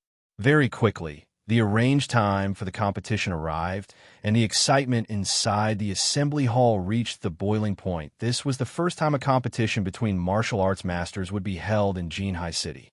Usually, such competitions could only be seen on the international stage.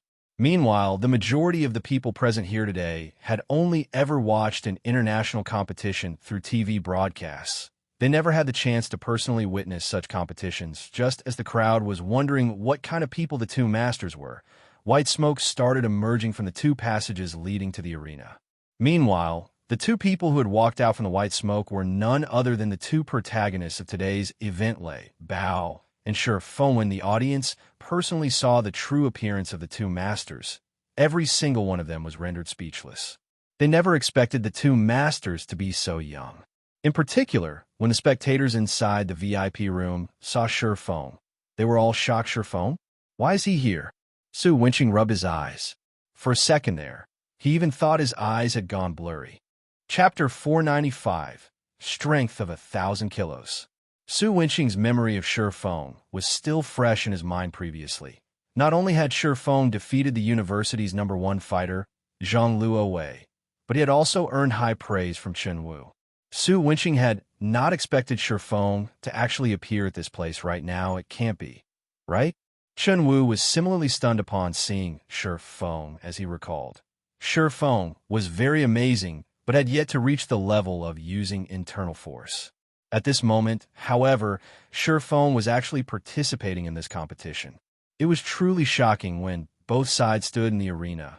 Lei Bao and Shifeng contrasted sharply. Lei Bao wore a black vest that placed his bronze muscles on full display. His muscles were not bloated, but instead were sleek like a cheetah's, giving others the feeling that his muscles were packed full of power. His disheveled hair, coupled with his bestial aura and aquiline gaze, made him seem exactly like a wild, ferocious beast. People would not dare to get even half a step closer to him. On the other hand, Shifeng looked just like your average university student. He possessed neither a sharp, sword-like aura nor a tall, robust body. He gave others the impression that he was completely harmless to both humans and animals, that there was no need for even the slightest bit of vigilance towards him. The battle between the two was a competition without any suspense. It was just like a fight between a ferocious lion and a cute little rabbit. There was absolutely no point to this battle at all. Suddenly, it was as if cold water was poured over the hot passion of the audience members. Wasn't this a match between two masters? Why is there an ordinary university student here? That's right. Even if Big Dippers try to promote Master Lei Bao, can't they at least invite a slightly decent expert? What's the point of inviting a youth that hasn't even grown all his hair yet? Even I can take care of that little brat with ease. The audience promptly burst into a heated discussion. They all felt that Big Dipper's chairman, Xiaoyu, was lacking sincerity. However, seated at a corner of the spectator stands, Zhang Luowei and Lan Hailong were both stunned when they saw this scene. How could he be a martial arts master? Zhang Luowei looked with eyes full of disbelief at Shifeng, standing in the arena. Even until now, he still took to heart the defeat Shifeng had dealt him. During this period, he had trained constantly and had even sought meticulous guidance from Chen Wu, all in order to have his revenge on Shifeng.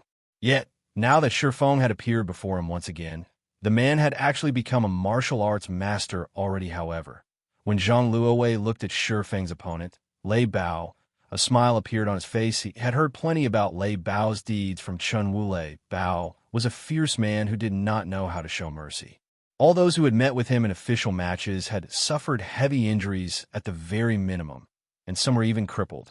Hence, nobody was willing to compete with Lei Bao. When those in the world of martial arts heard the name of Lei Bao, even top-tier masters would try to avoid him as much as possible. Nobody wished to destroy their own future by competing with Lei Bao. Originally, Zhang Luowei had thought it was some daring expert who had come to compete with Lei Bao this time around. Now, however, it would seem that Shifeng was just a hot-headed youth after all. Yet, before anyone could voice out their complaints, the host of the competition immediately hyped up the audience. Ladies and gentlemen, before the start of this competition, the two masters will do a small warm-up, allowing everyone to clearly see just how powerful the two masters are. Now, let's welcome our two masters to showcase their strengths. As the host was saying so, some staff members pushed out a punching power testing machine into the arena. The punching machine was the latest model, and it was intended to test Lei Bao's and Shifeng's punching power. The first to take the test was Shifeng. Shifeng was very interested in regard to this test. He wanted to know just how much he had improved during this period of time, standing before the punching machine. Shifeng took a proper stance before abruptly sending a punch forward. After piercing through the air, his fist made a loud boom when it landed on the target. The punching machine shook from the impact immediately. The numbers on the punching machine began rising madly in just a moment. The numbers had broken past the 200 kilograms mark a short moment later. The numbers rose to 320 kilograms. This value was already within the standard of professional fighters. In the end, the punching machine displayed a value of 401 kilograms. This result was almost comparable to those of well-known fighters of Jinhai City. However, it was still significantly lower than that of the city's top professional fighter. Chen Wu. This Shifeng is amazing. With this kind of punching power, it is no wonder Zhang Luowei was not his match. Su Wenqing laughed with satisfaction as he stroked his white beard. If he already possesses such strength at such a young age, he might be able to catch up to you, Master Chen Wu, in just a few more years. Chen Wu's punching power record could be said to be the record for the entire Jinhai city. Chen Wu's punching power was 453 kilograms, a value that made ordinary people stare in admiration. With just a single punch, Chen Wu could bend even a thick metal board, let alone the fleshy human body. Chen Wu could even turn a durable maglev car into a pile of scrap metal in a short amount of time. Meanwhile, Shifeng was just in his early 20s, so he still had great potential for growth. He would have no problem surpassing Chen Wu's punching power record. Old man Su, you jest. This is but the result little brother Shifeng has achieved using only his physical strength. If he used internal force, he would have surpassed my record. Moreover, I have also heard that little brother Shifeng has long since beaten my record. It seems the newest record right now is 576 kilograms. Chen Wu laughed bitterly. Yes, that's right. This record was indeed set by Master Shifeng. Xiaoyu nodded. It seems that Master Shifeng did not use his full power because he wishes to conserve his strength. Internal force places a heavy burden on the body. Since he needs to face off against Master Lei Bao in a moment, he naturally has to conserve his physical strength. Chen Wu explained nobody present knew just how demanding internal force was on a person's body. Even internal force experts would not casually use it. Otherwise, they would be lying on the floor, unconscious, in just a few moves. Hence, only a fool would use internal force in this test. Right now, seated in the back row of the VIP room, Zhao Ruoshi was very elated upon seeing Shifeng's test result. Only she knew how much Shifeng had improved previously. Shifeng's test results without using internal force were less than 300 kilograms.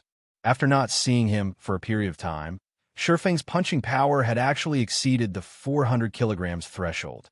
If Chen Wu were to find out about this improvement, he would definitely jump up in shock. However, as the occupants of the VIP room were conversing with each other, Lei Bao started his test. Letting out a shout, Lei Bao transformed his palm into a fist, a boom resounding as he struck towards the punching machine. The instant Lei Bao's fist landed on the target, the spiraling force borne by the fist pierced the target. Lei Bao's fist ended up landing directly on the steel plate behind the target pump. The durable steel plate was dented right away, and even the entire punching machine itself was knocked backwards. Meanwhile, cracks also started appearing on the marble floor beneath Lei Bao's feet, as if it had been struck by a sledgehammer. Ding, ding, ding. The punching machine rang continuously. Most people in the spectator stands might be unfamiliar with this sound. However, for those who frequently trained and tested themselves, this was a sound that garnered their reverence because this sound was none other than the prompt for a record being broken at this moment. However, nobody in the spectator stand was reacting to the sounds produced by the punching machine because everyone was completely stunned by Lei Bao's destructive punch. Is he even human? Zhao Ruoshi's alluring eyes widened, her attention fully focused on the value displayed by the punching power testing machine. 656 kilograms. This record was far above the one Shifeng had set. Sure enough, Lei Bao really is a martial arts prodigy. Even the strength he has achieved through training is incomparable to that of ordinary people, Chen Wu said, shocked. Chapter 496, Tiger Roaring. Lei Bao's punch had stunned the entire assembly. A moment later, a loud round of applause, as well as gasps of admiration, filled the room when this punch landed. It was as if a small car had struck the punching machine. In particular, if the steel plate were swapped with a human being, the end result would be horrifying. Master Chen Wu, is this the power of internal force? Zhao Jianhua could not help but ask. This was his first time seeing such destructive force from another human being. No. Chen Wu shook his head. He then explained, I've previously said that using internal force places a heavy burden on the body, and internal force experts would not casually use it. The same holds true even in a battle. Master Lei Bao achieved this result before us right now without using internal force. This is just his normal strength. This is also the reason why I'm so shocked. Despite being called the fighting genius of Jinhai City, Chun Wu's maximum punching strength was only 453 kilograms. In comparison, a martial arts prodigy like Lei Bao had managed to achieve a punching power of 656 kilograms without even using internal force. He truly possessed a strength of 1,000 kilos. The gap between them was like the difference between heaven and earth. Little brother Shifeng will not have an easy time in this match. Chun Wu grew more alert as he looked at Lei Bao. Master Lei Bao is famous for not knowing how to hold back. Even when I sought him out to exchange pointers back then, he ended up breaking 3 of my ribs. I had to stay in the hospital for over a month for a full recovery. Now, he has even surpassed his strength from back then. If little brother Shifeng is not careful, it is quite possible that he will be hospitalized for over half a year, and there might even be residual damage. Upon hearing Chun Wu's words, Zhao Ruoshi, who was seated at the back of the VIP room, grew even more anxious. Though she wished to stop this competition right now, she was powerless to do so. Both parties were martial arts masters. Since both sides had long since agreed to this match, and even the invited audience had already arrived, things had passed the point of no return by now. Shifeng's normal punching power was just slightly over 400 kilograms. Even if he used internal force, he would at most reach the level of Lei Bao when the latter was not using internal force. However, just how taxing was internal force? On the other hand, Lei Bao's every action carried the strength of 1,000 kilos. He could send an endless stream of these powerful blows. It was highly unlikely that Shifeng would emerge victorious in this competition. In truth, not even Xiao Yu had expected the gap between the two to be so wide. If he had known about this earlier, this competition would be absolutely unnecessary. It seems that I can only make amends with Shifeng after this event is over. Xiao Yu had never expected Lei Bao to be so strong. With the addition of Lei Bao, Big Dipper Training Center could definitely become one of the top training centers in the country. As for Shifeng, although he was a young genius, he was still significantly inferior to a current powerhouse. However, it remained necessary to maintain a good relationship with such a talent in the arena. Lei Bao looked at the destroyed punching machine, feeling very satisfied with his own masterpiece. He then shifted his chilling gaze to Shifeng Yuri. Very good. Despite being so young, not only have you mastered internal force, but you are also able to behave so fearlessly while standing before me. You will certainly have a promising future. If not for my need to become Big Dipper's head instructor, I would not mind letting you have this competition. Although Lei Bao's voice was not particularly loud, everyone present in the assembly hall could hear his every word clearly. The arrogance in his tone was also unwavering, and one could not help but want to submit to him, heart and soul. I have always looked fondly upon martial arts geniuses. I won't try to bully you in this match. If you can last 10 moves against me, this match will be considered your victory. Listening to Lei Bao's words, everyone present found themselves admiring the man's magnanimity. Sure enough, a martial arts master would not bully those weaker than themselves. The audience members became even more reverent towards Lei Bao. Now, what if I lose? Shifeng calmly asked, completely unmoved by Lei Bao's words. You really are smart, Lei Bao laughed. If you lose, take me as your teacher. I will pass on all my skills to you. I assure you that you can definitely surpass me in the future. This should be a worthwhile trade, right? Before this fight was arranged, Lei Bao had already heard about Shifeng. He knew that Shifeng did not have a master, so Shifeng should be a self-taught martial arts master. In other words, Shifeng was a true genius. Martial artists were very picky when it came to accepting disciples. After all, they would only be humiliating themselves if they chose a weakling as a recipient of their legacies. Hence, martial artists would always carefully choose their disciples. Meanwhile, a youth like Shifeng, who had already learned how to use internal force at such a young age, was naturally a prime candidate for a disciple. Just before, even Chun Wu had been tempted to take on Shifeng as his disciple. Unfortunately, Shifeng's current strength was no longer beneath him, so he had to dismiss this idea altogether. Lei Bao, however, was different. He was significantly more powerful than Shifeng, so he naturally had the qualifications to become Shifeng's master. Everyone was stunned upon hearing Lei Bao's words. Master Lei Bao was trying to solicit a personal disciple. Many in the spectator stands immediately turned to look at Shi Feng in envy. A single glance was all it took to tell that Lei Bao was a top-tier martial arts master. It even was highly possible for him to become a martial arts grandmaster in the future. Countless people out there wished they could become the personal disciple of a generation's grandmaster. Yet such an opportunity had actually landed in Shi Feng's lap. Right now, why is it him? At this moment, Zhang Luowei's eyes became bloodshot. Originally, he had been taking delight in Shi Feng's misfortune. Now, however, his heart was filled with an indescribable sense of jealousy with a generation's grandmaster carefully tutoring and nurturing him. Shi Feng would definitely soar to become a dragon among men. In the future, he might even be able to vie for the championship of an international fighting competition.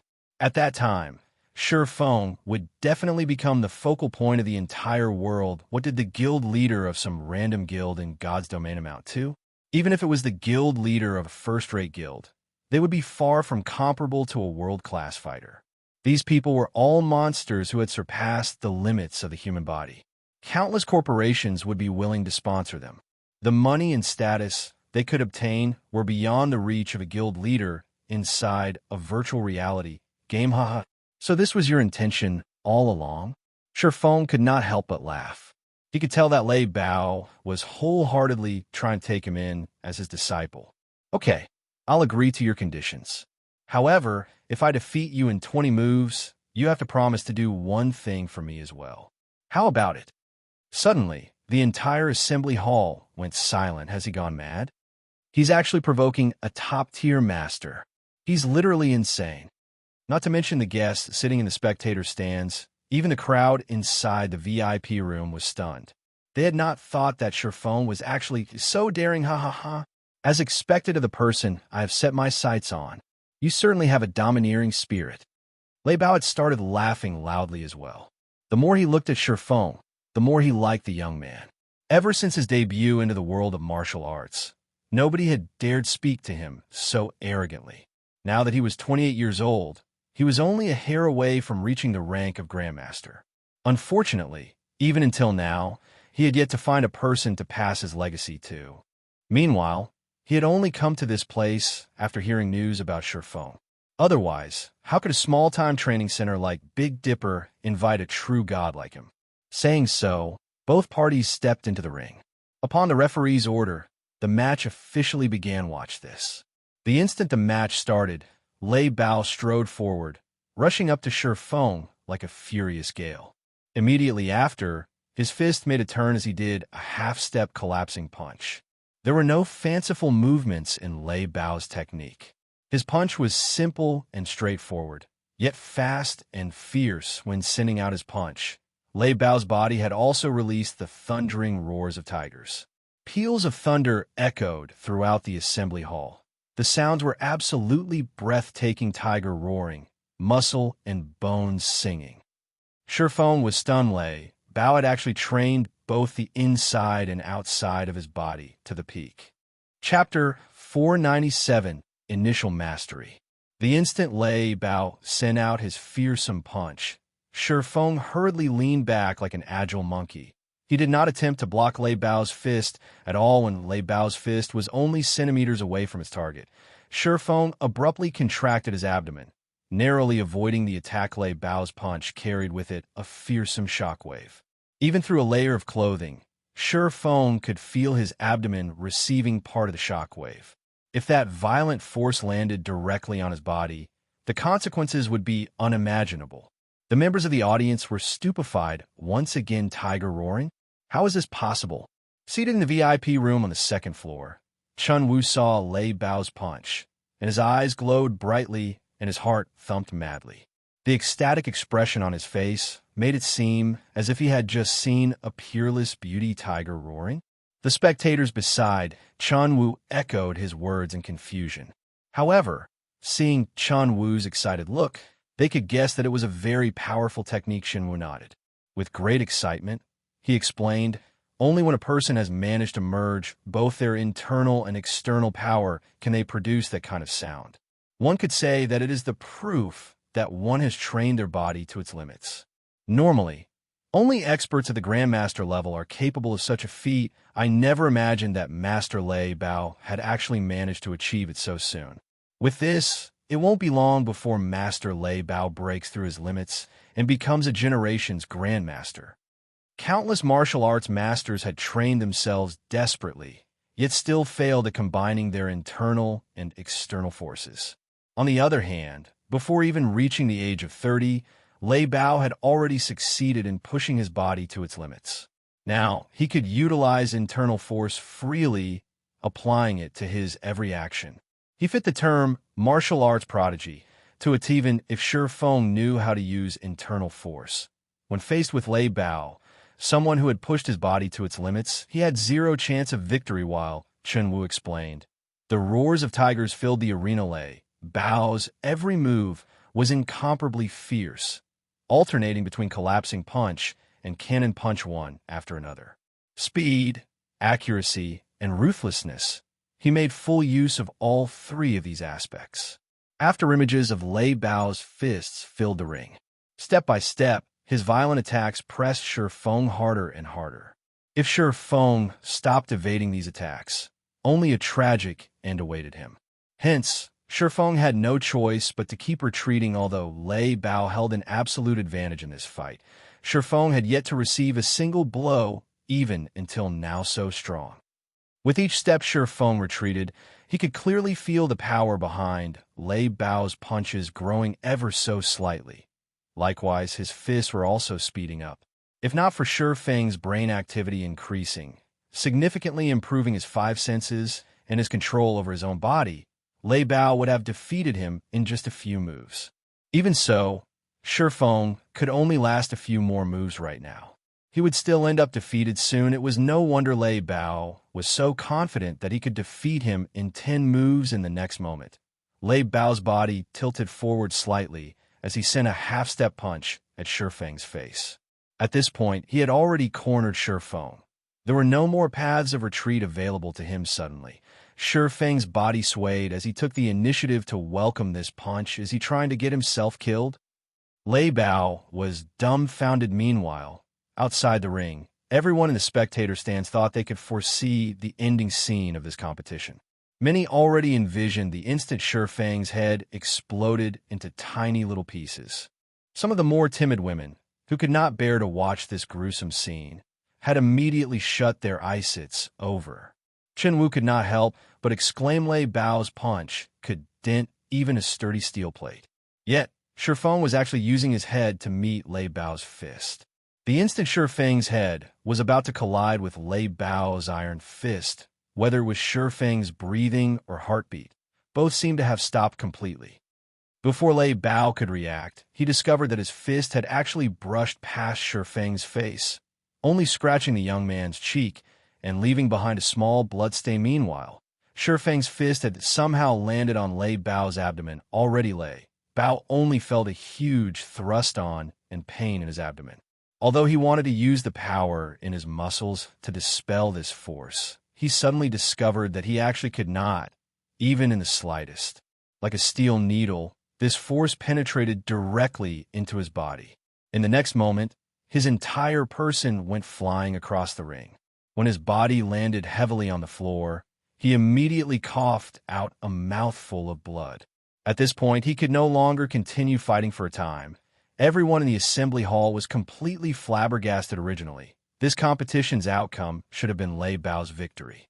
Yet, such a sudden reversal had actually happened. Nobody in the audience had even managed to get a clear view of what had happened. They had only seen Lei Bao's fist penetrating Shi Feng's head. In the next moment, Shi Feng's fist was already on Lei Bao's abdomen. And in the end, Shi Feng was the victor of this competition. Master Chen Wu, you are an expert yourself. Can you tell us what exactly happened just now? Su Wenxing was extremely curious about this situation. Everyone else seated near Chen Wu promptly turned to look at the martial arts master as well, hoping to obtain an answer from him after some time passed. I have no idea, either, Chen Wu said as he shook his head. The two's exchange had simply been too fast. Their speeds were already beyond what he could respond to. Hence, not even he knew what Shi Feng had done exactly. He only knew that Lei Bao's lethal punch had not landed on Shi Feng, however, who was Lei Bao. Back then, the situation had already reached the point of no return. Even if Lei Bao did not wish to kill Shi Feng, he could do nothing to change the sudden development, yet Shi Feng had actually managed to evade Lei Bao's punch even more inconceivably. Chen Wu had not even seen when Shi Feng punched. Even Lei Bao had failed to react to the attack in time. At this moment, Lei Bao managed to pull himself back to his feet, and his eyes were filled with disbelief as he looked at Shi Feng, who was currently standing proudly and calmly in the ring. Others might not have seen what had happened before, but when Lei Bao carefully tried recalling it, he immediately came to a realization. However, Lei Bao simply could not bring himself to believe that a student barely in his 20s had actually broken past his body's limits and taken that first step ahead of him. Although it was only for an instant, Lei Bao had seen it very clearly midway through Shi Feng's charge. Shi Feng's body had actually accelerated once more. At the moment of life and death, Shi Feng had actually managed to evade his fist and, in turn, landed a punch on him while the audience had their heads in the clouds, trying to recall the scene where Shi Feng defeated Lei Bao. Zhang Luowei and Lan Hailong, seated in the spectator stands, were both frozen with fear. Their hearts were also filled with immense regret. For a moment, they looked like they had aged more than a dozen years after this battle. Everybody would know about Shi Feng. His future would also be limitless. As of this moment, he was already a big shot of Jinhai City. Meanwhile, Zhang Luowei, as Shi Feng's fellow student, had actually tried to take action against Shi Feng. Looking back at his past actions, he had simply been seeking his own death. As for Lan Hailong, if he had known before that Shi Feng was actually so powerful, he would have long since given his all to recruit Shi Feng. He definitely would not have feuded with Shi Feng over a measly Ling Feilong at this point. Both Zhang Luowei and Lan Hailong entertained thoughts of getting rid of Ling Feilong. If not for that damnable Ling Feilong's little tricks, they would have long since climbed onto Shi Feng's massive boat and ridden along his waves of success, instead of being enemies with Shi Feng as they were right now away. Tomorrow, you and I will both go and meet with Shi Feng. If we do not dispel the rage in his heart, our future will be grim, Lan Hailong whispered helplessly indeed. Fortunately, we only have a minor dispute with Shi Feng. The main problem is Ling Feilong. After we return, we must make a clean break with him. It would be best if we taught Ling Feilong a lesson as well. Perhaps this might even make Shi Feng forget about all the earlier unpleasantries. Although Zhang Luowei was extremely reluctant, he still nodded his head heavily in reply to Lan Hailong's words. Chapter 498, Overnight Fame. Although the competition only lasted a moment, none of the spectators have been disappointed by the show. On the contrary, the stands exploded with excitement. He defeated Master Lei Bao at such a young age. His future will definitely be limitless. We really didn't waste the trip. Get Master Shi Feng's address. Rearrange my schedule as well. We must pay Master Shi Feng a visit. The audience was not comprised of your average citizens. Every one of them was a reputable member of society now that Shi Feng had defeated a top-tier master like Lei Bao. His future was limitless. A small stage like Jinhai City would not hold Shi Feng. He could only shine brightest on the world stage if they did not try to befriend Shi Feng now. They would never qualify to do so in the future, however. Compared to these guests, the chairman of Big Dipper, Xiaoyu, was so happy that he had nearly failed to contain his grin. He had originally thought that Lei Bao's willingness to become the training center's head instructor had been Big Dipper's greatest fortune. Xiaoyu had never expected Shi Feng to be so powerful, even capable of defeating a top-tier master like Lei Bao. This was a top-tier master. Even throughout the whole country, such mighty individuals were as rare as phoenix feathers. If Big Dipper Training Center employed such a martial arts master, its popularity in business would undoubtedly skyrocket. Uncle Xiao, how do you plan to thank me? After all, it was I who introduced Shi Feng to Big Dipper. Zhao Ruoshi grinned, her eyes flashing with pride and excitement. She felt as if Shi Feng's victory were her own, and she basked in the success. Of course, we can't forget about you. In a moment, I'll have a diamond member card prepared for you. Big Dipper has only ever given out 5 of these member cards, so you'll be the 6th. Xiao laughed. Xianxia could not help his shock when he heard Xiao Yu's words. Big Dipper's diamond member card was extraordinary. As a diamond member, one would receive a 50% discount, and all monthly expenses under a certain amount would be waived. Throughout Jinhai City, only 5 people had received such privileges, and neither Zhao Jianhua nor Zhao Ruoshi's father were of those 5. Yet, his niece had actually become the 6th person to become one of Big Dipper's diamond members. Indescribable feelings colored Zhao Jianhua's stern expression.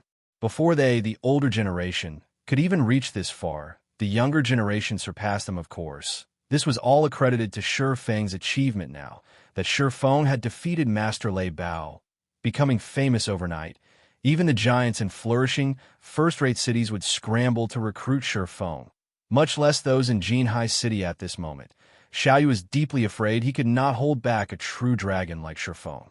Now that he had a chance to solidify Big Dipper's relationship with Shi Feng, he would maximize their generosity after the competition ended. Although Lei Bao had suffered relatively severe injuries, with the aid of modern technology and S-rank nutrient fluids, he would quickly recover to his peak condition. Master Shi Feng, I am convinced of my loss in this competition. Please don't hold back and state your conditions. Since I have made the promise, I will not go back on my word, Lei Bao said weakly as he joined Shi Feng in the lounge. At this moment, Lei Bao was still slightly pale. Lei Bao did not think that it was a coincidence that Shi Feng just so happened to have broken past his limits, obtaining power and physical reactions beyond his body's capabilities in the moment between life and death. At the very least, Shi Feng should have already touched the boundaries of that realm. Shi Feng was just a young man in his early 20s, yet he had already reached such mastery. Shi Feng was easily stronger than Lei Bao himself. Lei Bao could not wrap his mind around it. Even if Shi Feng began training while still inside his mother's womb and had received all sorts of resources, he should not be able to obtain the power to surpass his physical limitations at such a young age. If Lei Bao was a martial arts prodigy, then the man before him was a demon. Even if he were not convinced of his defeat, he had to accept it. Since Master Lei Bao has agreed, then I want you to join my workshop. Shi Feng laughed. Lei Bao was a top-tier master who had trained both his inner and outer body to their limits. Shi Feng had only been able to defeat Lei Bao due to luck. Fortunately, Shi Feng's brain activity had improved before participating in this competition. He had even grasped the beginnings of the technique to unlock his brain's physical limiter. Although he had only overcome the limiter for an instant, it had been enough for him to reach a new level of strength, allowing him to defeat his opponent. In addition, Lei Bao had also been caught unprepared. Otherwise, there was more than a 90% chance that Shi Feng would have suffered defeat in this competition to Shi Feng's current self. It was still somewhat early for him to overcome his brain's limiter. The brain limited a person's strength to protect the body. Before the physical body reached sufficient durability, actively trying to remove this limiter would only do more harm than good. Not to mention, Shi Feng had yet to grasp this power fully. It might seem that Shi Feng had only received a small scratch during the competition, but in reality, his body had been significantly damaged due to the explosive force he had displayed even without moving. Shi Feng felt like needles pricked his entire body. Hence, the moment Shi Feng returned to the lounge, he had madly consumed rank nutrient fluids to alleviate his pain. After this competition, he would not be able to train for quite some time. Join your workshop? Lei Bao frowned. Every martial artist wished to remain free and unfettered. He barely had enough time to train and improve himself. How would he find the time to work? Master Lei Bao, please relax. My workshop is a virtual gaming workshop that focuses on the most popular game currently, God's Domain. You only need to work at night while you rest. The workshop will not interfere with your life during the day. You can do whatever you want during that time, Shi Feng slowly explained. He knew very well what Lei Bao worried about. Although Lei Bao had never come into contact with virtual reality games, especially God's Domain, Lei Bao was still a top-tier martial arts master currently. Although Aqua Rose and the others had the potential, their foundations were lacking. They still needed to improve before they could become top-tier experts. However, Lei Bao was different. His combat foundation was extremely sturdy. If he familiarized himself with his body in God's domain and integrated the techniques he had learned in real life, he could very quickly become one of Zero Wing's top combatants. Okay, I'm relieved to hear that. Lei Bao nodded. He then left the lounge. Lei Bao's addition to Zero Wing would undoubtedly give the guild another fierce general while Shifeng rested. 3 others entered the lounge lifting his head.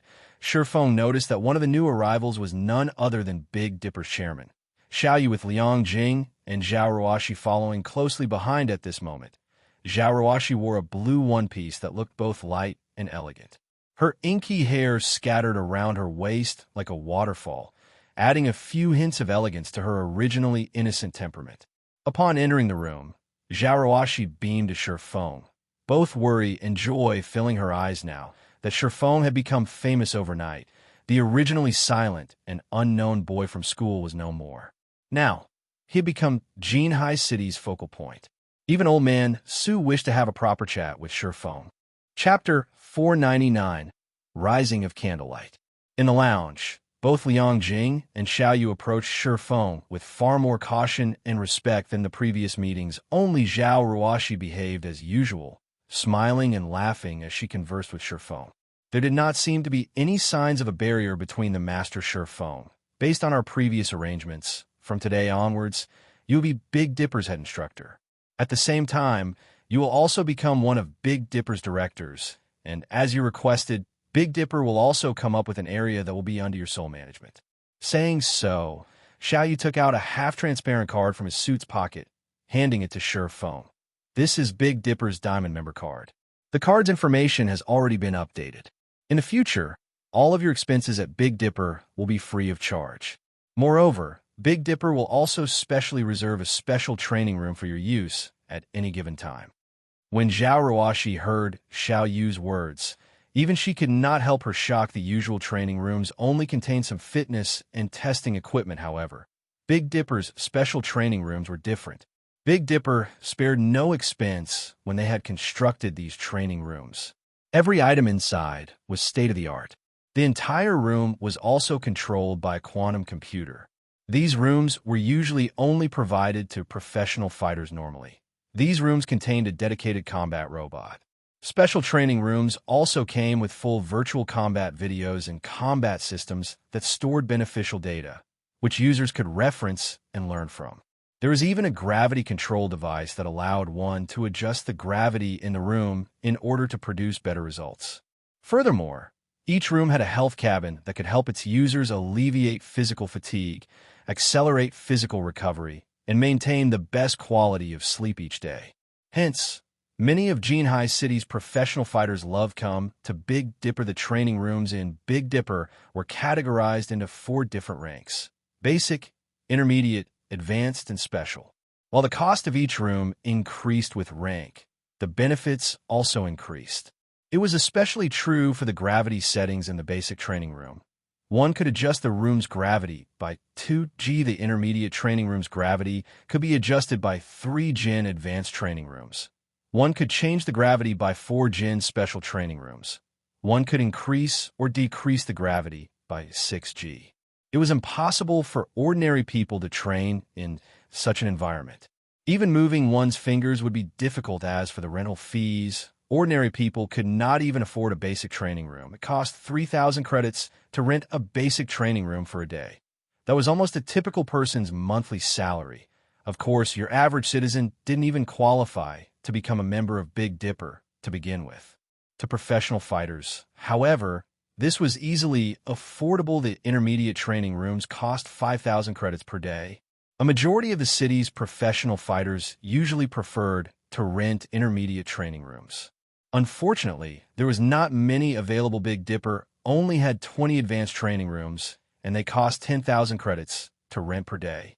This was practically the average price of renting a room at a 7-star hotel. As for special training rooms, there were only 5 in the Big Dipper Training Center, or better yet, in all of Jinhai City. The rental for these rooms was 30,000 credits per day. However, one would be lucky if they even had the chance to rent one of these rooms yet. Now, Big Dipper had specifically reserved one of these rooms for Shifeng. Countless people would definitely turn green with envy if they found Autile half the trouble Chairman Xiao then. Shifeng did not hold back as he accepted the Diamond Member card with the special training room's gravity enhancement. His future training would yield far better results, Master Shifeng. There is also the matter of the 15 bottles of S-rank nutrient fluids and 5 virtual gaming cabins that we previously agreed to. Our board of directors has unanimously agreed to increase the count to 30 bottles and 10 virtual gaming cabins. We will have the items delivered to you in a few days, Xiaoyu said with a smile. Also, I will have my head assistant, Liang Jing, follow you. She is always very efficient. If you have any matters in Big Dipper you need to deal with, please let her take care of them for you. All right. Shifeng did not refuse Xiaoyu's offer. He had no reason to refuse to begin with aside from how important S-rank nutrient fluids were to him. Just the 10 virtual gaming cabins could raise Zero Wing's workshop to a whole new level. It would no longer be just your average workshop. As for the assistant named Liang Jing, Shifeng did not know much about Big Dipper. If he wanted Big Dipper to take care of some matters for him, such as training the members of his workshop, an assistant like Liang Jing would definitely come in handy. She could save him a lot of trouble regardless of the other's optimistic view of his development in the fighting world. Shifeng had no intention of changing career paths. He only had one goal in his heart, God's domain. After all, God's domain held the world's future. After Shifeng chatted with Xiaoyu and the others for a while, he returned to his apartment. Before he left, Xiaoyu had Liang Jing prepare 5 bottles of S-rank nutrient fluids for him, which would help him quickly recover from the injuries he had suffered during the match with Lei Bao after returning home. Shifeng immediately drank a bottle before resting in the virtual gaming cabin and logging into God's Domain. A virtual gaming cabin also functioned as a health cabin.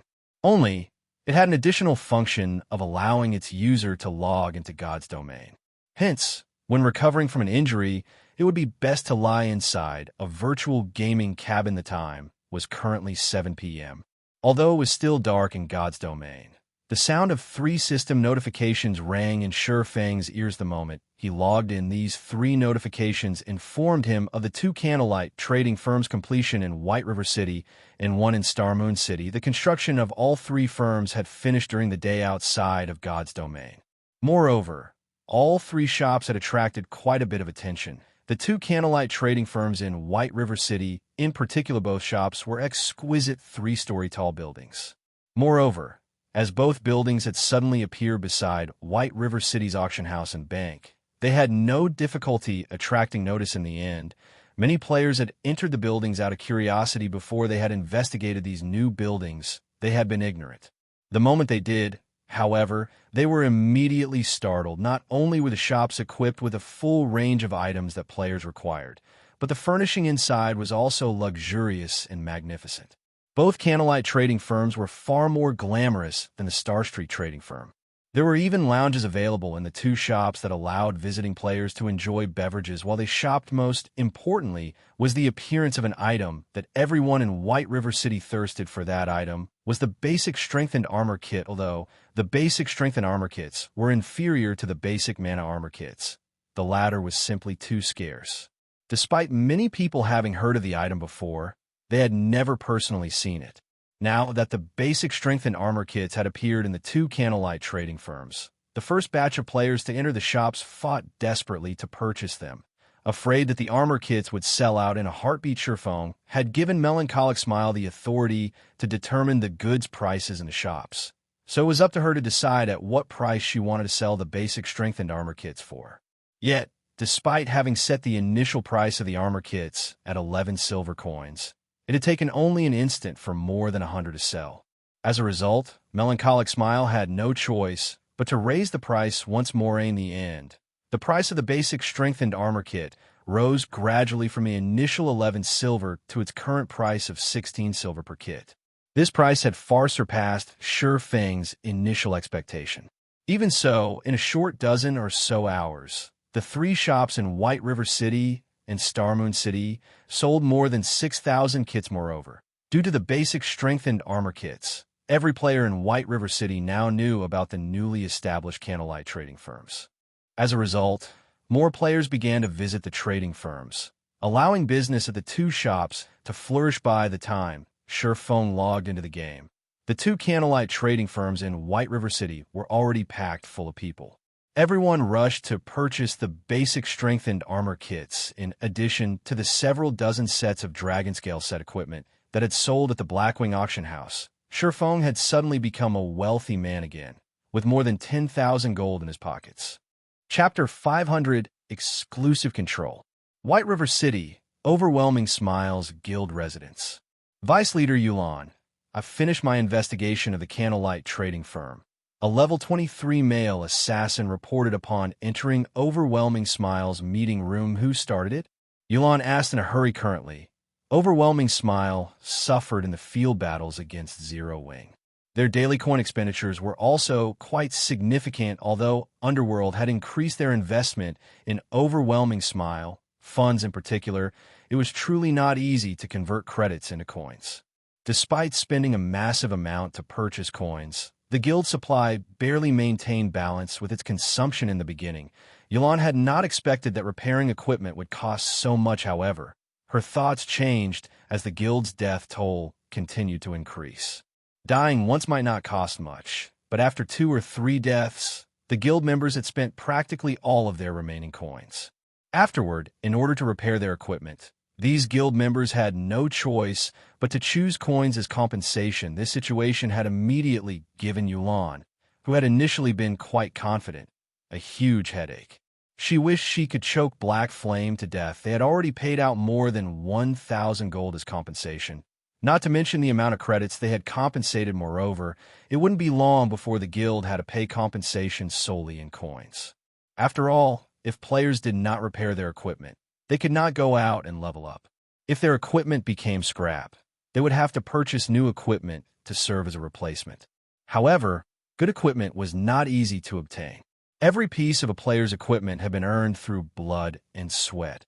Losing even a single piece was a painful loss. If they lost every piece of equipment they had on them. Hence, before the durability of their equipment reached a critical point, even if players had to purchase coins with credits, spending their entire fortune, they had to repair their equipment. However, there was one point that confused Youlan greatly. Though Overwhelming Smile's losses were very heavy, Zero Wing's losses should not be any less. Not to mention, Zero Wing was not using credits as a form of compensation at all.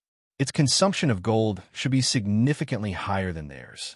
Yet, even until now, not only had Zero Wing showed no signs of lacking money, but it was also spending more money than before. It was inconceivable. From information Youlan had overheard, she knew that, aside from constructing the best smithy available, Zero Wing had also purchased several sets of Dragonscale set equipment. At the very least, they would have to spend more than 2,000 gold on these purchases. Not to mention, there was also the gold they had to give out as compensation for the war of attrition. Even Underworld would find it difficult to spend so much in such a short time. Youlan could only see one end. Overwhelming Smile, withdrawing from White River City, if things continued like this in their war of attrition. Hence, they needed to make a major change now. They must find a way to earn a large sum of gold if one wanted to earn a large sum of coins in God's domain. The only way to do so was through trade, although the guild quests published in the guild residence were a large source of income. That potential was nothing compared to the money one could earn through trade, although the various large guilds of God's domain possessed a lot of gold compared to the countless players in God's domain. This sum was insignificant. Even if Overwhelming Smile only earned 1 silver from each of the millions of players in White River City, the total would be several tens of thousands of gold at that time. They could easily afford a war with several other large guilds simultaneously, much less afford to deal with a single Zero Wing in White River City. The most powerful trading firm was currently the Star Street trading firm. Not only did the firm occupy a strategic location, but it also possessed land in the 7 cities surrounding White River City, allowing it to sell items to players in 8 cities and earn tons of gold daily. The amount the firm earned each day was enough to make one drool. Unfortunately, the Star Street trading firm was an NPC's property, not a player's. Despite exhausting all of their means, the various large guilds in White River City were unable to form a cooperative relationship with the Star Street trading firm. In the end, they could only give up on their endeavors and try to open up their own shops. However, White River City's ordinary lands were not particularly valuable. Currently, the various guilds had all set their sights on the golden lands of the city and were consistently accumulating money and raising their reputation to achieve that goal now. However, the Candlelight trading firm had appeared and purchased 2 golden lands ahead of the other guilds. Although the Candlelight trading firm was not a match for the Star Street trading firm, with the basic strength and armor kits and the full range of products, it too stood among White River City's top trading firms. Over time, if the Candlelight trading firm introduced several other items that players direly needed, it would definitely surpass the Star Street trading firm and become the #1 trading firm in White River City. Moreover, unlike the Star Street trading firm, a player had established and owned the Candlelight trading firm. That signified the possibility of cooperations. Youlan had sent her subordinate to investigate the firm. I heard that the manager there is a young woman named Melancholic. Moreover, she is a forger and was once a forger employed by the Star Street trading firm, the male assassin said slowly. In addition, aside from that woman, 2 other Star Street forgers seemed to have defected to Candlelight as well. The 3 of them produced the basic strengthening armor kits. Good, you've done well. Youlan smiled. Melancholic smile. This is my first time hearing this name. There really are a lot of capable people in White River City. It seems that I'll need to make a personal visit to the Candlelight trading firm to have a chat. Overwhelming Smile wasn't the only guild with such thoughts. Several other large guilds also began to eye the Candlelight trading firm. Such a thriving trading firm was no different from a large gold mine that could provide their guilds with various resources. If they could obtain the trading firm, they could instantly raise their guild's strength by leaps and bounds. Meanwhile, Sherphone once again had over 10,000 gold in his pockets, and he began to reconsider the plots of land in Starmoon City again. Currently, as the underground arena was not particularly popular, the Candlelight trading firm's business there was only passable. Attracting the attention of Starmoon City's players would be far easier if he set up a shop in the city's central district. Unfortunately, as Lifeless Blade was only an ordinary noble in Starmoon City, he could only purchase ordinary land. He did not qualify to purchase the lands in the central district and golden areas of Starmoon City. I need to think of a better way to raise my reputation. Sherphone tried to recall information relating to Starmoon City's resources after he pondered for some time. Sherfang's eyes suddenly shone. Immediately, he hailed a horse carriage and hurried to the palace. Starmoon City was Starmoon Kingdom's core, so it was not easy to raise one's reputation here. If players relied on reputation quests, it would take them ages before they could become a Baron of Starmoon City. For this reason, many players had given up on the notion of doing business in Starmoon City and had shifted their aim towards other cities instead. However, there were many players in Starmoon City. There was bound to be a few amazing characters amongst the millions of players. In the past, there were several independent players who had taken the lead and managed to become barons, even viscounts, before the various large guilds. In the end, these independent players had claimed a few good lands for themselves, taking the opportunity to make a fortune. The monthly rental they received was enough to allow them to live in luxury for the rest of their days despite being independent players. These few individuals were not ordinary characters. They were not penniless individuals. Instead, they were relatively wealthy individuals. They had been relatively famous in several other virtual reality games and had earned large sums of money during their time playing those games. Meanwhile, through a special method, these people had managed to grind large amounts of reputation points in a relatively short amount of time, quickly becoming barons. After this incident was revealed, these players had become the envy of every player in Starmoon City. That method was very simple. Players needed to purchase some supplies with coins, then contribute these supplies to a certain Grand Duke to receive reputation points for Starmoon City. Unfortunately, the conversion ratio of coins to reputation points would make any ordinary player curse the system. However, Sherphone did not lack money right now. He only lacked time. Even if it were a more expensive method, he would still employ it. Chapter 501 Grand Duke Hartfield. The lights shone brightly outside of Starmoon City's palace. At this moment, the street adjacent to the palace looked as if it held a large-scale celebration. A crowd of players exploded with excitement. Players filled both sides of the street, shouting and selling their wares. Starmoon City was different from the other ordinary cities in Starmoon Kingdom. The traffic here was constant, with players coming and going from other kingdoms and empires. Hence, unlike in other cities where players could only set up their stalls once every 3 or 4 days in specified areas, players could set up their stalls in Starmoon City every day. Only, a fee was required to set up a stall. It was not free even with the fee.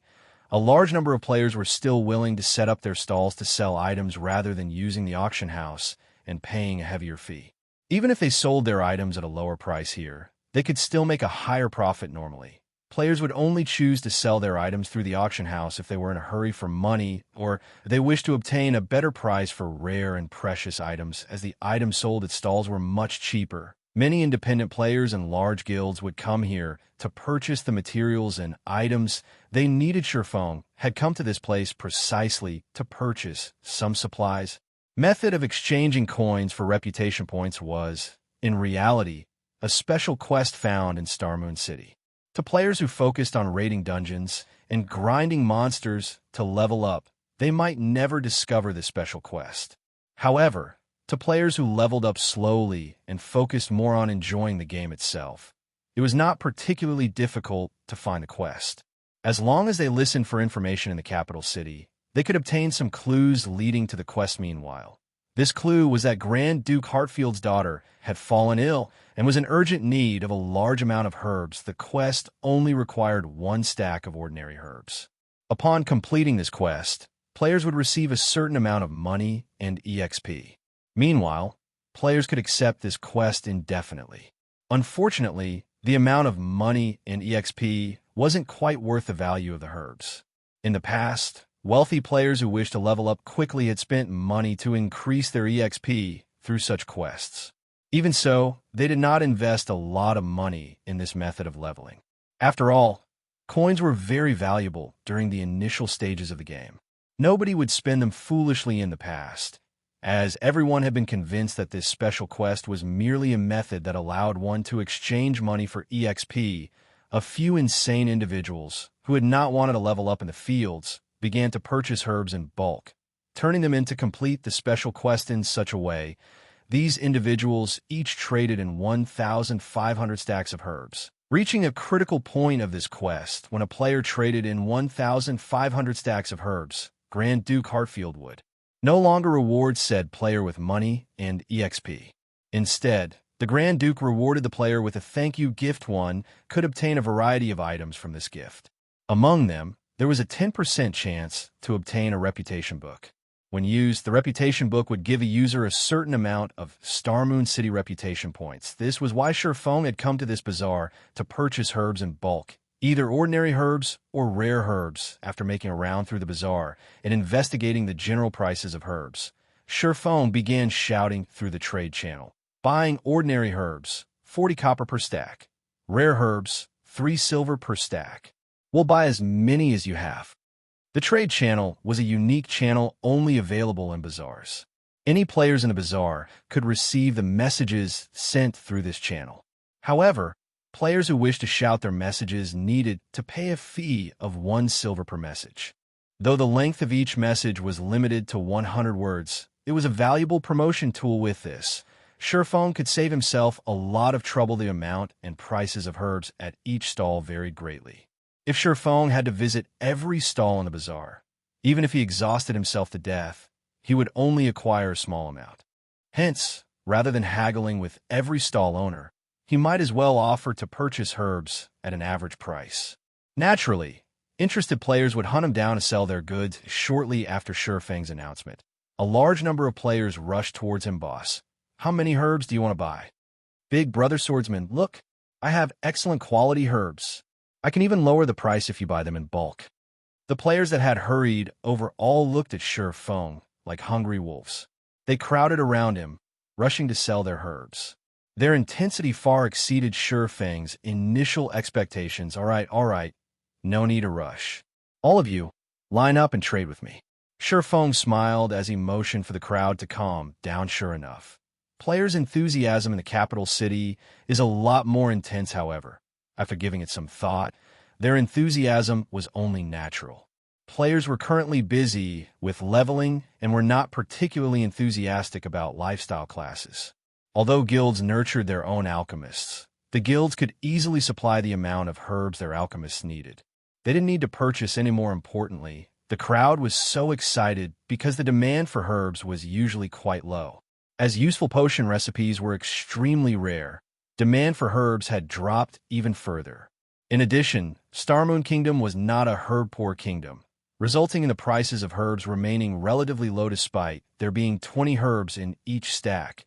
Ordinary herbs only sold for 40 copper per stack. Even rare herbs only sold for 3 silver per stack. One could imagine just how worthless herbs were yet. Even with such low prices, few people were willing to purchase herbs, which explained why everyone was so excited to see phone players would frequently encounter herbs while adventuring, and they would usually collect these herbs to sell in bulk at a later time. Now, these players' actions benefited phone in a short moment. phone had purchased 2,000 stacks of ordinary herbs and 200 stacks of rare herbs, spending 14 gold in total. To other players, this might be an astronomical sum, but to phone, this was only a drop in the bucket. Sorry, but my bag's full. Everyone, please wait here for a while. I'll come back to purchase more in just a moment. phone hurriedly turned and ran towards the Grand Duke's mansion. Reluctance filled the crowd's eyes as they watched Feng's departing figure.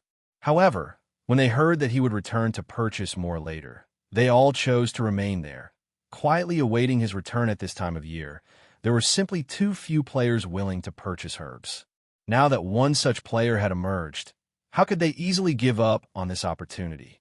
They would wait a few hours if they had to, not to mention a few minutes. The Grand Duke's mansion was only a short distance from the palace. The journey there only took phone a dozen minutes or so after entering the Grand Duke's mansion. After the level 150 Great Steward's introduction, phone arrived before the level 200 Grand Duke Hartfield. After a brief conversation, Grand Duke Hartfield began telling phone the problem burdening his daughter, after which phone received the special quest to acquire herbs. He then retrieved the herbs from his bag, one stack after another. For every stack of herbs phone turned in, he received 20 copper and 2,000 EXP in return. Though phone took a loss of 20 copper with each exchange, he did not pay it any mind compared to forging. His leveling speed from handing in the herbs was several times faster. As soon as he gave the Grand Duke the herbs, he immediately received EXP. The process was very fast and convenient. In mere moments, phone had turned in 1,500 stacks of ordinary herbs, earning a total of 3 gold coins and 3 million EXP. In less than half an hour, Feng's experience bar rose significantly. Earning 3 million EXP in half an hour was an incredibly efficient way to level up. Unfortunately, after turning in a 1,500 stack of herbs, he only received a thank you gift for every subsequent stack of herbs he turned in. As there was still a large number of players waiting for him to purchase their goods, phone wasted no time as he turned in all of the herbs in his possession. Unlike ordinary herbs, he would receive 10 thank you gifts for each stack of rare herbs. In terms of money, it was much more worthwhile to trade rare herbs for the gifts instead. Unfortunately, rare herbs were too scarce. Chapter 502, Twilight Treasure Chest. phone traded all of his ordinary herbs and rare herbs for thank you gifts in one fell swoop. Suddenly, phone noticed that Grand Duke Hartfield's gaze had changed slightly. The Grand Duke's originally stern expression seemed to have softened significantly. Was I just imagining things? After Feng's brain activity had improved, his 5 senses and intuition had become extraordinarily sharp. Advanced NPCs of God's domain possessed very high intelligence. It was even higher than ordinary players. It was especially true for a level 200 Tier 3 NPC like Grand Duke Hartfield. Although Hartfield might not be as strong as Magistrate Weissman, not even Weissman dared to offend the Grand Duke. Hartfield was the only Grand Duke throughout Starmoon Kingdom, while the others were just dukes. In Starmoon Kingdom, his position was only below that of the king and equal to that of the kingdom's Grand Marshal, Adolf Serret. Working with the Grand Marshal, They protected the kingdom from both inside and outside threats. If Feng could form a relationship with Grand Duke Hartfield, it would greatly benefit his future development in Star Moon Kingdom. Forget it. It's best to just focus on raising my reputation. Feng shook his head to clear his mind. He then departed from the Grand Duke's mansion and returned to purchasing herbs. The thank you gifts did not take up a lot of space, with each stack holding up to 1,000 gifts. Feng had received a total of 2,500 gifts, which took up only 3 bag slots upon arriving at the bazaar in front of the palace. Sure enough, the herb-selling players had not moved.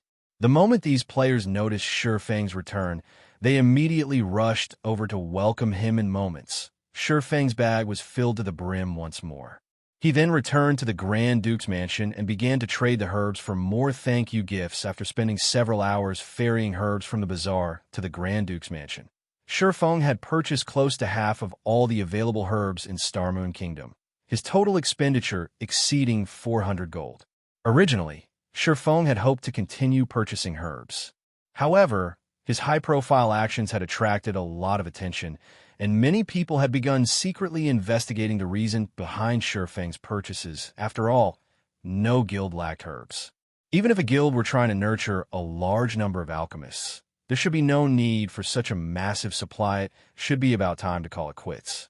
Feng glanced at the several assassins, spying on him from a distance. He would not give any of these people the slightest of opportunities to discover his intentions. Every time he visited the Grand Duke's mansion, he would look for a secluded location before disguising himself. Even if his trackers were quite capable, without a particularly high-ranking identification skill, such as omniscient eyes, it would be impossible for them to see through his disguise in reality. Feng did not have to pay these people any heed. Even if they discovered this special quest, no guild would willingly spend so much money to earn some EXP. To be safe, however, Feng still disguised himself to avoid these players discovering the method of using money to earn reputation points. Just yet after he finished purchasing his last batch of herbs, Feng departed from the bazaar and randomly picked a restaurant to enter. After using the demon mask to disguise his appearance, he boldly strode out of the restaurant and headed towards Grand Duke Hartfield's mansion inside the Grand Duke's abode.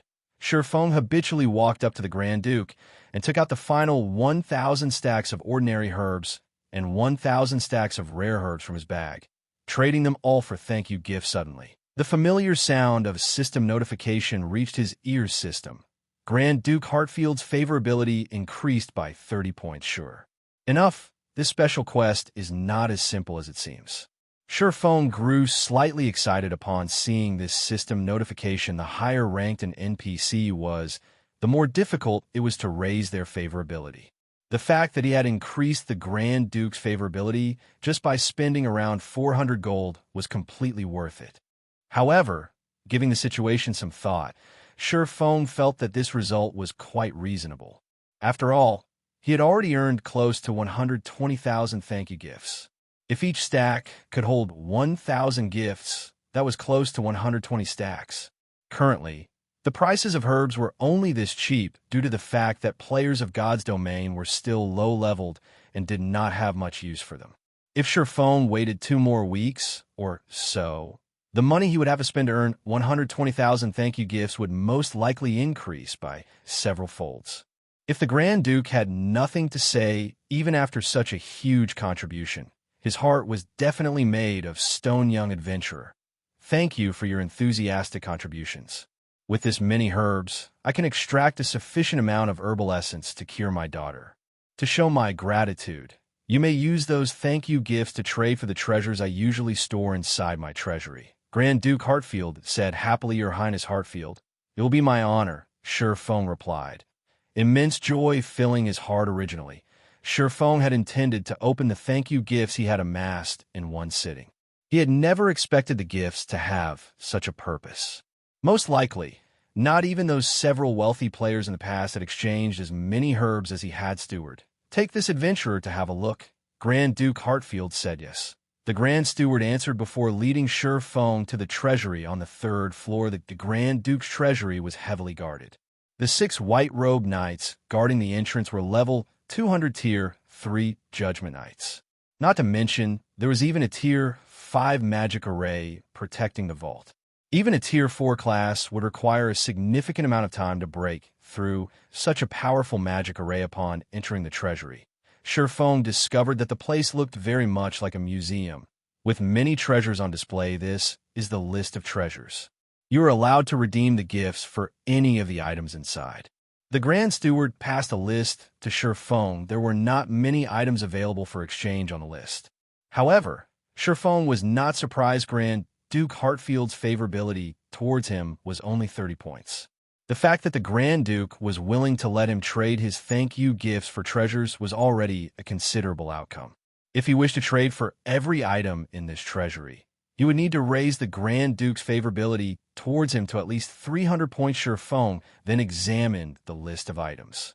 Sure enough, every item was very basic. The majority consisted of weapons and equipment that were close to his current level, whereas the quality of the items ranged between secret silver and fine gold rank. Moreover, their prices were not cheap.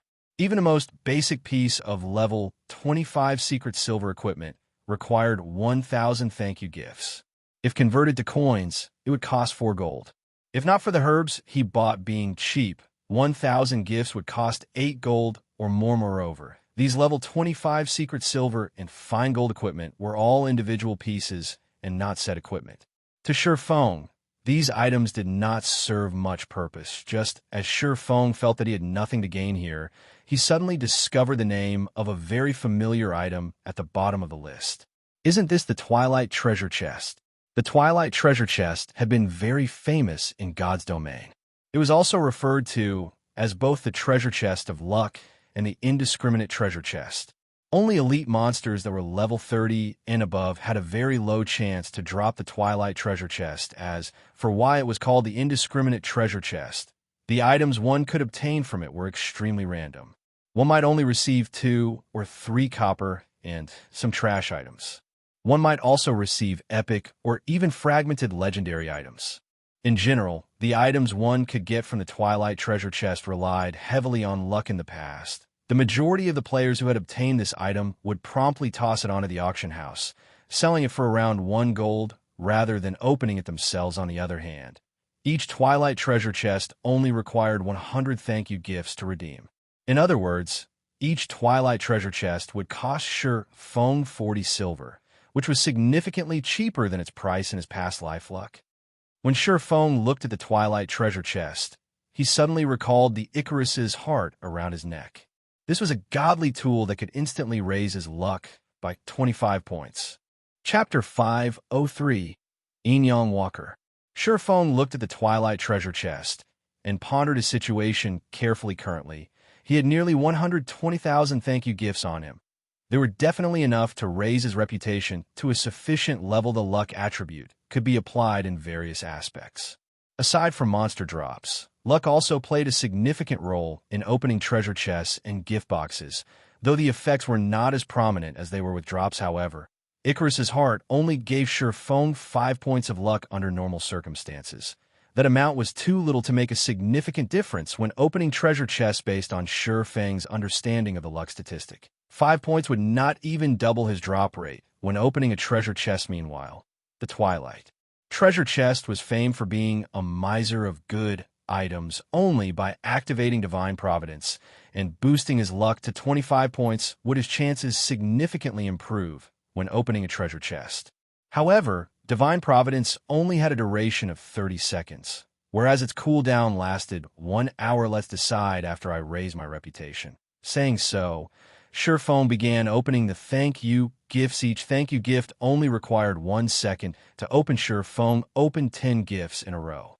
Aside from obtaining some copper coins, he also obtained 2 reputation books, the gifts yielding far more than he had expected. Each reputation book could raise the user's Star Moon City reputation by 1 point. Unfortunately, the book could not be traded. Otherwise, Shifeng really would sell them to the public. However, these reputation books' effects weakened as a player's reputation grew. Below 100 points, the book would raise a player's reputation by 1 point with a 100% success rate. After reaching 100 points, there was only a 60% chance. At 200 points, that success rate fell further to 30%, 20% at 300 points, and 10% at 400 points. When a player's reputation reached 500 points, there was only a 3% chance to increase their reputation by 1 point when using the reputation book to become a Baron. Players required 500 reputation points to become a Viscount. Players required 1,000 reputation points if Shi Feng hoped to become a Viscount by relying on the reputation books. He would have to expend a staggering number. As for becoming a Count, which was one rank above a Viscount, that was practically impossible. That was because a player needed 3,000 reputation points to become a Count. The effects of just having 5 points of luck is really quite good. I wonder if it will be possible to obtain the Mastery Book. Shi Feng grinned with 5 points of luck. His chance of obtaining reputation books from the thank you gifts was indeed higher than other players, however. Other than copper coins and reputation books, there was also an extremely small chance for players to obtain Mastery Books. Mastery was something very important to any player in God's domain. Taking Shi Feng, for example, as his mastery was very high, his basic attacks dealt more damage compared to other players. If he could raise his one-handed sword mastery's rank to a basic sword master, he could increase his basic sword attack damage by 30%. That was 10% more than an advanced swordsman with a 10% difference in basic attacks. The skill damage difference was even higher. Meanwhile, Shi Feng was only dozens of points away from becoming a basic sword master. If he could obtain mastery books, he could advance his combat power further. By the time he went to the ancient battlefield to sharpen his techniques, he would also obtain better effects. Shi Feng then began to open the thank you gifts frantically. 100, 300, 500, 1,000. After spending several hours, Shi Feng opened more than 10,000 thank you gifts and obtained a total of 2,000 reputation books.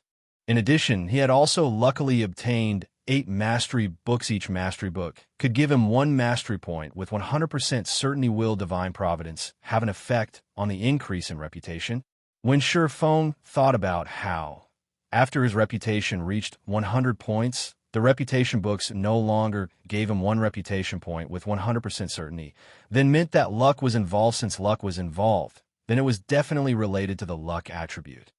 Shi Feng grinned slightly as he activated Divine Providence. Suddenly, a faint golden glow covered Shi Feng's body, as if he had received a blessing from heaven, as he became the absolute focal point inside the entire treasury. Immediately, Shi Feng began to activate the 2,000 reputation books. The activation process of a reputation book was very fast. The book would activate with a single click. Shi Feng could gain many reputation books in just 30 seconds. In the next moment, Shi Feng's finger transformed into an afterimage. With Shi Feng's speed, he could click dozens of times every second. Following which, Shi Feng heard the ringing of a continuous stream of system notification system. Congratulations. You have gained 1 Star Moon City reputation point. System, congratulations. You have gained 1 Star Moon City reputation point. System, congratulations. You have gained 1 Star Moon City reputation point. 30 seconds later, of the 2,000 reputation books Shi Feng obtained, only a little more than 700 remained. Meanwhile, Shi Feng's reputation in Star Moon City had also risen to 436 points. He was only 64 points away from becoming a Baron. The Divine Providence's effects were remarkable. Sure enough, it is effective. Shi Feng immediately grew excited using this method. He could save a large number of thank you gifts. At this rate, not to mention becoming a Viscount, he could even give becoming a Count hints. Shi Feng frantically opened thank you gifts once more. It just so happened that Divine Providence was on cooldown during this period. An hour later, Shi Feng began another round of clicking reputation books. 30 seconds later, Shi Feng's reputation rose from 416 points to 578 points, following which Shi Feng continued opening the thank you gifts. After opening more than 30,000 gifts, Shi Feng's reputation had finally reached 1,000 points, becoming a Viscount of Star Moon City. In addition, he had also obtained a total of 21 mastery books originally. Shi Feng still intended to continue raising his reputation. However, seeing as there were less than 90,000 thank you gifts remaining, even if he used Divine Providence, it would not be enough for him to become a Count. Hence, Feng gave up on the notion, however. This result had already surpassed Feng's initial expectations. Normally, 120,000 thank you gifts might not even be enough for him to become a Viscount in this aspect. Divine Providence had truly played a significant role, however. Now that Feng had 21 mastery books, as long as he strived, he could raise his one-handed sword mastery to 150 points, reaching the standard of a basic sword master. Hence, Feng continued the process of opening the thank you gifts and had even used Divine Providence to aid him in his endeavor. After opening another 10,000 or so thank you gifts, Feng accumulated a total of 48 mastery books immediately. He upgraded his one-handed sword mastery to the standard of a basic sword master, his basic damage increasing by 30% at this moment. Feng had less than 80,000 thank you gifts remaining. At once, Feng exchanged all of them for Twilight treasure chests. Each Twilight treasure chest cost 100 thank you gifts. In the end, Feng had gained close to 800 Twilight treasure chests. He would have to spend close to 800 gold if he bought so many anywhere else after Divine Providence's cooldown completed. Twilight treasure chest, you better not disappoint me. Feng took out 9 Twilight treasure chests and set them on the ground. Taking a deep breath, he immediately activated Divine Providence and swiftly began activating the treasure chests before Hima's time passed. The silver-colored treasure chests inlaid with purple crystals were swiftly opened. 1 chest, 2 chests, 3 chests. Finally, Feng managed to open the 9 Twilight treasure chests within 30 seconds. The 9 Twilight treasure chests released a colorful brilliance as their lids were removed, making the entire treasury shine beautifully. Feng then began collecting the items inside the treasure chests. As Feng collected the items inside the 6th Twilight treasure chest, he suddenly froze. With disbelief, he retrieved a beautiful chest plate that gave off both a black and white glowing Yin-Yang walker. Chapter 504, Tier 1 Set Equipment. In God's domain, one could obtain a wide variety of items from the Twilight treasure chest. However, the chance of obtaining good equipment was incredibly small. As for set equipment, don't even think about it. Yet the armor called Yin-Yang walker before Feng was indeed a part of his set equipment. For a moment, Feng even questioned his own vision. If it were any other set equipment, at most, Feng's good luck would have surprised him. However, the Yin-Yang walker was different. It was a special set equipment, just like the Warfire set equipment. However, if Feng had to decide which set was better, without a doubt, it would be the Yin-Yang walker set equipment. Before him, although the Warfire set equipment could be upgraded to fine gold rank, the Yin-Yang walker was a Tier 1 set equipment. A Tier 1 set equipment was an exclusive set for Tier 1 classes. Although it had no grade, its boost to a Tier 1 player's combat power even surpassed Dark Gold set equipment. However, a Tier 1 set equipment also possessed heavy restrictions, as only designated classes could use it. Moreover, the set would bind to a player when equipped, and it could neither be dropped nor traded. However, it could be destroyed if its durability reached 0. Moreover, the repair fees for a Tier 1 set equipment could rival those of epic ranked weapons and equipment. Despite having so many restrictions, a majority of the experts in God's domain loved these sets. However, it was extremely difficult to obtain a Tier 1 set equipment, as only level 20 or higher Great Lords had a chance to drop them. Both Great Lords in the fields and in dungeons had the same drop rate. Tier 1 set equipment was also known as the best set equipment, other than epic set equipment, available for Tier 1 players. It truly lived up to its name. The minimum level of a Tier 1 set equipment was level 20, and its attributes would increase alongside the player's level to level 50, which was when players could class change from a Tier 1 class to a Tier 2 class. If a player had a Tier 1 set equipment when they carried out their Tier 2 class change quest, the quest would undoubtedly be easier to complete. Feng then appraised the Yin-Yang walker's chestplate Yin-Yang walker set equipment.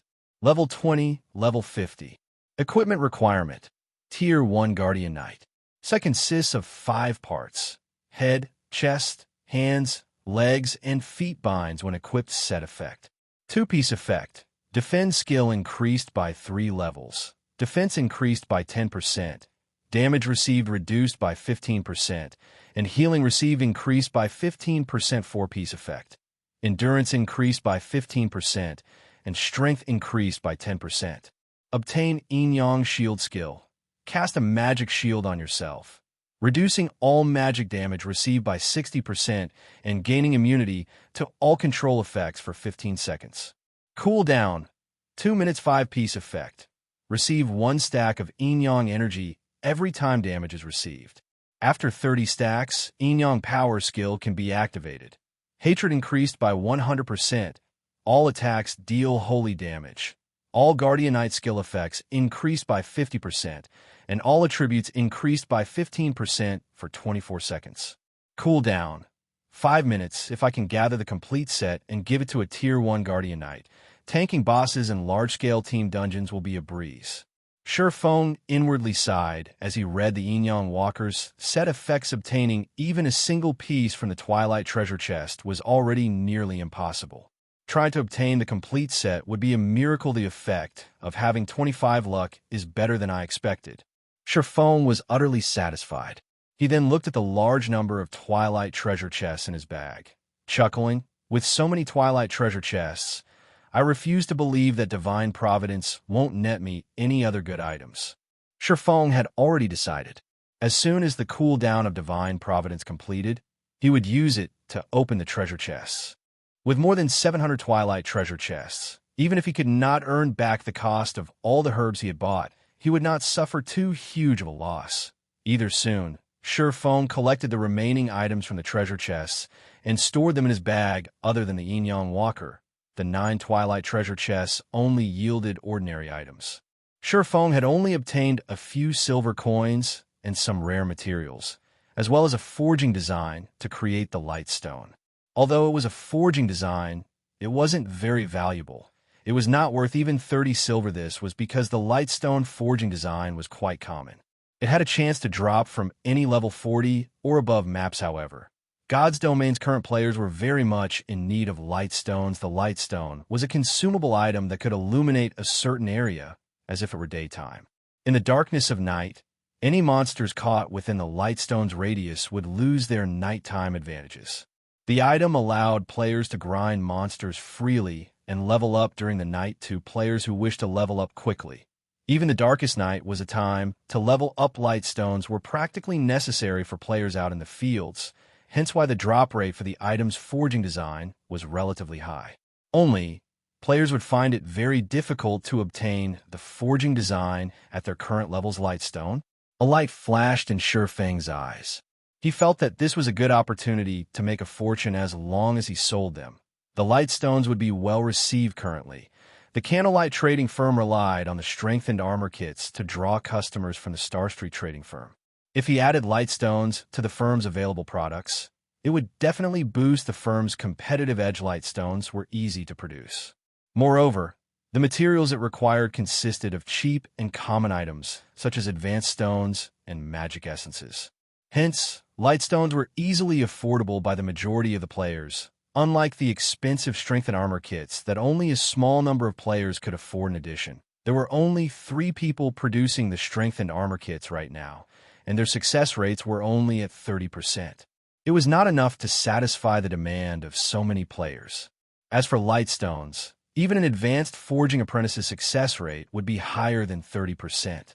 Only, the Lightstone forging design was not something players below level 30 could obtain. If Shurfeng could acquire a large number of Lightstone forging designs, the Candlelight trading firm could take Starmoon Kingdom's entire market by storm.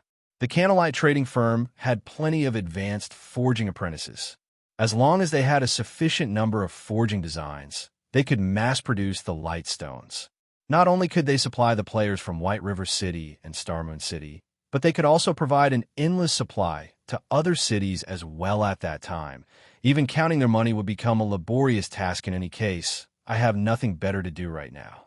I might as well grind for some Lightstone forging designs. Shurfeng grinned. Immediately, he recalled several maps suitable for grinding Lightstone forging designs. Although those maps were all level 40 and above, Shurfeng had the ignore level effect provided by the magic weapon Abyssal Blade, the Dragonclaw set equipment, and the Golden Stigmata. Combined, he could ignore up to 45 levels. In addition to Shurfeng's own level, He could take on a level 70 monster should he choose to do so. Only, the attributes of a level 70 monster were a bit too powerful. Even if Sure Feng could damage these monsters, they could kill him with a single slap. However, against monsters below level 50, he could definitely make an attempt as long as they were not chieftains or Lord Sure Feng, then headed to Starmoon City's City Hall to purchase a valuable golden land. While Sure Feng had focused on raising his reputation, the dragon scale set equipment he had placed in the Blackwing auction house had finally sold out. In addition to the money Sure Feng had earned through the Candlelight trading firms, he now had over 20,000 gold in his pockets. Thus, Sure Feng decided to buy one of the plots of land beside the Starmoon Bank for 16,000 gold. However, as Sure Feng was a Viscount, he received a 10% discount on his purchase. Even after constructing a new branch of the Candlelight trading firm, he had not even spent a total of 16,000 gold after he had finished his business in the City Hall. Sure Feng took a horse carriage to the teleportation hall and teleported to the Twin Tower Highlands, a level 45 map with the highest drop rate for light stone forging designs. Chapter 505, Domineering, Melancholic. White River City, inside one of Candlelight trading firm's forging rooms. Melancholic Smile was currently busy forging basic strengthened armor kits. There were simply too many players in White River City. With just the three of them producing the basic strengthened armor kits, it was impossible to satisfy the demand of so many players. Had they not produced a large number of the kits early on, their supply would have long since depleted. Sister Smile, there are two people on the first floor looking to discuss business with you. I understand. Like the others, have them wait in the reception room for now. I'll head over once I finish my work. But one of them is claiming to be Overwhelming Smile's guild leader.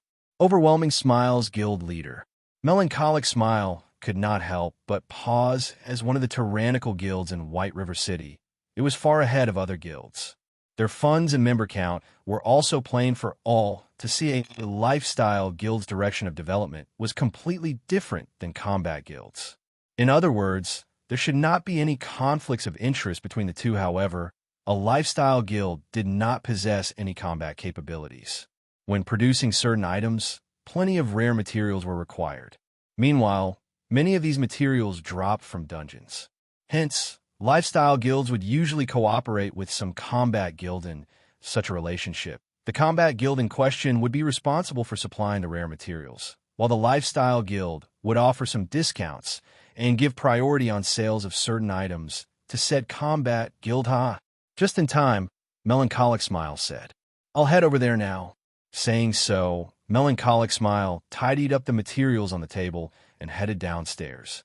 In the reception room on the first floor, many of White River City's guilds had sent representatives to the Candlelight trading firm to discuss potential cooperation. However, when a man and a woman entered, the entire reception room's atmosphere sank. Everyone in the room immediately focused their attention on this pair of new arrivals, the woman in particular. Practically every guild in White River City knew who she was. This woman was none other than the guild leader of Overwhelming Smile's White River City branch. Youlan, the Candlelight trading firm, sure knows how to treat its guests, to actually make us wait here with other guilds. Feng Xianxia swept a glance at the reception room, frowning slightly with discontent at the firm's arrangements. Youlan did not comment on Feng Xianxia's statement. Instead, she only sat down and waited quietly. Although Overwhelming Smile was a powerful guild with ample funds, the Candlelight trading firm was no ordinary existence either. The fact that it had been able to purchase two of White River City's golden lands in such a short time displayed the firm's powerful backing. A short moment later, Melancholic Smile entered the reception room. Immediately, the atmosphere in the room relaxed significantly as the occupants promptly stood to welcome her. Smiling, everyone, please sit. Melancholic Smile said after glancing around the room. Every player in this room was a big shot at the peak of White River City. Melancholic Smile never thought that the day would come where she would become one of these supreme characters as well. Before this, she was merely a forging apprentice who guilds would casually chase away, someone who relied on forging to earn some meager living expenses. Regarding these high-ranked managers from various large guilds, they were all existences that she would have only admired from a distance. Yet now, Every one of these powerful characters greeted her with fawning smiles. Compared to her previous life, it was as if she was in an entirely different world when Melancholic Smile considered this.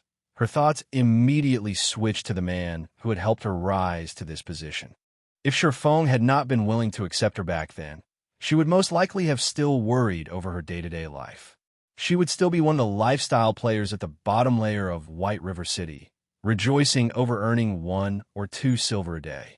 In contrast, when dealing with hundreds or even thousands of gold, her current self could maintain indifference. Before her were the upper managers of the various large guilds in White River City. Among them, there was even the guild leader of Overwhelming Smile. One could just imagine how much pressure one would feel from having to discuss business with these people. Yet, Melancholic Smile, who had never encountered such a scene, spoke as naturally as if she were sipping tea while enjoying light conversation, seeing as everyone present wishes to cooperate with us. I will make things simple. We at Candlelight Trading Firm only have one requirement, Melancholic Smile calmly said. You must sell all of the materials your guilds have collected to us. Everything. We will purchase these materials at 60% market value.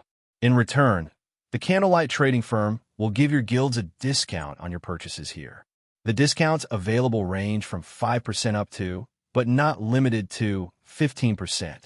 In addition, we will reserve some of the rarer items for you, giving you priority to purchase them. If you accept these terms, you may sign the agreement that has just been given out. If not, then you may leave. Melancholic Smile's statement was firm and confident. The managers of the various guilds immediately sucked in a breath of cold air, every one of them falling silent upon hearing the woman's conditions. This was fraud. If they sold all of the materials they had obtained to the Candlelight Trading Firm, what would be left for their own guilds? Moreover, the purchase price was only 60% of market value. Wouldn't they be better off selling their excess materials to the public? Most importantly, they could only receive meager discounts of 5% to 15%. Their guilds wouldn't gain much benefit from such a small discount. In the end, wasn't the Candlelight Trading Firm getting the better end of this deal? I've already said my piece. You can take your time to think it over. However, note that I will take back the contracts in 30 minutes. Although Melancholic Smile could feel everyone's murderous gazes, she paid them no heed. Instead, she simply turned to leave. It was as if her actions had said, if you want to sign, go ahead. If not, get lost. Suddenly, the various representatives, who had been so confident, fell mute. Wait a minute. Xianxia suddenly stood with a cold expression on his face. He glared at Melancholic Smile, sneering, don't you think you're going too far with your demands? You should know that there are many materials that only guilds like ours can obtain. Independent teams are simply not strong enough to provide a supply. If our guilds join hands to cut off Candlelight's supply, do you really think you can continue doing business? Shocked, Youlan rushed to her feet, advising, young Master Foam has gone a little too far with his words. I asked for Miss Melancholic's understanding. However, we have all come here with the intent to do business. There should be a process of negotiation at the very least. The way you cut us off will not benefit either side. Why don't we sit down and discuss things properly? Everyone in the reception room nodded in agreement. If every guild refused to sell their materials, how could Candlelight Trading Firm hope to continue its success in White River City? At the end of the day, a lifestyle guild was still a lifestyle guild. They were born to lower their heads to combat guilds. Your statement is indeed reasonable. After thinking it over for a moment, Melancholic Smile nodded as she looked towards Feng, Xianxia, and Youlan. Smiling sweetly, she said, although what you've said is logical, I stand by my decision. Moreover, from this point onward, I retract Overwhelming Smile's contract. You two may leave now. You. Feng Xuanyang's eyes immediately became bloodshot as he nearly spat blood in rage. If not for the fact that they were still in the Candlelight Trading Firm, with the owner of the firm having absolute control over and being an invincible existence inside this place, he definitely would have killed Melancholic Smile by now. Youlan was similarly stunned by Melancholic Smile's words. Meanwhile, the upper managers of the various large guilds were also stupefied by this situation. In White River City, Overwhelming Smile was only second to Zero Wing. Yet Melancholic Smile had dismissed them with just a few words, showing no pretenses at all. This was simply too domineering. Chapter 506, Towers of Death. After Melancholic Smile finished speaking, after a few moments, everyone in the reception room came back to their senses. However, they still stared at Melancholic Smile with surprise. Youlan had never expected things to develop in such a way. Melancholic Smile's performance had completely surpassed Youlan's expectations. Her firm rejection was even more unusual. Miss Melancholic, I believe we have a misunderstanding, Youlan said after calming down. Overwhelming Smile is not here to seek cooperation, but to invest. I believe that Miss Melancholic knows about Overwhelming Smile's financial prowess.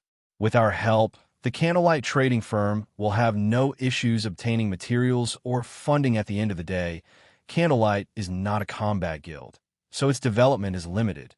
It is restricted by the city. Candlelight might become White River City's #1 trading firm, but you can't just remain in one city and not branch out to others, right? After all, White River City's player population is not infinite, and you can only earn so much. I admit that Candlelight is very wealthy. However, purchasing golden lands in other cities requires sufficient reputation points there. Meanwhile, how can Candlelight hope to compete with the guilds that have been developing in said cities since the very beginning? By the time Candlelight's personnel gains sufficient reputation in other cities, other guilds will have long since purchased the best plots of land available. However, after we invest in Candlelight, the trading firm will not face such a restriction. Overwhelming Smile has plenty of personnel in other major cities, including the several cities neighboring White River City. As long as we have enough gold, we can purchase the most valuable land in every city throughout Starmoon Kingdom and establish the Candlelight trading firm all over the kingdom, saving you a lot of time and manpower. Is Miss Melancholic really not interested in such an opportunity? Youlan spoke confidently as she offered the attractive conditions. She had also hit the nail on the head by pointing out the Candlelight trading firm's weakness. Meanwhile, the fact that Youlan was able to make such a statement so confidently was all because of Overwhelming Smile's backer, Underworld. This was a feat that no other guild could ever accomplish. Even first-rate guilds. Youlan's offer sorely tempted the other managers of the guilds in the reception room. Only, they were somewhat disappointed that the Candlelight trading firm would no longer be theirs. They could already imagine the Candlelight trading firm's flourishing future. One side had the advantage of manpower and resources, while the other had coins and popular shops. The cooperation between the two was practically a match made in heaven. Youlan really is amazing. It's as expected of someone fancied by Underworld's elders. Feng Xianxia, who had initially been overwhelmed by his rage, silently praised Youlan as he listened to the woman. He stuck a peek at Melancholic Smile from the corner of his eyes, his heart filled with joy when he saw her silence to a trading firm, particularly a trading firm with hot-selling commodities. What they needed the most was not materials, but a market to sell those commodities. Meanwhile, Overwhelming Smile just so happened to be capable of providing that market. This method of persuasion was far more effective than any threat at this moment. Melancholic Smile opened her mouth and spoke. Your conditions are tempting, but you may leave now. Everyone else, you have 30 minutes left to consider our offer. If you do not wish to cooperate, you may leave. I have other matters to attend to, so I won't accompany you any longer. Saying so, Melancholic Smile left the reception room, never once turning back. From the moment she had entered the room, she had acted as if she did not care about any of the representatives. Is she really not tempted? Youlan was stunned with such huge potential profits. No sane trading firm would reject their offer. Even if Melancholic Smile rejected them eventually, it should be based on 2 harsh conditions. Yet, before they could even state their conditions, she had turned them away. Just what sort of situation was this? Before Youlan could make sense of the situation, the upper managers of the other guilds began signing their contracts, having already thrown their cooperation conditions out the window. Watching this, Youlan suddenly came to a realization. Melancholic Smile had displayed her might, killing the chicken to scare the monkeys. They just so happened to be that chicken. Feng Xianxia had also realized their situation. This had all been due to him voicing his rejection, becoming Melancholic Smile's target as a result. Despite this revelation angering him greatly, regret filled his heart. Just why he'd been so eager to shoot off his mouth. As for encouraging Overwhelming Smile to face off against the Candlelight trading firm, that was simply impossible. Lifestyle players did not leave the city at all. If they remained in the city, who could do anything to them? Lifestyle players were unlike combat players, who relied heavily on their levels and equipment. Even if lifestyle players were killed until they fell back to level 0, so long as their lifestyle skills remained, they would feel no effect whatsoever. It seems that we can only hasten our own firm's establishment. Youlan sighed. Things were becoming much more troublesome than she had initially expected. However, the Candlelight trading firm had also given her a reminder. I have heard that Maple City's branch almost has enough reputation. We might as well develop our trade in Maple City. Moreover, the lands there are much cheaper. If we form an alliance with the other cities to target the Candlelight trading firm, sooner or later, we can defeat it as well. Okay, leave that to me. At this moment, murderous intent filled Feng Xuanyang's eyes. Watching Melancholic Smile's departing figure, he revealed a sinister smile as he said, "Though the trading firm itself is unwilling to cooperate, I refuse to believe that every worker is of the same opinion. I'll poach every single one of Candlelight's forgers. We'll see how long Candlelight lasts then." If a trading firm did not have a supply of goods, customers naturally would not visit it. It would be useless even if the trading firm occupied one of the city's golden lands. The fact that the Candlelight trading firm had become White River City's #1 trading firm so quickly was completely due to the basic strengthened armor kits. Otherwise, how could it possibly surpass the Star Streak trading firm? While Feng Xianxia plotted ways to poach lifestyle players from the Candlelight trading firm, Feng had arrived at the Twin Tower Highlands. The Twin Tower Highlands was a level 45 to level 50 map. It could be considered a country within a country. Unlike the monsters in low-level maps, the monsters here were mostly intelligent orcs that fought and lived in tribes. If players were not careful, rather than hunting their prey, they very well might become prey themselves. To God's Domain's current players, the Twin Tower Highlands was definitely a forbidden land. Aside from the level suppression, the difference in attributes was already quite vast. However, Feng did not care about any of that. His own attributes had long since surpassed the standards of the current players. It was especially true after he had equipped the fragmented legendary ranked Heavenly Dragon's Breath. In terms of attributes, he could easily match level 40 ordinary players without level suppression. A 5-level difference in attributes was nothing to Feng. Fortunately, Feng was very familiar with the Twin Tower Highlands. He had arrived at the core area of the Twin Tower Highlands, the Towers of Death, without so much as encountering a single monster. Dark clouds hid the tops of the 2 tall towers, preventing one from seeing them with a single glance. A thick layer of death also surrounded the towers as cold wind billowed around them. Tall ramparts surrounded the massive Towers of Death. An army of orcs patrolled the walls. Overall, the Towers of Death looked like an impregnable fortress. This was the best location for Feng to grind for the Lightstone forging designs. This should be it. Feng activated Wind Rider and the Ring of Nothingness and flew up to the tall walls. Sweeping a glance over the numerous level 47 orcs below the ramparts, a grin appeared on his face. Chapter 507, Explosive Power. Not only did the Towers of Death resemble a fortress, but there were also tens of thousands of monsters wandering inside their walls. It was simply impossible to infiltrate without a large team of more than 100 players. However, it was also why the Towers of Death were a good grinding spot. Although the common monsters, the hot-blooded orc warriors, behind the wall seemed to be covered in steel-like muscles. In reality, their strength was only an illusion. They were actually quite weak. Moreover, they were all melee monsters.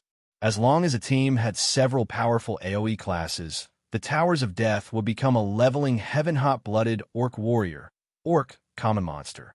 Level 47. HP 30,000/30,000. To players of a similar level, these orc warriors were very easy to deal with. To Feng, who is only level 26 right now, They were just as easy to defeat. The only challenge was the fact that these hot-blooded warriors normally moved in groups of 100 or more, with an elite-ranked hot-blooded orc captain leading each company. The orc captains were much larger than their common counterparts.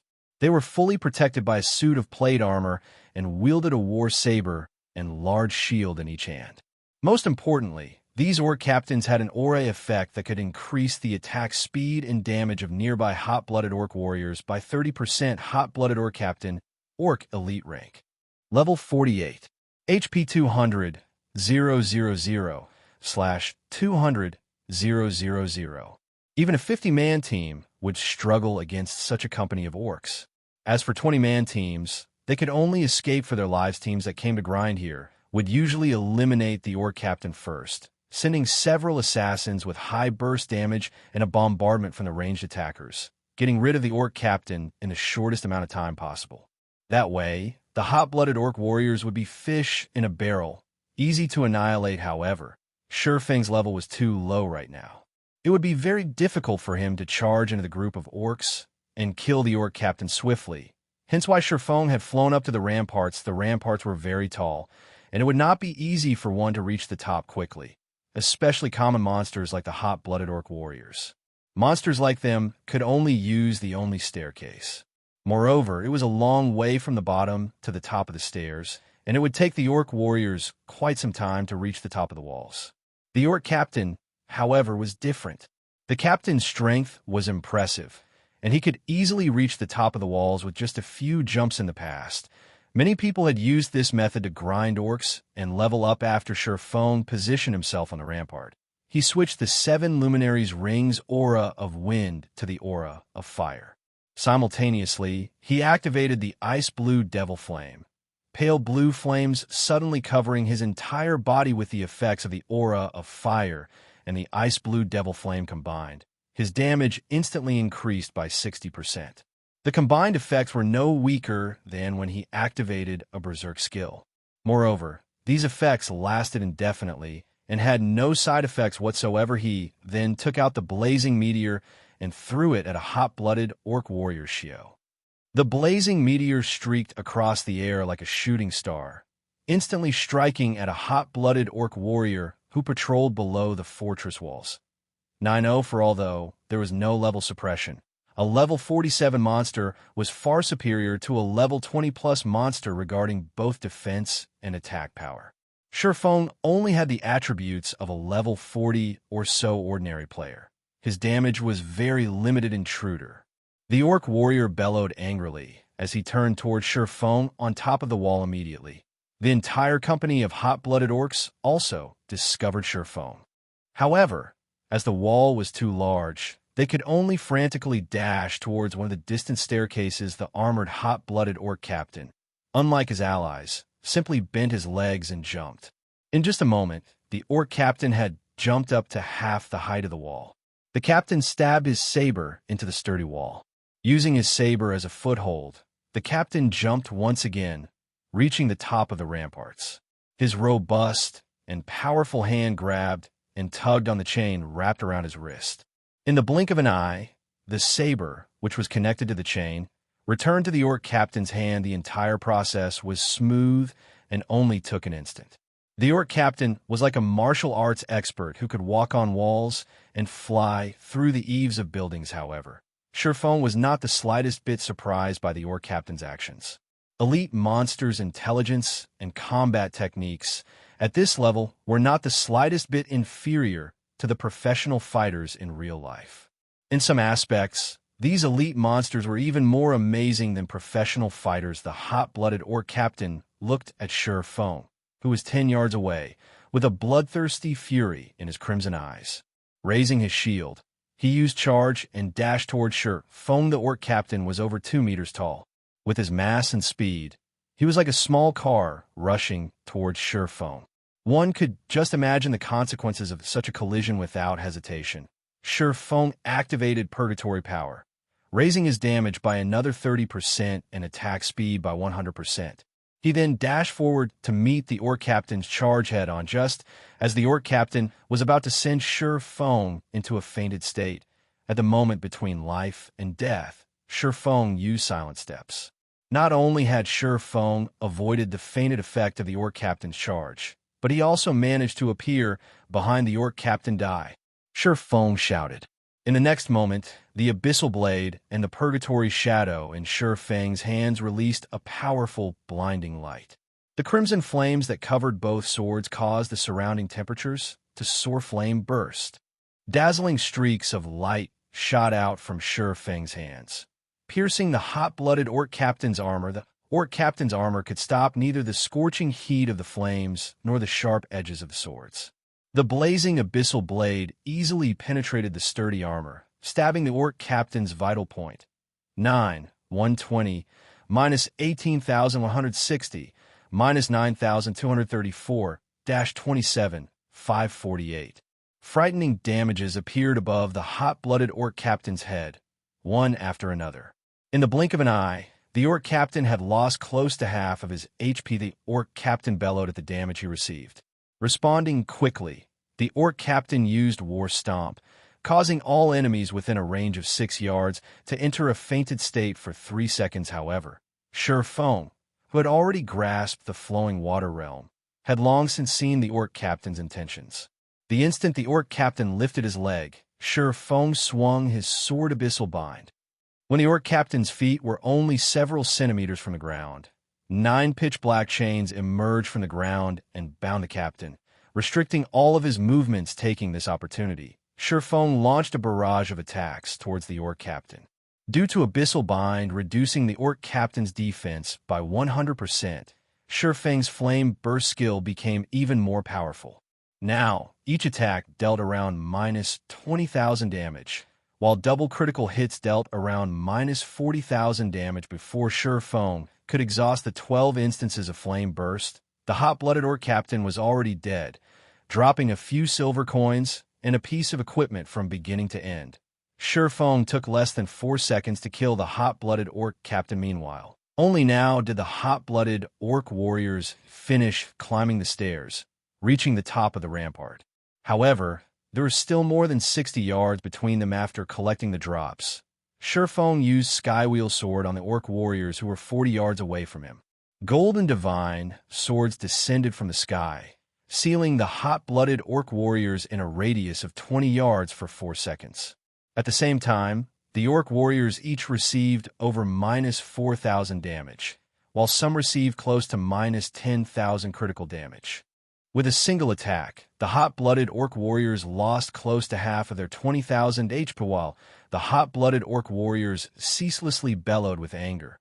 Feng followed up his attack with Firestorm. Suddenly, heavenly fire descended from the skies, annihilating the company of Orc warriors. Items scattered across the ground around the Orc warriors' corpses. Meanwhile, Feng's experience bar rose at a rate visible to the naked eye. Feng marveled at the dropped items on the ground. Fragmented legendary items and epic items really are frightening.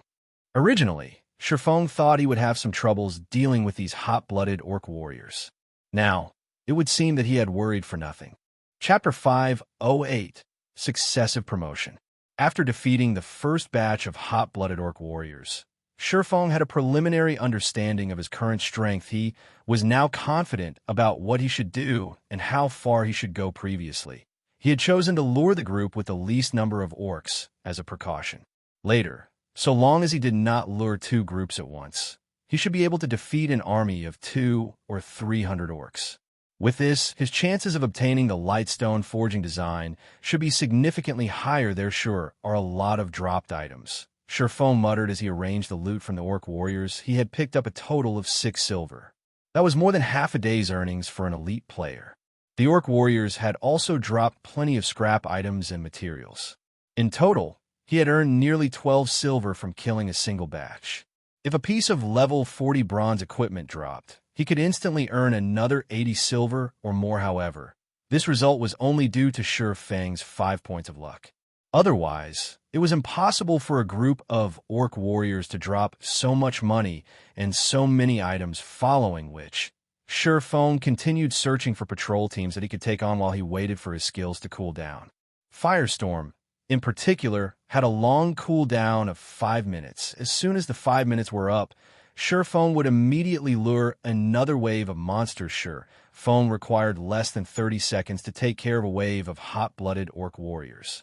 In other words, he could clear one wave every 6 minutes, and 10 waves in an hour. As the orcs were level 47 monsters, they already gave abundant EXP. In addition, as Surephone was challenging monsters of a higher level, he could obtain bonus EXP of up to 20 times. Despite Surefang's class doubling the amount of EXP he required to level up, in little more than an hour, he reached level 27. To reach level 28, he just needed to continue grinding for another hour or so, although the amount of EXP he received was indeed frightening. Surephone was more excited over the fact that he had obtained 2 lightstone forging designs. With 2 forging designs, he could nurture 2 gold mines also. When Divine Providence's cooldown completed, Surephone stopped to open Twilight treasure chests, acquiring plenty of good items. Among them were some recipes for potions, such as the Intermediate Strength Potion, Basic Protection Potion, and Basic Magic Damage Potion. These were all potions that players around level 40 would commonly use. Only, the recipes for these potions were impossible for current players to obtain. In addition, Surephone had also obtained some level 30 secret silver and fine gold equipment, which he intended to use to replenish the guild's warehouse. While Surephone enjoyed his grind, Melancholic Smile suddenly contacted him.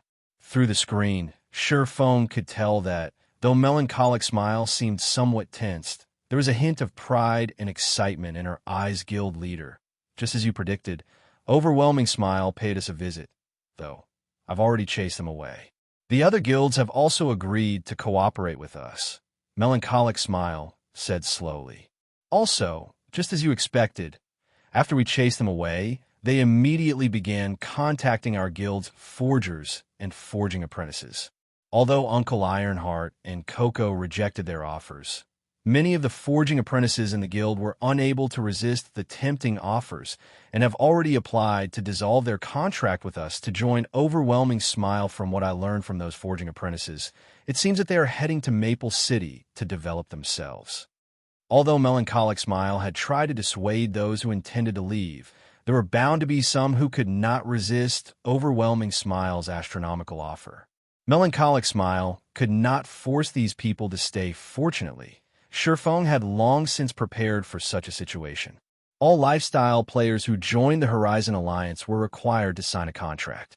Under this contract, the Horizon Alliance would provide all materials, forging designs, forging rooms, and other necessities for the lifestyle player. The lifestyle player could also obtain a certain amount of commission from the items they made. This commission would be determined according to the lifestyle player's skill level. The more skilled they were, the higher their commission would be, with the highest possible being 20% of profit. However, these generous benefits came with a condition.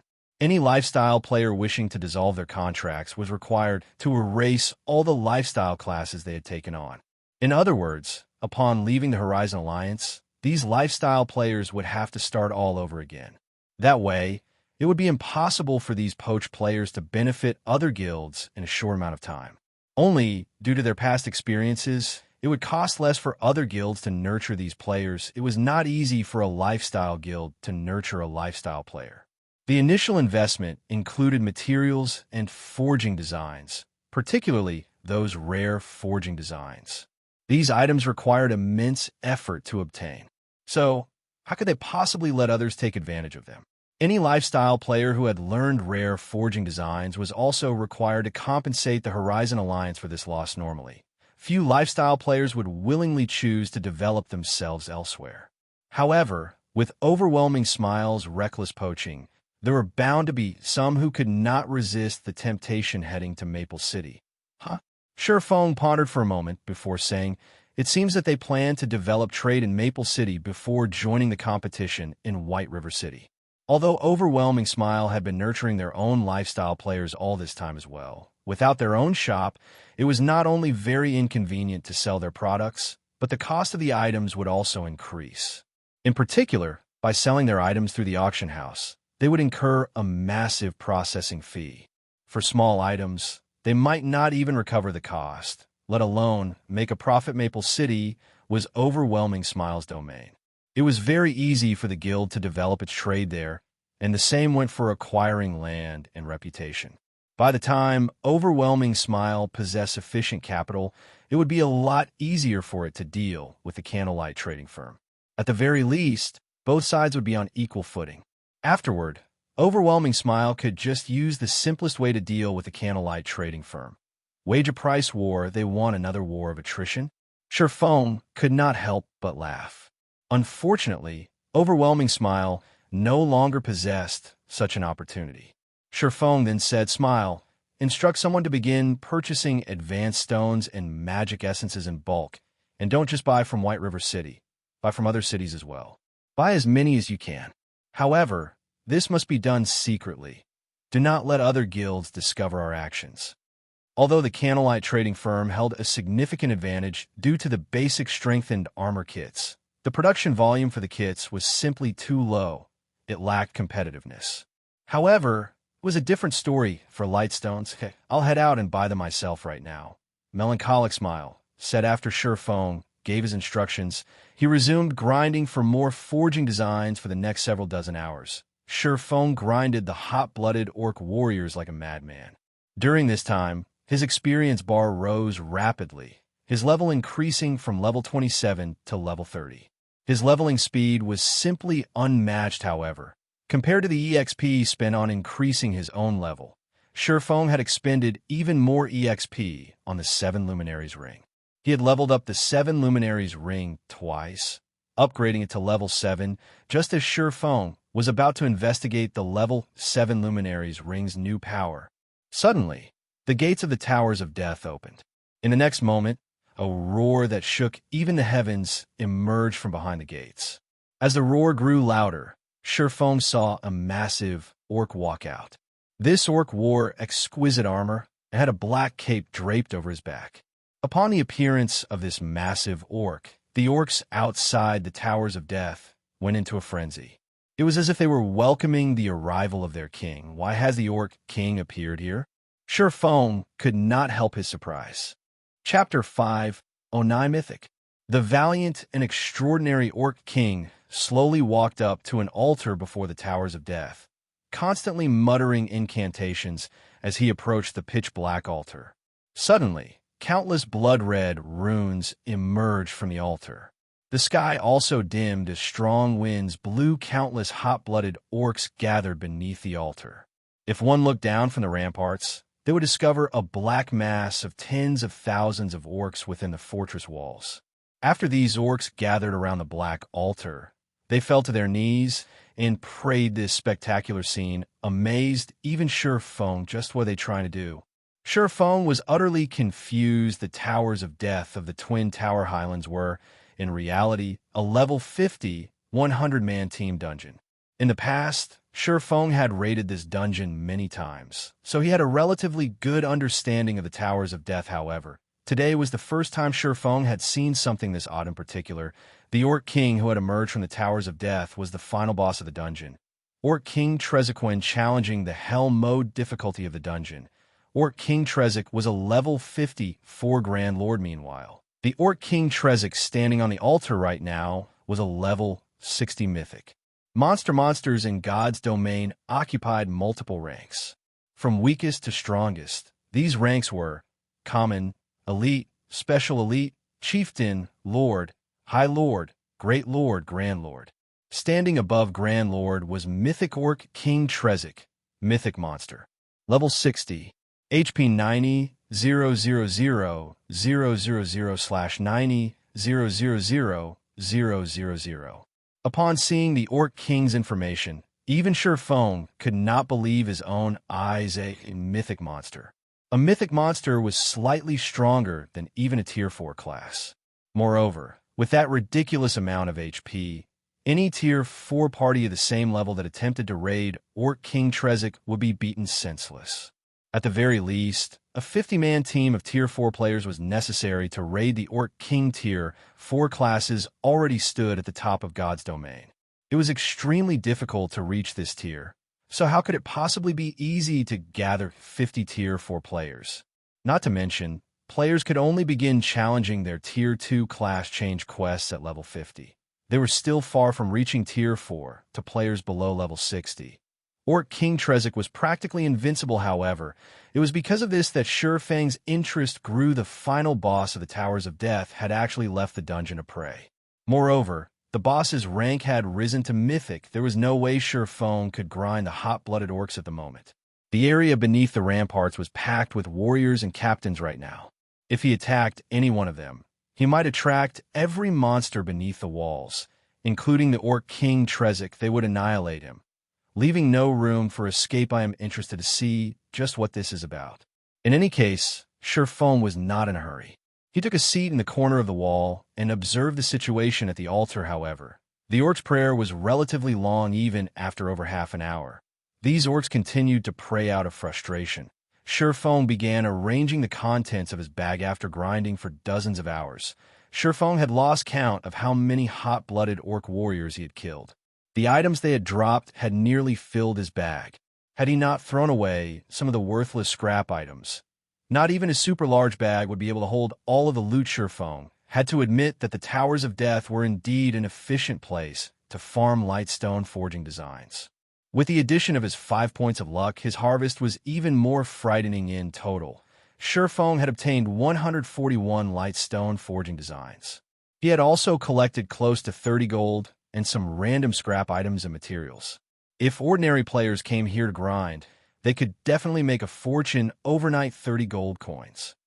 Although the value of gold coins continuously depreciated, each gold coin was still worth more than 7,000 credits.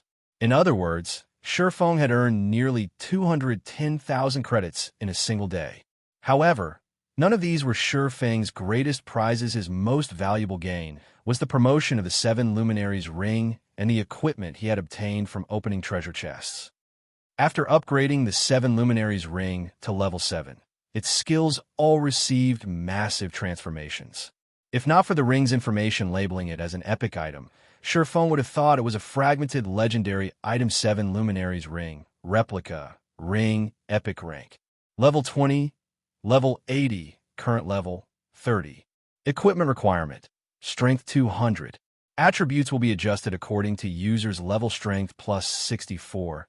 Agility plus 60, intelligence plus 52, endurance plus 60, vitality plus 55, damage plus 10%, maximum HP plus 15%, ignore levels plus 10, all skills plus 2 levels, all items level requirement reduced by 5 levels, additional skill dash.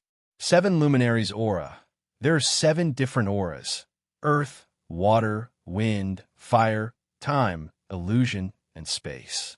Only one aura can be used each time, and it will be a cooldown of 1 minute when changing between auras. Aura of Earth.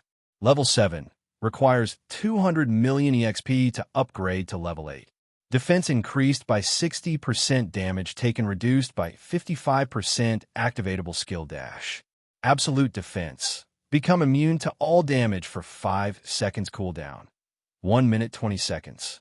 Aura of Water. Level 7 requires 200 million EXP to upgrade to level 8. Received healing increased by 100%, cast consumption reduced by 50%, activatable skill dash. Life Bloom.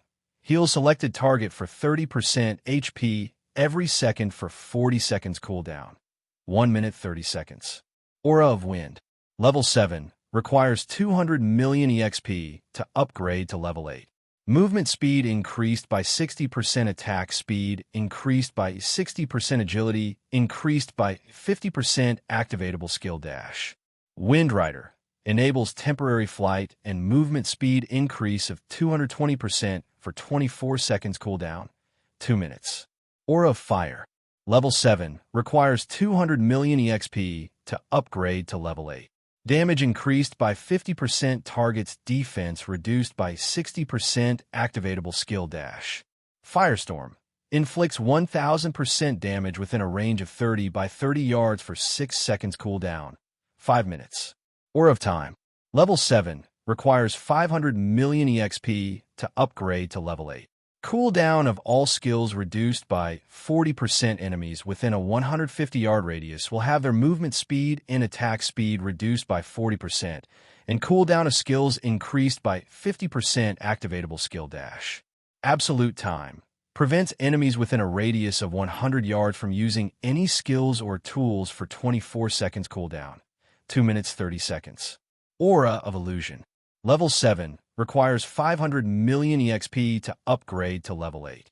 All attributes increased by 40%. Enemies within a 200-yard radius will have all their attributes reduced by 40%. Activatable skill dash.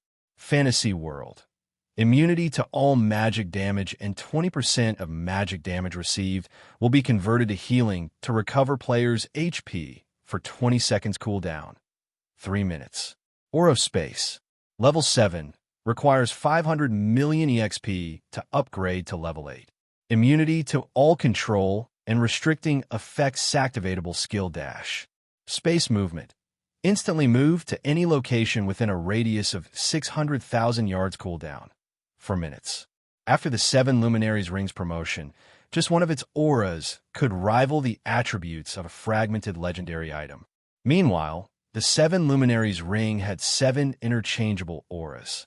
Calling it a fragmented legendary item was by no means an exaggeration. Aside from the 7 Luminaries Ring, Shifeng valued the Tier 1 set equipment he had gained from the Twilight treasure chest first. Shifeng obtained another 2 set pieces of the Yin-Yang Walker set equipment for Tier 1 Guardian Knights, putting him at a total of 3 set pieces in addition. He had also obtained the Mana Storm set equipment for Tier 1 Elementalists. Unfortunately, he only had 2 set pieces. He had also fortunately obtained 3 set pieces of the Dark Melody set equipment for Tier 1 Assassins. He had 1 set piece of the Forest Guard set equipment for Tier 1 Rangers. He had also gained 2 set pieces of the Hurricane set equipment for Tier 1 Swordsmen. Finally, he obtained 1 set piece of the Braveheart set equipment for Tier 1 Shield Warrior. Shifeng had only gone through a small portion of the Twilight treasure chest in his possession.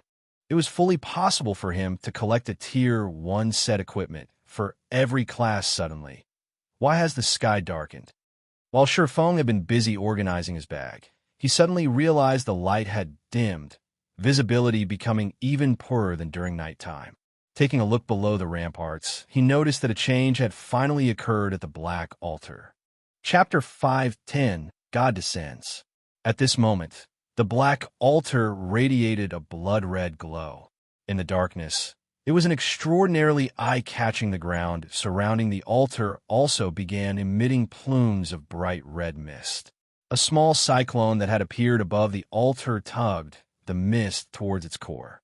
Gradually, the space in the storm's center gradually began to crack. A moment later, this spatial crack formed a portal. The instant the spatial portal was complete, the area around the Towers of Death froze. It was as if a separate, miniature world had formed around the Towers of Death, and no object from the outside world could affect anything that occurred inside this place. All of Shifeng's communication with the outside world was blocked as well, every name on his friend's list having turned a dull gray. He was unable to contact anybody. The surrounding air felt as heavy as mercury. And Shifeng felt as if his every action was heavily restrained inside this region.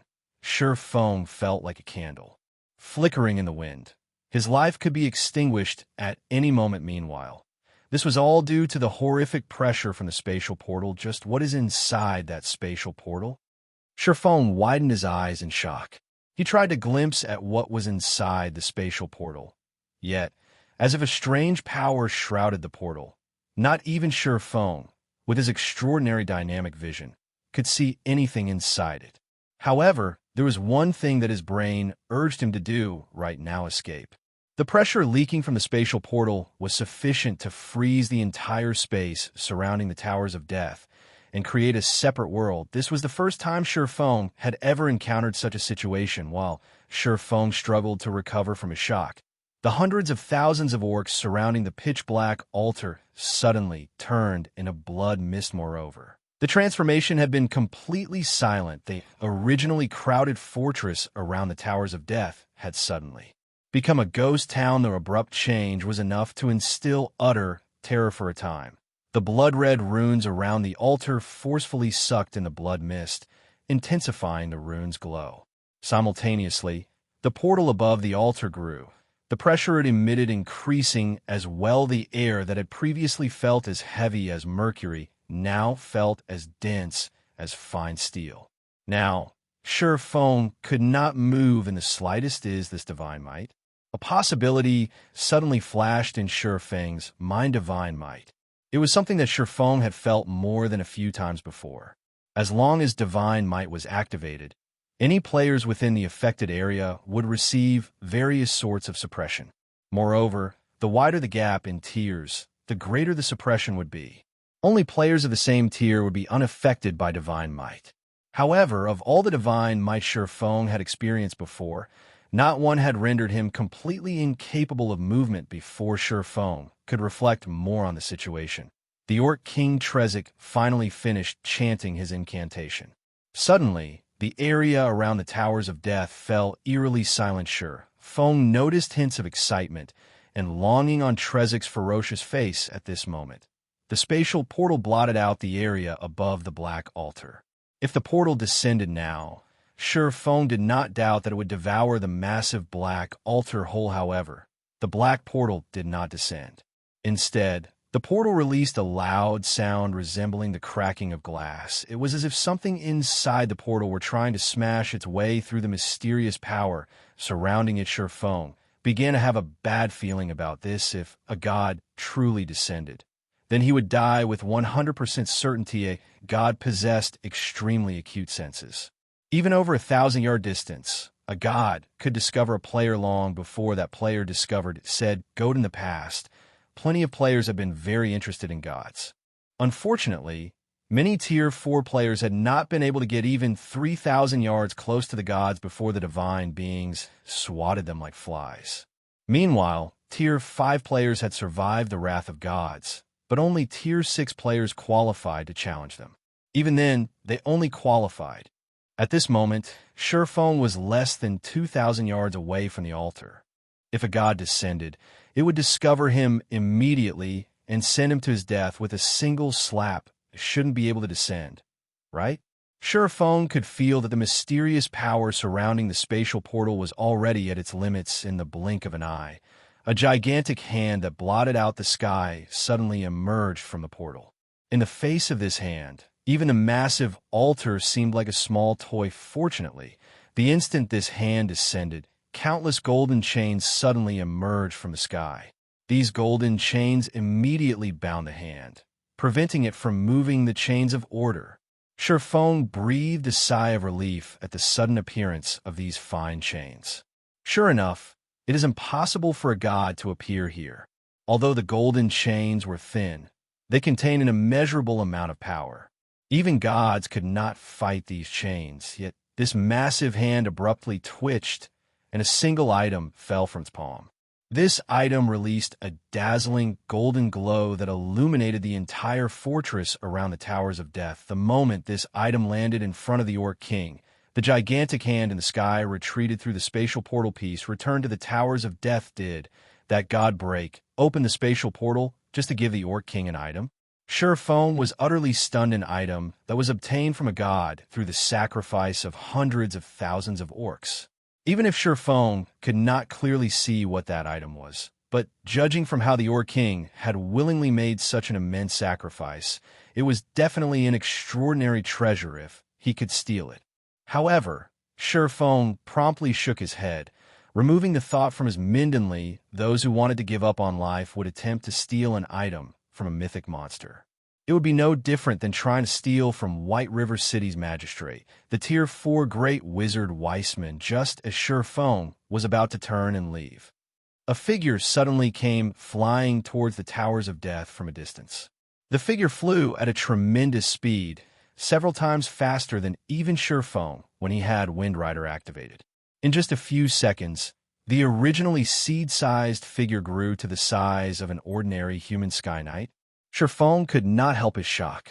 The new arrival was actually a human NPC. Moreover, it was the Tier 4 hidden class, Sky Knight, his body exuding a multicolored brilliance. The Sky Knight immediately charged towards the Orc King. Meanwhile, as if receiving the arrival of a great enemy, the Orc King Trezek immediately tried to collect the flashing golden treasure. However, the Sky Knight had obviously prepared for this situation. With a shout, he pointed his sword towards the heavens. Suddenly, a titanic golden sword appeared above the Orc King. This golden sword then transformed into a streak of light as it descended towards the mythic Trezor. Fang's jaw dropped. This Sky Knight actually knew the Tier 4 forbidden move. Firmament Flash forbidden moves were taboo skills in God's domain. Firmament Flash was labeled taboo because the skill possessed overly destructive power. In addition, the skill was extremely difficult to learn.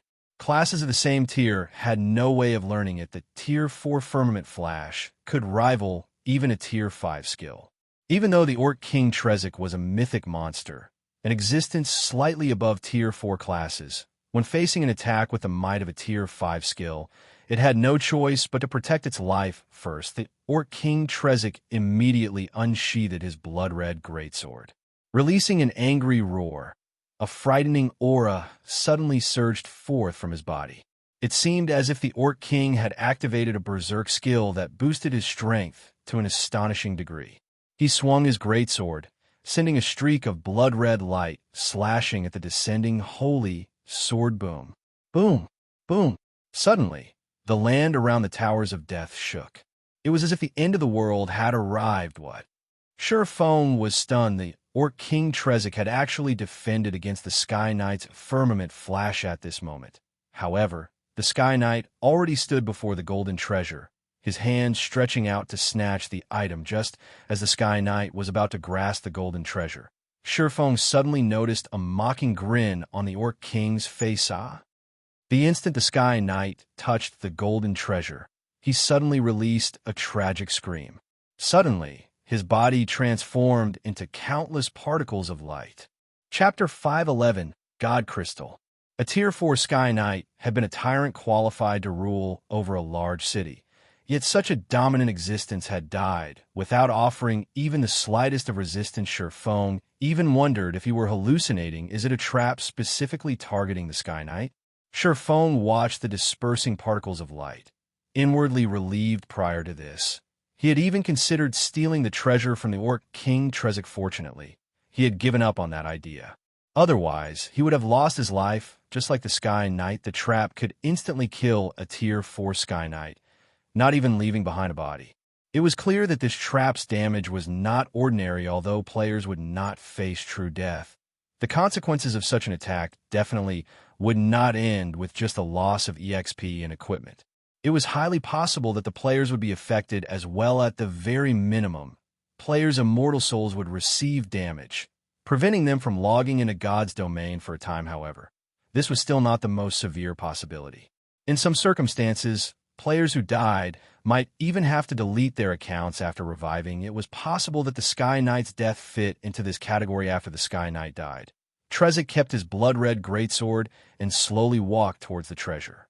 Looking at the treasure with its golden divine glow, a grin on the Orc King's ferocious face. Trezor then began chanting his incantation once again.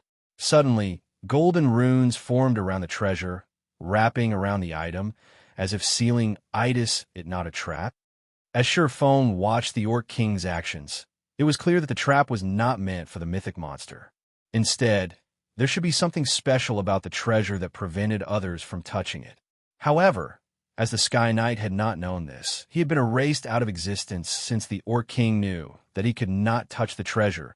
He knew exactly what kind of item the treasure was, hence why he sealed it. Should I take this risk? Xianxia hesitated before, as the Orc King and the treasure were too close. By the time Xianxia made it to the treasure, the Orc King would have already claimed it. However, now that the Orc King sealed the treasure, he had a chance to steal it. Xianxia could take the opportunity while the Orc King was busy to sneak over. And as the treasure was sealed, he could steal it. However, Xianxia had also witnessed the Orc King's power. Trezor had managed to block even the Firmament Flash, which had the power of a Tier 5 skill. Dealing with a Tier 1 player like him would be child's play for the Orc King. It was possible that, before he could even arrive before the treasure, the Orc King's greatsword would have already devoured his life. Moreover, escaping after he collected the treasure was also a problem with the Orc King Trezor's attributes.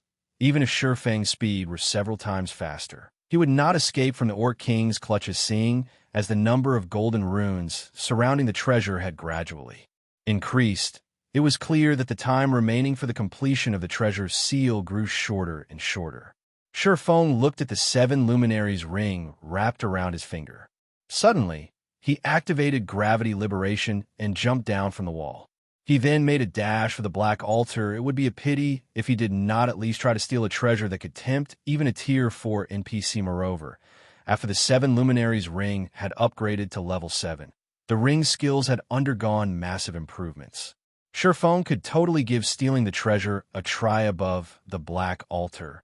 Orc King Trezik focused on chanting his incantation. Meanwhile, Feng slowly approached the Altara mythic monster's perception range was not as wide as a god's. Normally, that range was around 100 yards. Hence, Feng still had a chance. If the Orc King's perception range were any wider, Feng would have no choice but to flee when Feng was about 100 yards from the Orc King. He halted his steps. Sure enough, the Orc King had yet to notice his presence. Feng then walked along the distance of 100 yards, searching for the location closest to the treasure before settling down and waiting for the moment the treasure seal finished. Line after line of golden runes hovered around the treasure. This was the first time Feng had ever witnessed such a complicated sealing ritual. Just as the sealing process was about to end, Feng immediately used Phantom Kill and had his doppelganger secretly run over to and wait at the other side. Time slowly passed.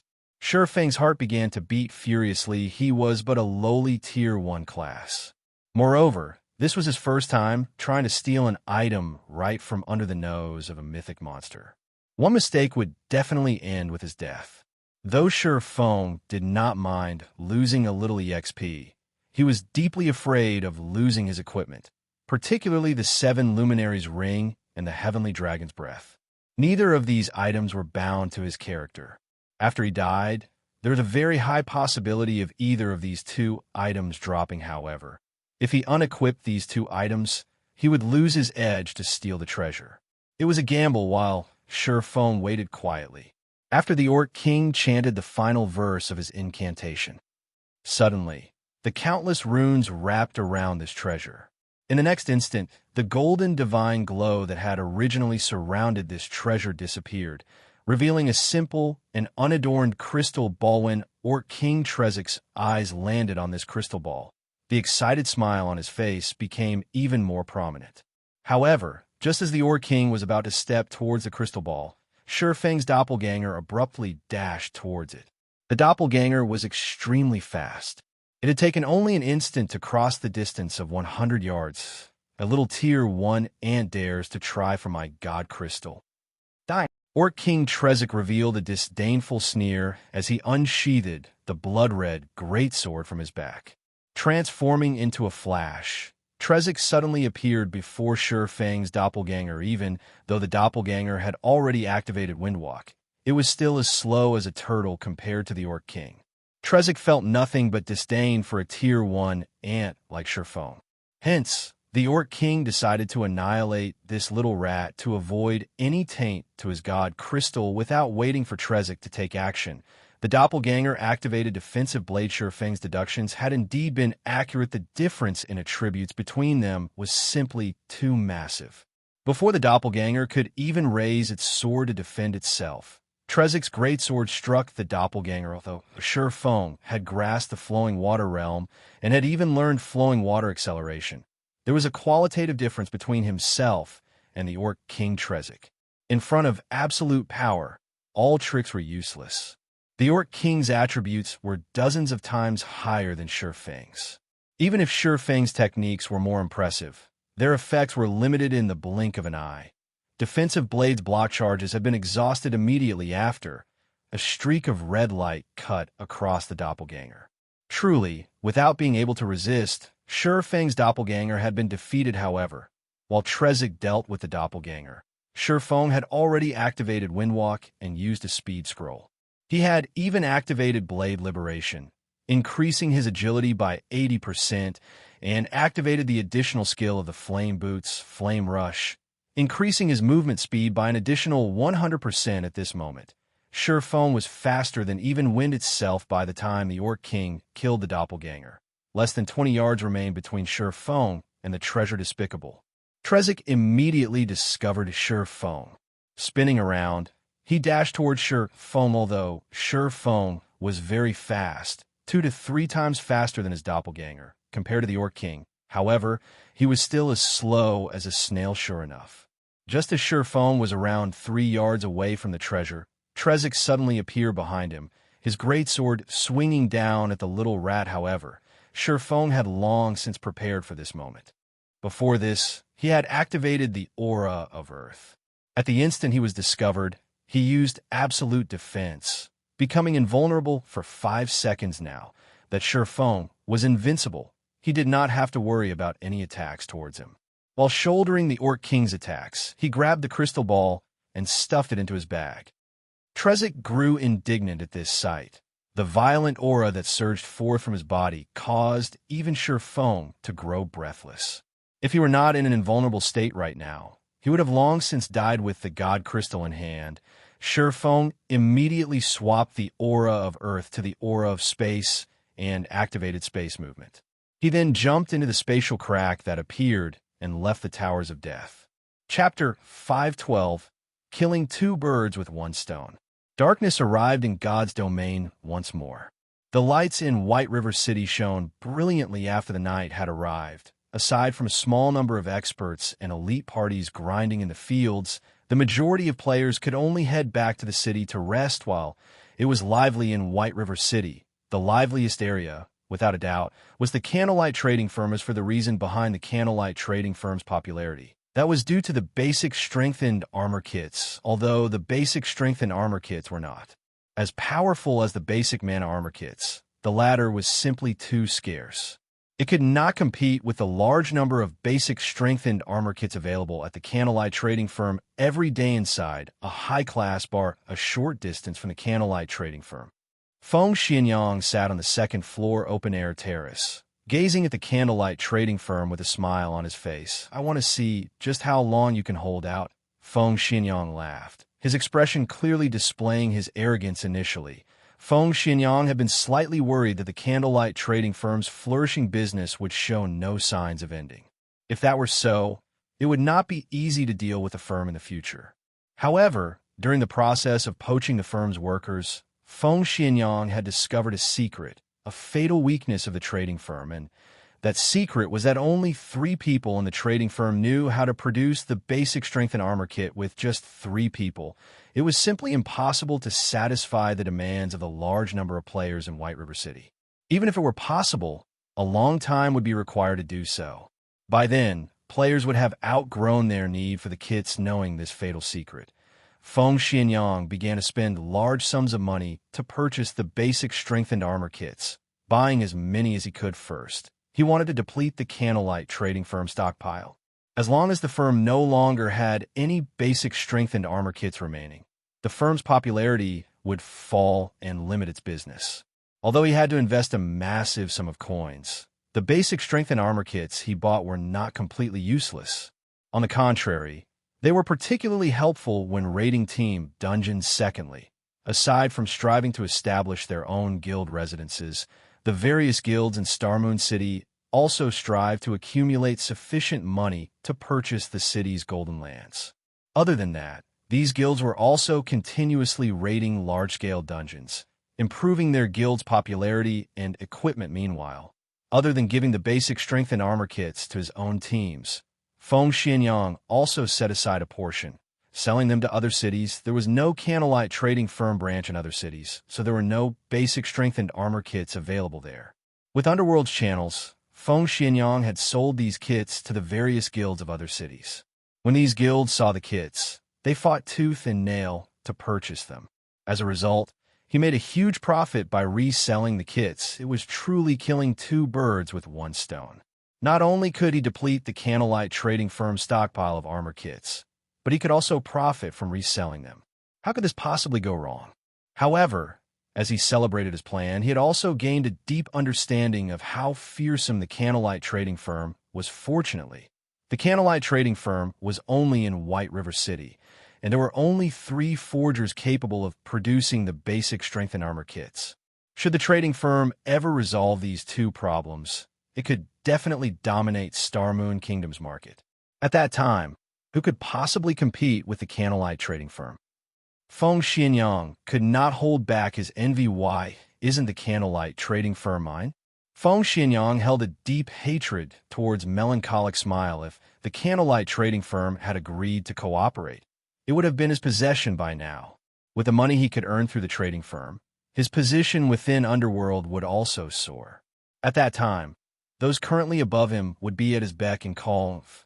Did you think that, just because you refused to sell the trading firm to me, I would be helpless against you? The firm will fall into my hands. Feng Xianxia could already picture the moment he grasped the rights to the Candlelight trading firm, and it would only be a matter of time before all of Underworld's power in Starmoon Kingdom would fall under his control. At that time, it would be child's play to deal with a combat guild like Zero Wing. Just as Feng Xianxia enjoyed the wine of victory, a slightly chubby middle-aged man in pompous clothing sat down beside him. Young Master Feng, may I know why you called me here today?